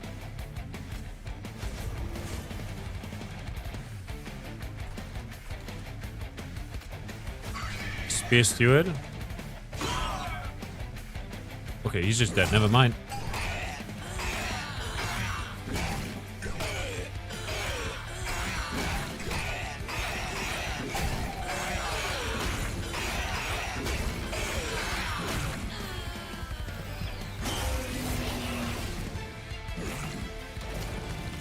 Ooh, corruption rather than freezing it.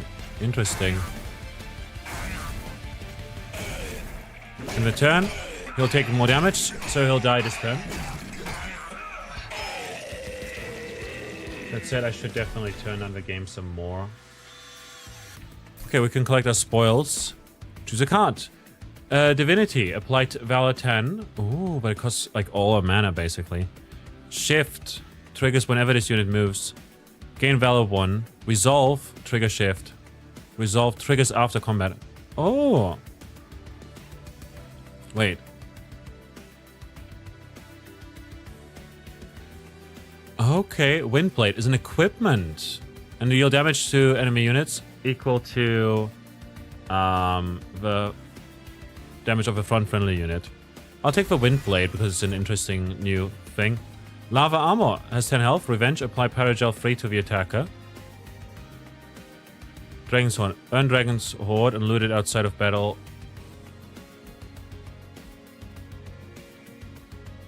For valuable rewards. Let's take the Golden Touch then. I want to see what that resource is about. So we can go to a Merchant of Steel or a Merchant of Magic. We can get a Pyreborn Banner or a Banished unit. You know, Banished Banner. Let's go over that. Summon. Triggers when played. Draw an equipment card from your deck. Equipped. Gain Valor 8. Ooh. I'll take that. And Magic. Upgrade a spell to gain permafrost. Upgrade a spell to remove consume. Can remove as well something. Like remove one of these. And then maybe add more.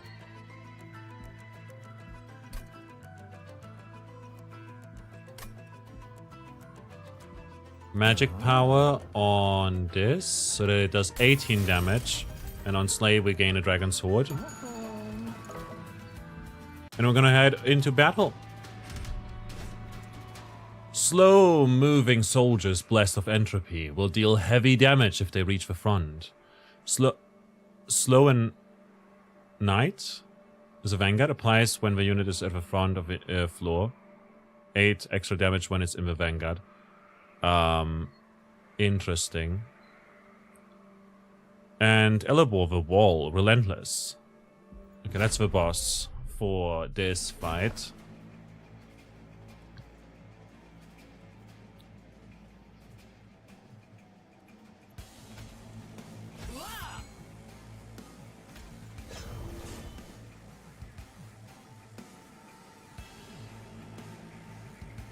So, shift, gain valor. At the end, we'll trigger shift.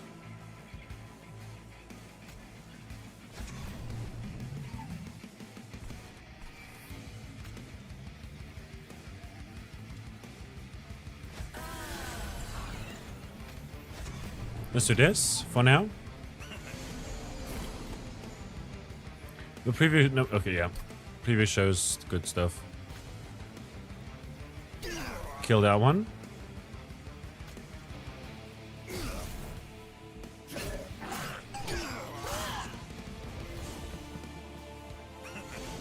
Got one dragon sword. Gonna deal damage over to you.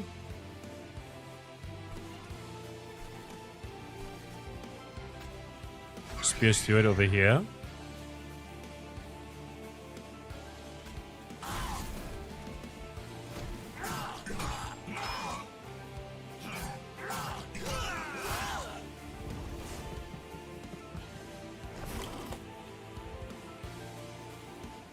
Lord Phoenix and Fel.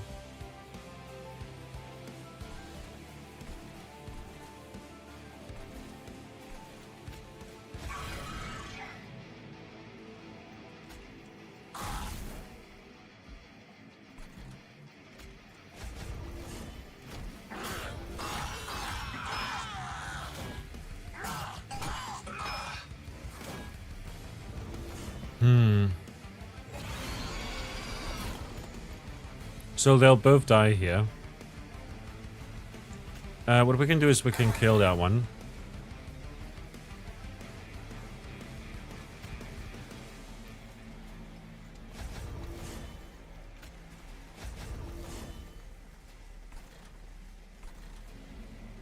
And Fel dies here. Oh, should have paid attention. Okay, we can change the game speed if we want to. We might lose here.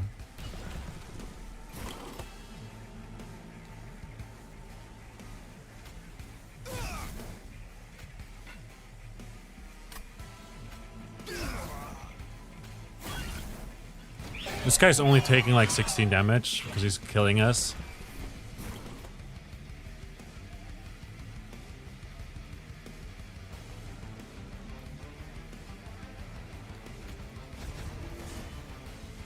Yeah, this one's just dead.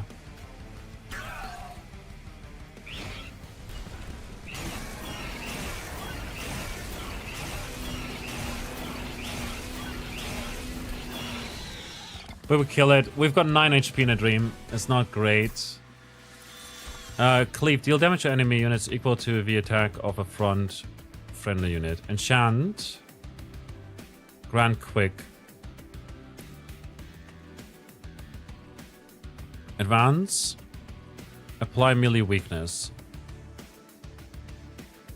I might take that to move like an enemy unit back. Grant 3 Avarice. When a unit with Avarice deals unblocked damage, gain gold equal to stacks of Avarice. Okay. Deal 1 damage to enemy units. Consume. Apply Paragel 4 to enemy units. Let's go with that. Dragon's Sword. The Pyreborn clan can earn... the Pyreborn clan can earn Dragon's Horde. Rewards grow as you collect more. You can loot it now or save it for later. You can collect any time from the thing. View loot levels. I see. So that's something that the Pyreborn have. So I guess it's going to be different for other ones.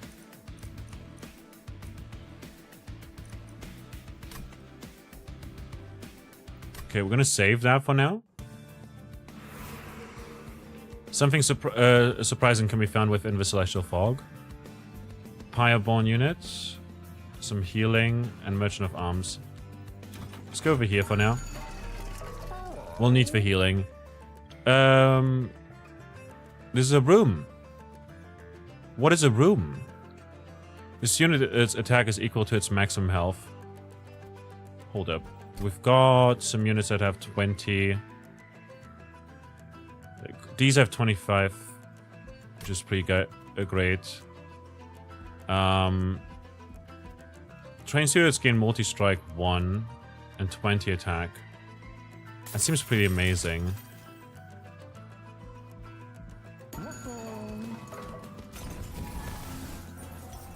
What is up over here? Little event, it seems.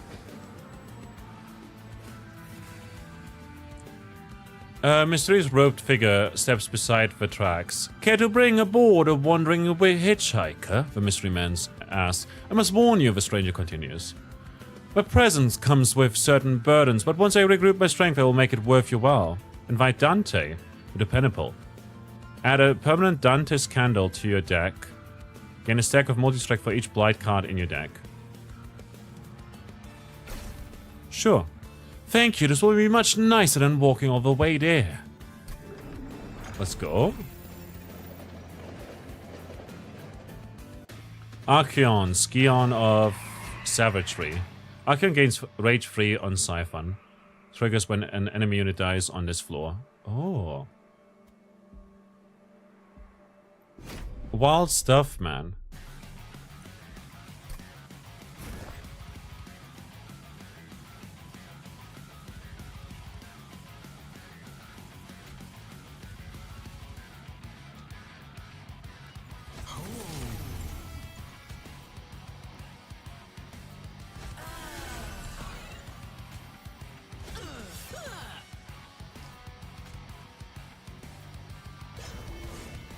End the turn.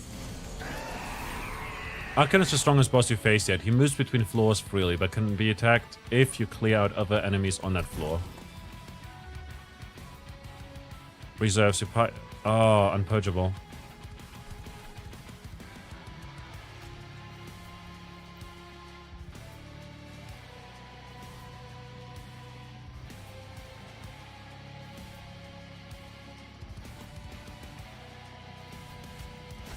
I'll remove that for now.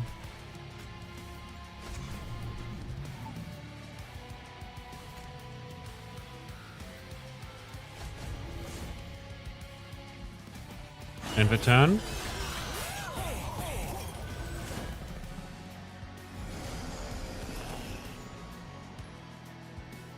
Watch out for triggers. This unit has a trigger. Triggers activate when specific events or turn phases happen. Triggers after combat. Takes 20 damage and gets more attack. Let's advance you.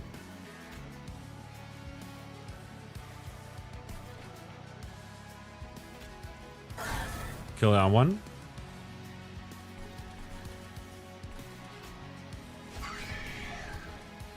End the turn.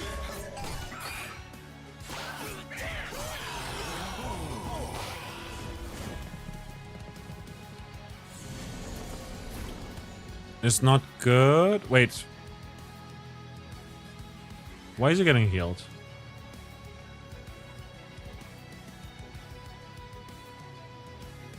Oh wait, after combat the front unit gains armor up to the stack count. Oh. Interesting.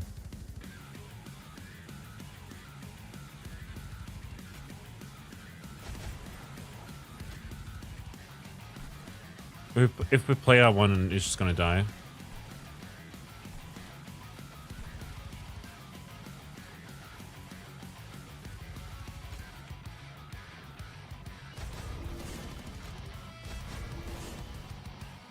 Oh, both of them are gonna die now. Can I undo that? That was pretty bad of me. Shouldn't have done that.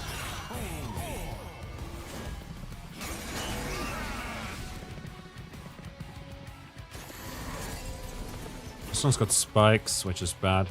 You've drawn a room card. These cards can be installed into a floor on the train. The gameplay effect persists until the end of battle. Only one room effect can be installed into a floor at a time.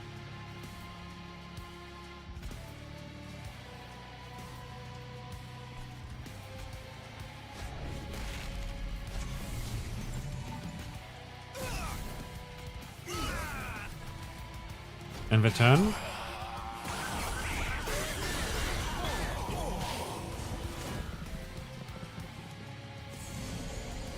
$20 armor on that one. This one's gonna die here, which is bad. Have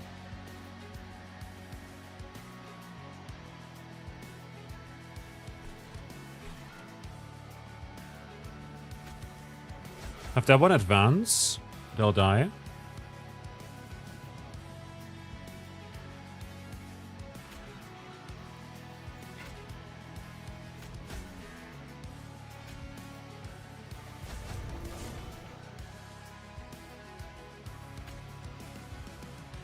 But that was a mistake. I misplayed that. I misunderstood the instructions. That's a problem. Where did we install steward quarters?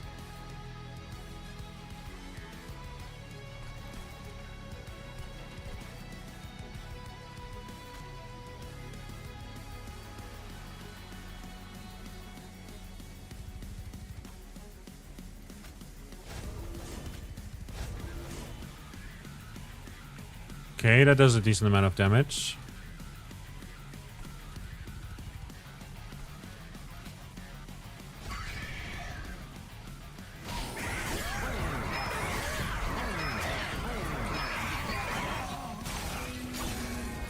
And we lost. Okay, it's fine. It's fine. Allied clan Pyreborn. Literal dragon. The banished are the angels that are banished. Let's go back to the outpost. Thanks for playing the demo. More clans. I don't know what any of these means, but this one's mushrooms, definitely. More, 100 plus more cards, higher difficulty levels, daily challenge, new events, endless mode, dimensional challenges, 10 plus pyre hearts. Oh, I guess either that's like with bonus effects or like cosmetic kind of thing. Battle the Titans, nice. Logbook feature, etc. Okay. If we hit continue, where does it put us? Fel, you're finally back. Please tell me you have good news. I'm sorry, Talus. Let's tell us. Without armor. The corruption spreading and it's getting worse. I can barely recognize heaven anymore. You better explain yourself, Fel. I agreed to let you use my pyrogel, but this much? You'll need to pay me back with interest. Really? Of course a dragon would think first of gold. Why deal with the threats before us when you can pad out your profits, right? An angel, speaking of threats, need I remind you what happened when you were a threat invading us? Enough! Listen, this is a makeshift alliance. It's not going to be perfect, especially between former enemies. But the real enemy is taking over heaven as we speak. If we don't come together, they'll take over hell too. Huh. Let heaven enjoy its comeuppance. My portfolio will be happy, so long as the Titans get what they deserve. And so long as they actually help us, I'll be back in heaven and never have to deal with you again. What a headache. How did Herzl ever manage to make peace between heaven and hell?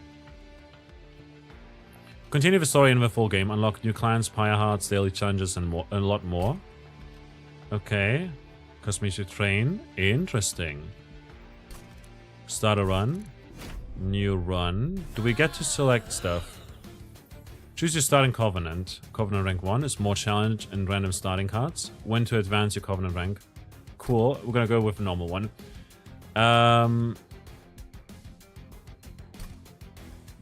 Lunar Coven, Under Legion, Lazarus Legion.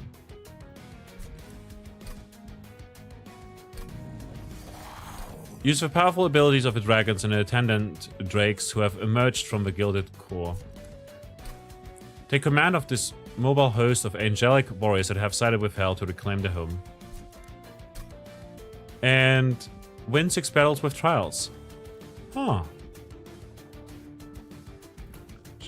So these have different stats then? They're not just cosmetic. Interesting.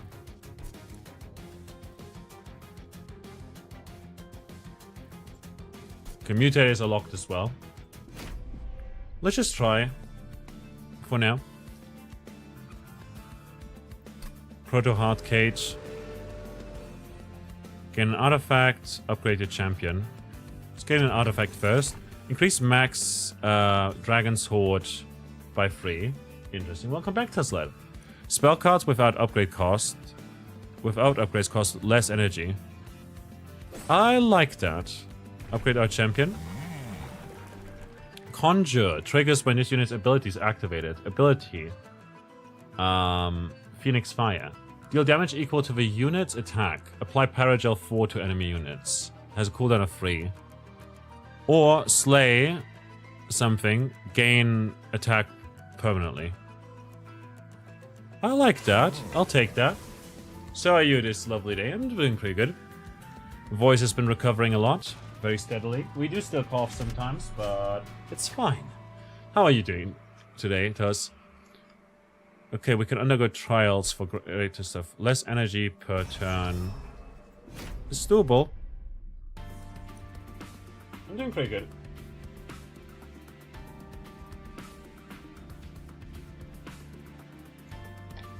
Alrighty.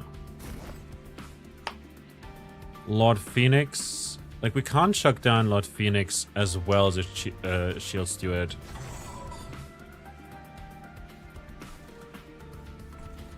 But I guess what we could do is have Lord Phoenix. It's a little dragon, you know? That's really cool. Make a mistake and undo at the start of your current turn with this button. Hold it down for a second. For 1 second to undo. Summon a unit with an activated ability. Click the unit to activate its abilities. Abilities go on cooldown for a few turns after use. Alright. Fire starter. We'll activate that.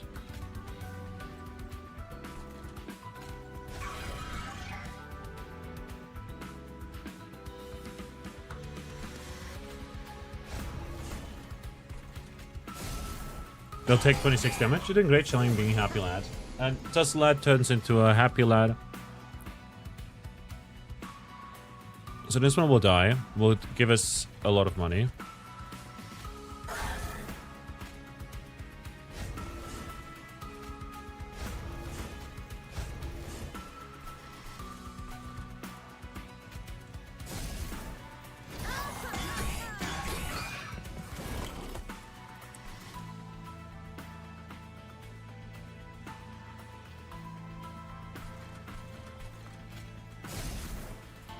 We're just gonna deal some damage for now over here.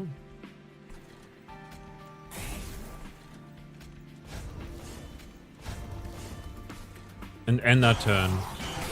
The tuning focus seems really good, man.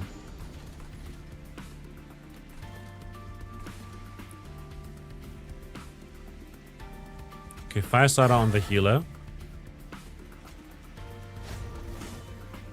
And if we do it this way, this one will advance.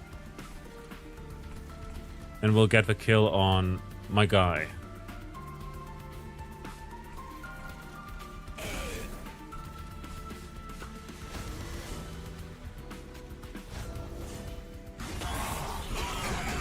So we want to slay to increase, to farm extra attack, basically.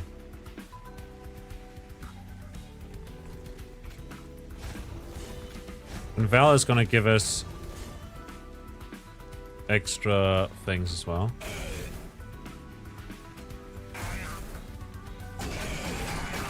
Extra armor on our champion.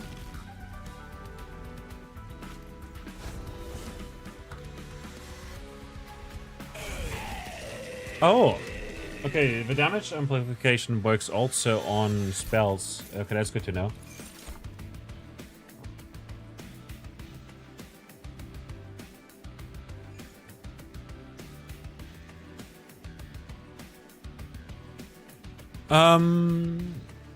Let's go with Flicker.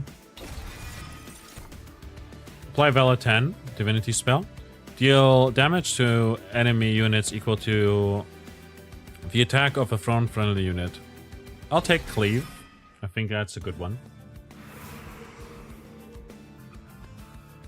Forge units to gain new powers. Upgrade a unit with Avarice free.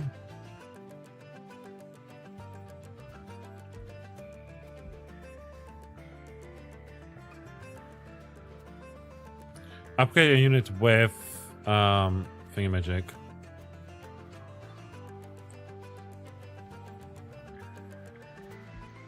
So units, do they have like 2 slots or just 1 upgrade slot? Probably just 1, right? Avarice free. Like, I honestly, oh no, they have 2.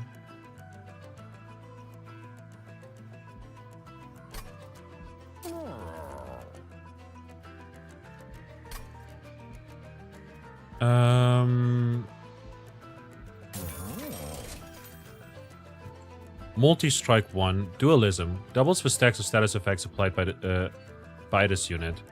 Let's go with multi-strike, honestly, on the Spear Steward. And that's like most of our gold done already. Might not have been worth it necessarily, but... Greed Dragon. Oh, right, we didn't pick up one. Average 10 on the Meister. Greed Dragon. Summon. Dragon Plate. 5 attack and 10 health for each Dragon Horde. Ooh! Okay, we'll have to try and get Dragon Sword if possible. Start a battle, enemy units appear on each floor. No, I'm not gonna do that. Don't think it's worth doing.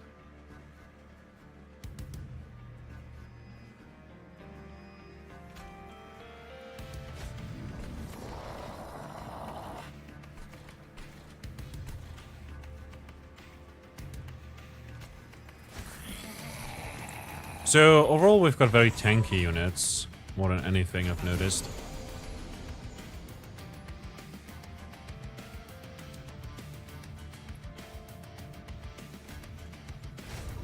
Here we go. We can deal damage.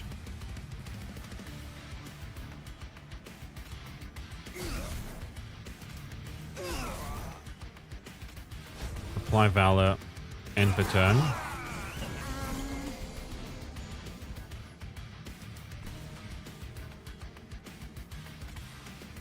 Multi-strike 1. Apply Valor. Kill the guy.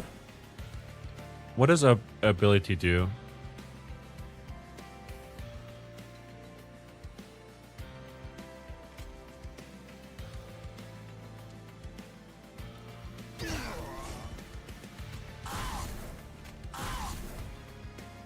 End the turn.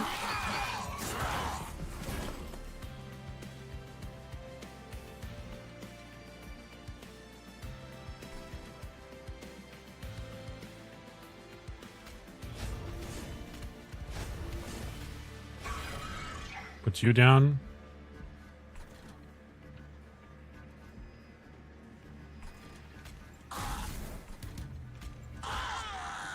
Just kill that unit for now. Flicker.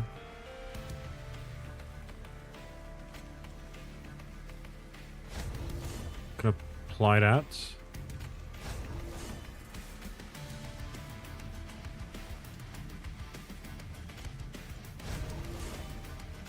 Honestly, we should have just done this from the start.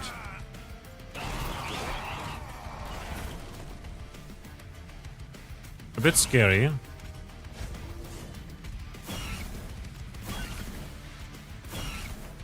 But we'll finish him off here. 22 damage each time is a lot, man. Okay. Consume. Can only be played once per battle. Gain 2 Dragon Sword. That's very good. Ability, Jelly Sneeze. Deal 1 damage and then apply Pyrogel 10 to the front enemy unit. I'll take Alchemy. Shift. Take 20 damage. Can we equip on enemy units? That is kind of funny. What happens to an equipment when we use it, though? I do wonder. Consume. Apply damage. Shield 2. Advance.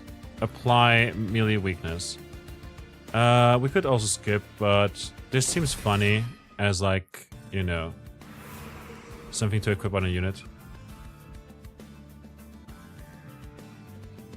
We're at full health, so we don't need that necessarily. Let's take a Pyreborn unit. Strike, apply Pyrogel 8. Ooh. Incant. Apply Pyrogel 1 to enemy units. That's all of them. And it's whenever we play a spell. I'll take the Magma Cultist. We've got the Celestial Alcove over here. With an event again. It's the Historian again. The Historian has set up his carriage near the rail. Inside open crates, you catch a glimpse of various artifacts scavenged from remnants of trains long past. You possess artifacts I have yet to add to my collection. Could I take one? Of course, I'll trade for it. Take an artifact off his hands. Friendly units get plus 10 attack, but minus 1 for every artifact you own.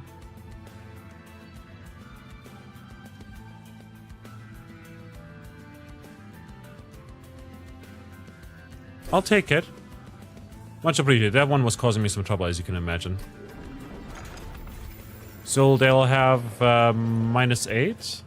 Like they'll have 8 extra attack, -2, you know, but +10. Merchant of Magic. Upgrade spell with magic power. Wait, can I do this on that? Yes. Oh my god. I should have done this first. I didn't realize that I could have done both. Could have upgraded its cost and then removed the consume. Wait, if I quit and in return, does it just put me back on there? Like, let's try that, because it was a thing previously, you know? It was a thing previously on, like,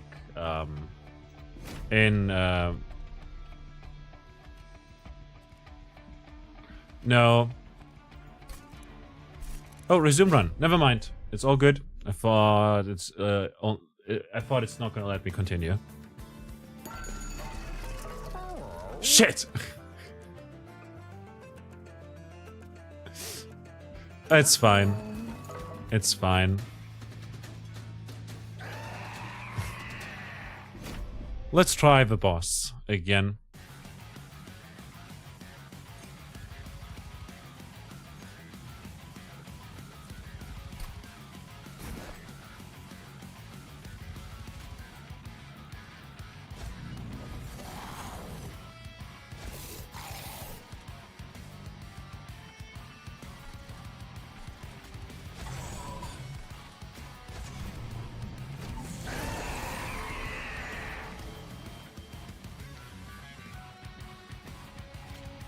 Let's do this.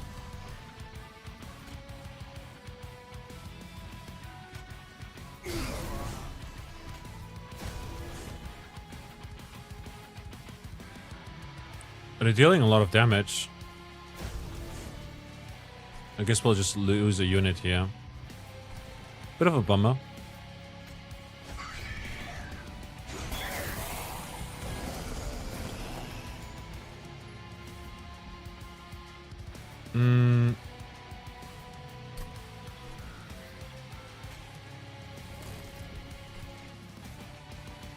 Great Dragon.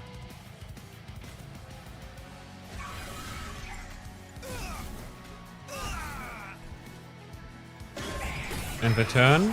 We kill a unit there. Kill another. He's taking damage, which is good.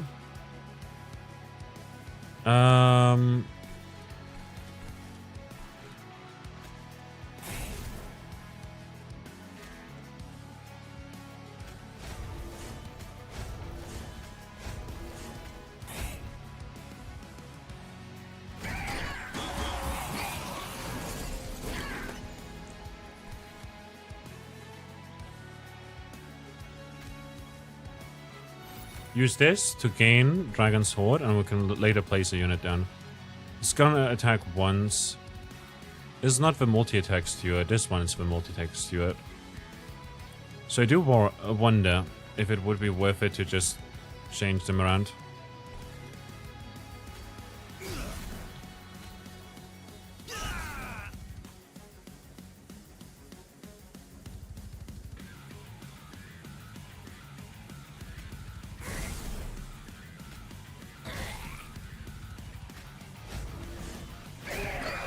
Probably not.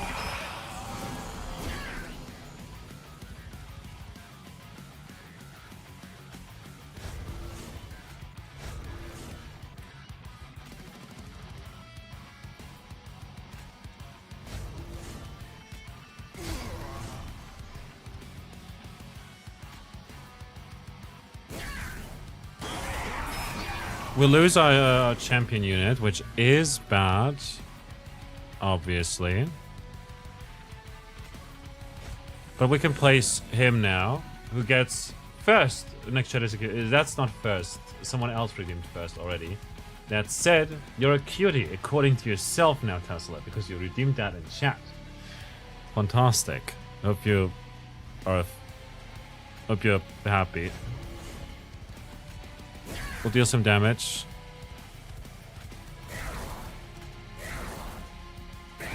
Fantastic. And we finish off the boss here as well, which is very, very good. Cursed Windblade, multi-strike, but strike we lose attack. Okay, when a unit gains Pyrogel, it gains 3 stacks. Plus 3 stacks. That's nice. I'll take it. Revenge, gain Valor 2. Incant, apply Pyrogel 1 to enemy units. Avarice, 10. I'll take the Firebrand. More energy per turn. And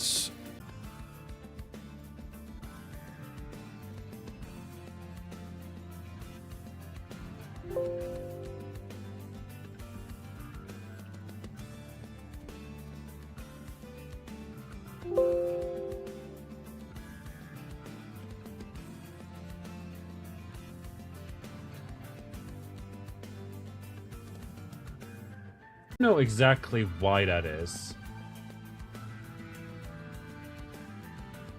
But it keeps happening, and it's annoying as heck. But it keeps happening, and it's annoying as heck. We can upgrade our champion, or we can get an equipment or Rubin card. But not both, so I guess we'll have to go here. Phoenix Fire 2 deals damage equal to 2 times this unit's attack. Interesting. Or when a unit gains Pyrogel, it gains plus 3 stacks. Ooh. I'm gonna go with this. Go more into the ability.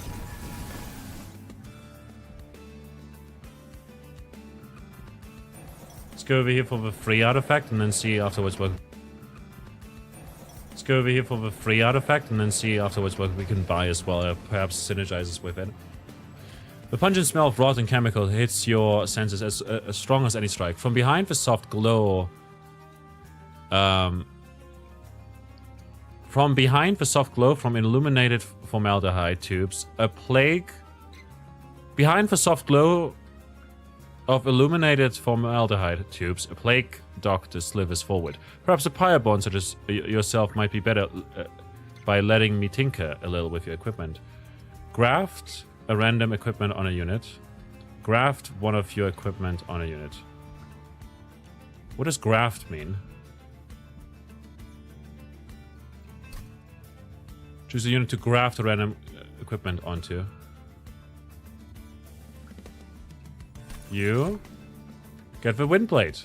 Nice. Okay, so it just fused. I see. Trial rewards are increased by 50%. Clan card drafts only offer rares. When a card with Consumer's played, deal 30 damage to the front enemy unit. I'm gonna reroll. When you equip a unit, apply damage shield 2. Deal 2 piercing damage whenever an enemy unit moves between floors. On deployment phase, draw an equipment card from your deck. Reduce its cost to 0.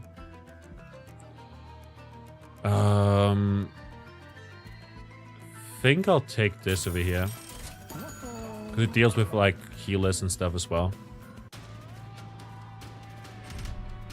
But that said, I'm gonna call it here, actually. We've been live for quite a while.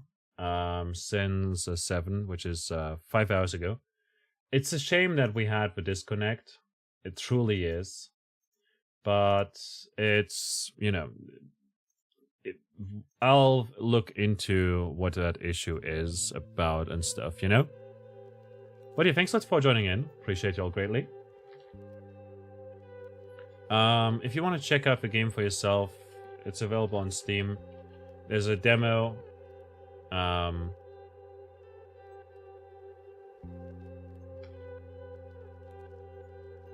me just chuck that into the YouTube chat as well. Go wishlist the game. Very interesting. Cheap? I mean, it's free, I guess, the demo. But yeah, either way, I had a great time today. Ah, demo. Yeah, it's a demo. It's a demo, so it's free. I had a fantastic time today. We'll be live again. When will we be live again? Let me check real quick.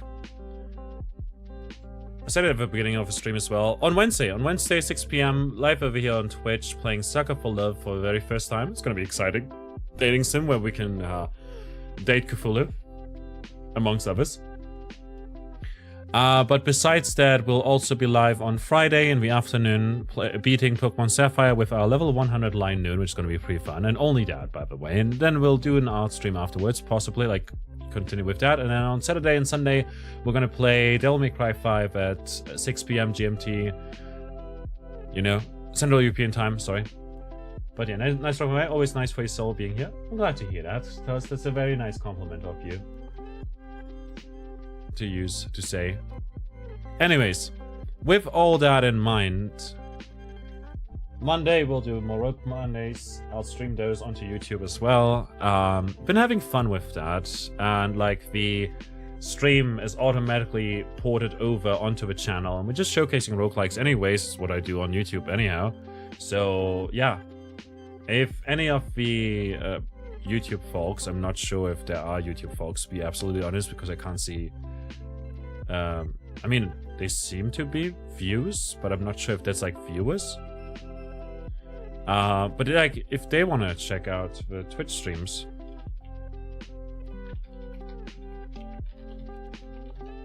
I'll post a link to that onto Twitch, onto YouTube, and then also we've got the YouTube link over here for Twitch as well. But that said, I'll see you around. Until then, bye-bye.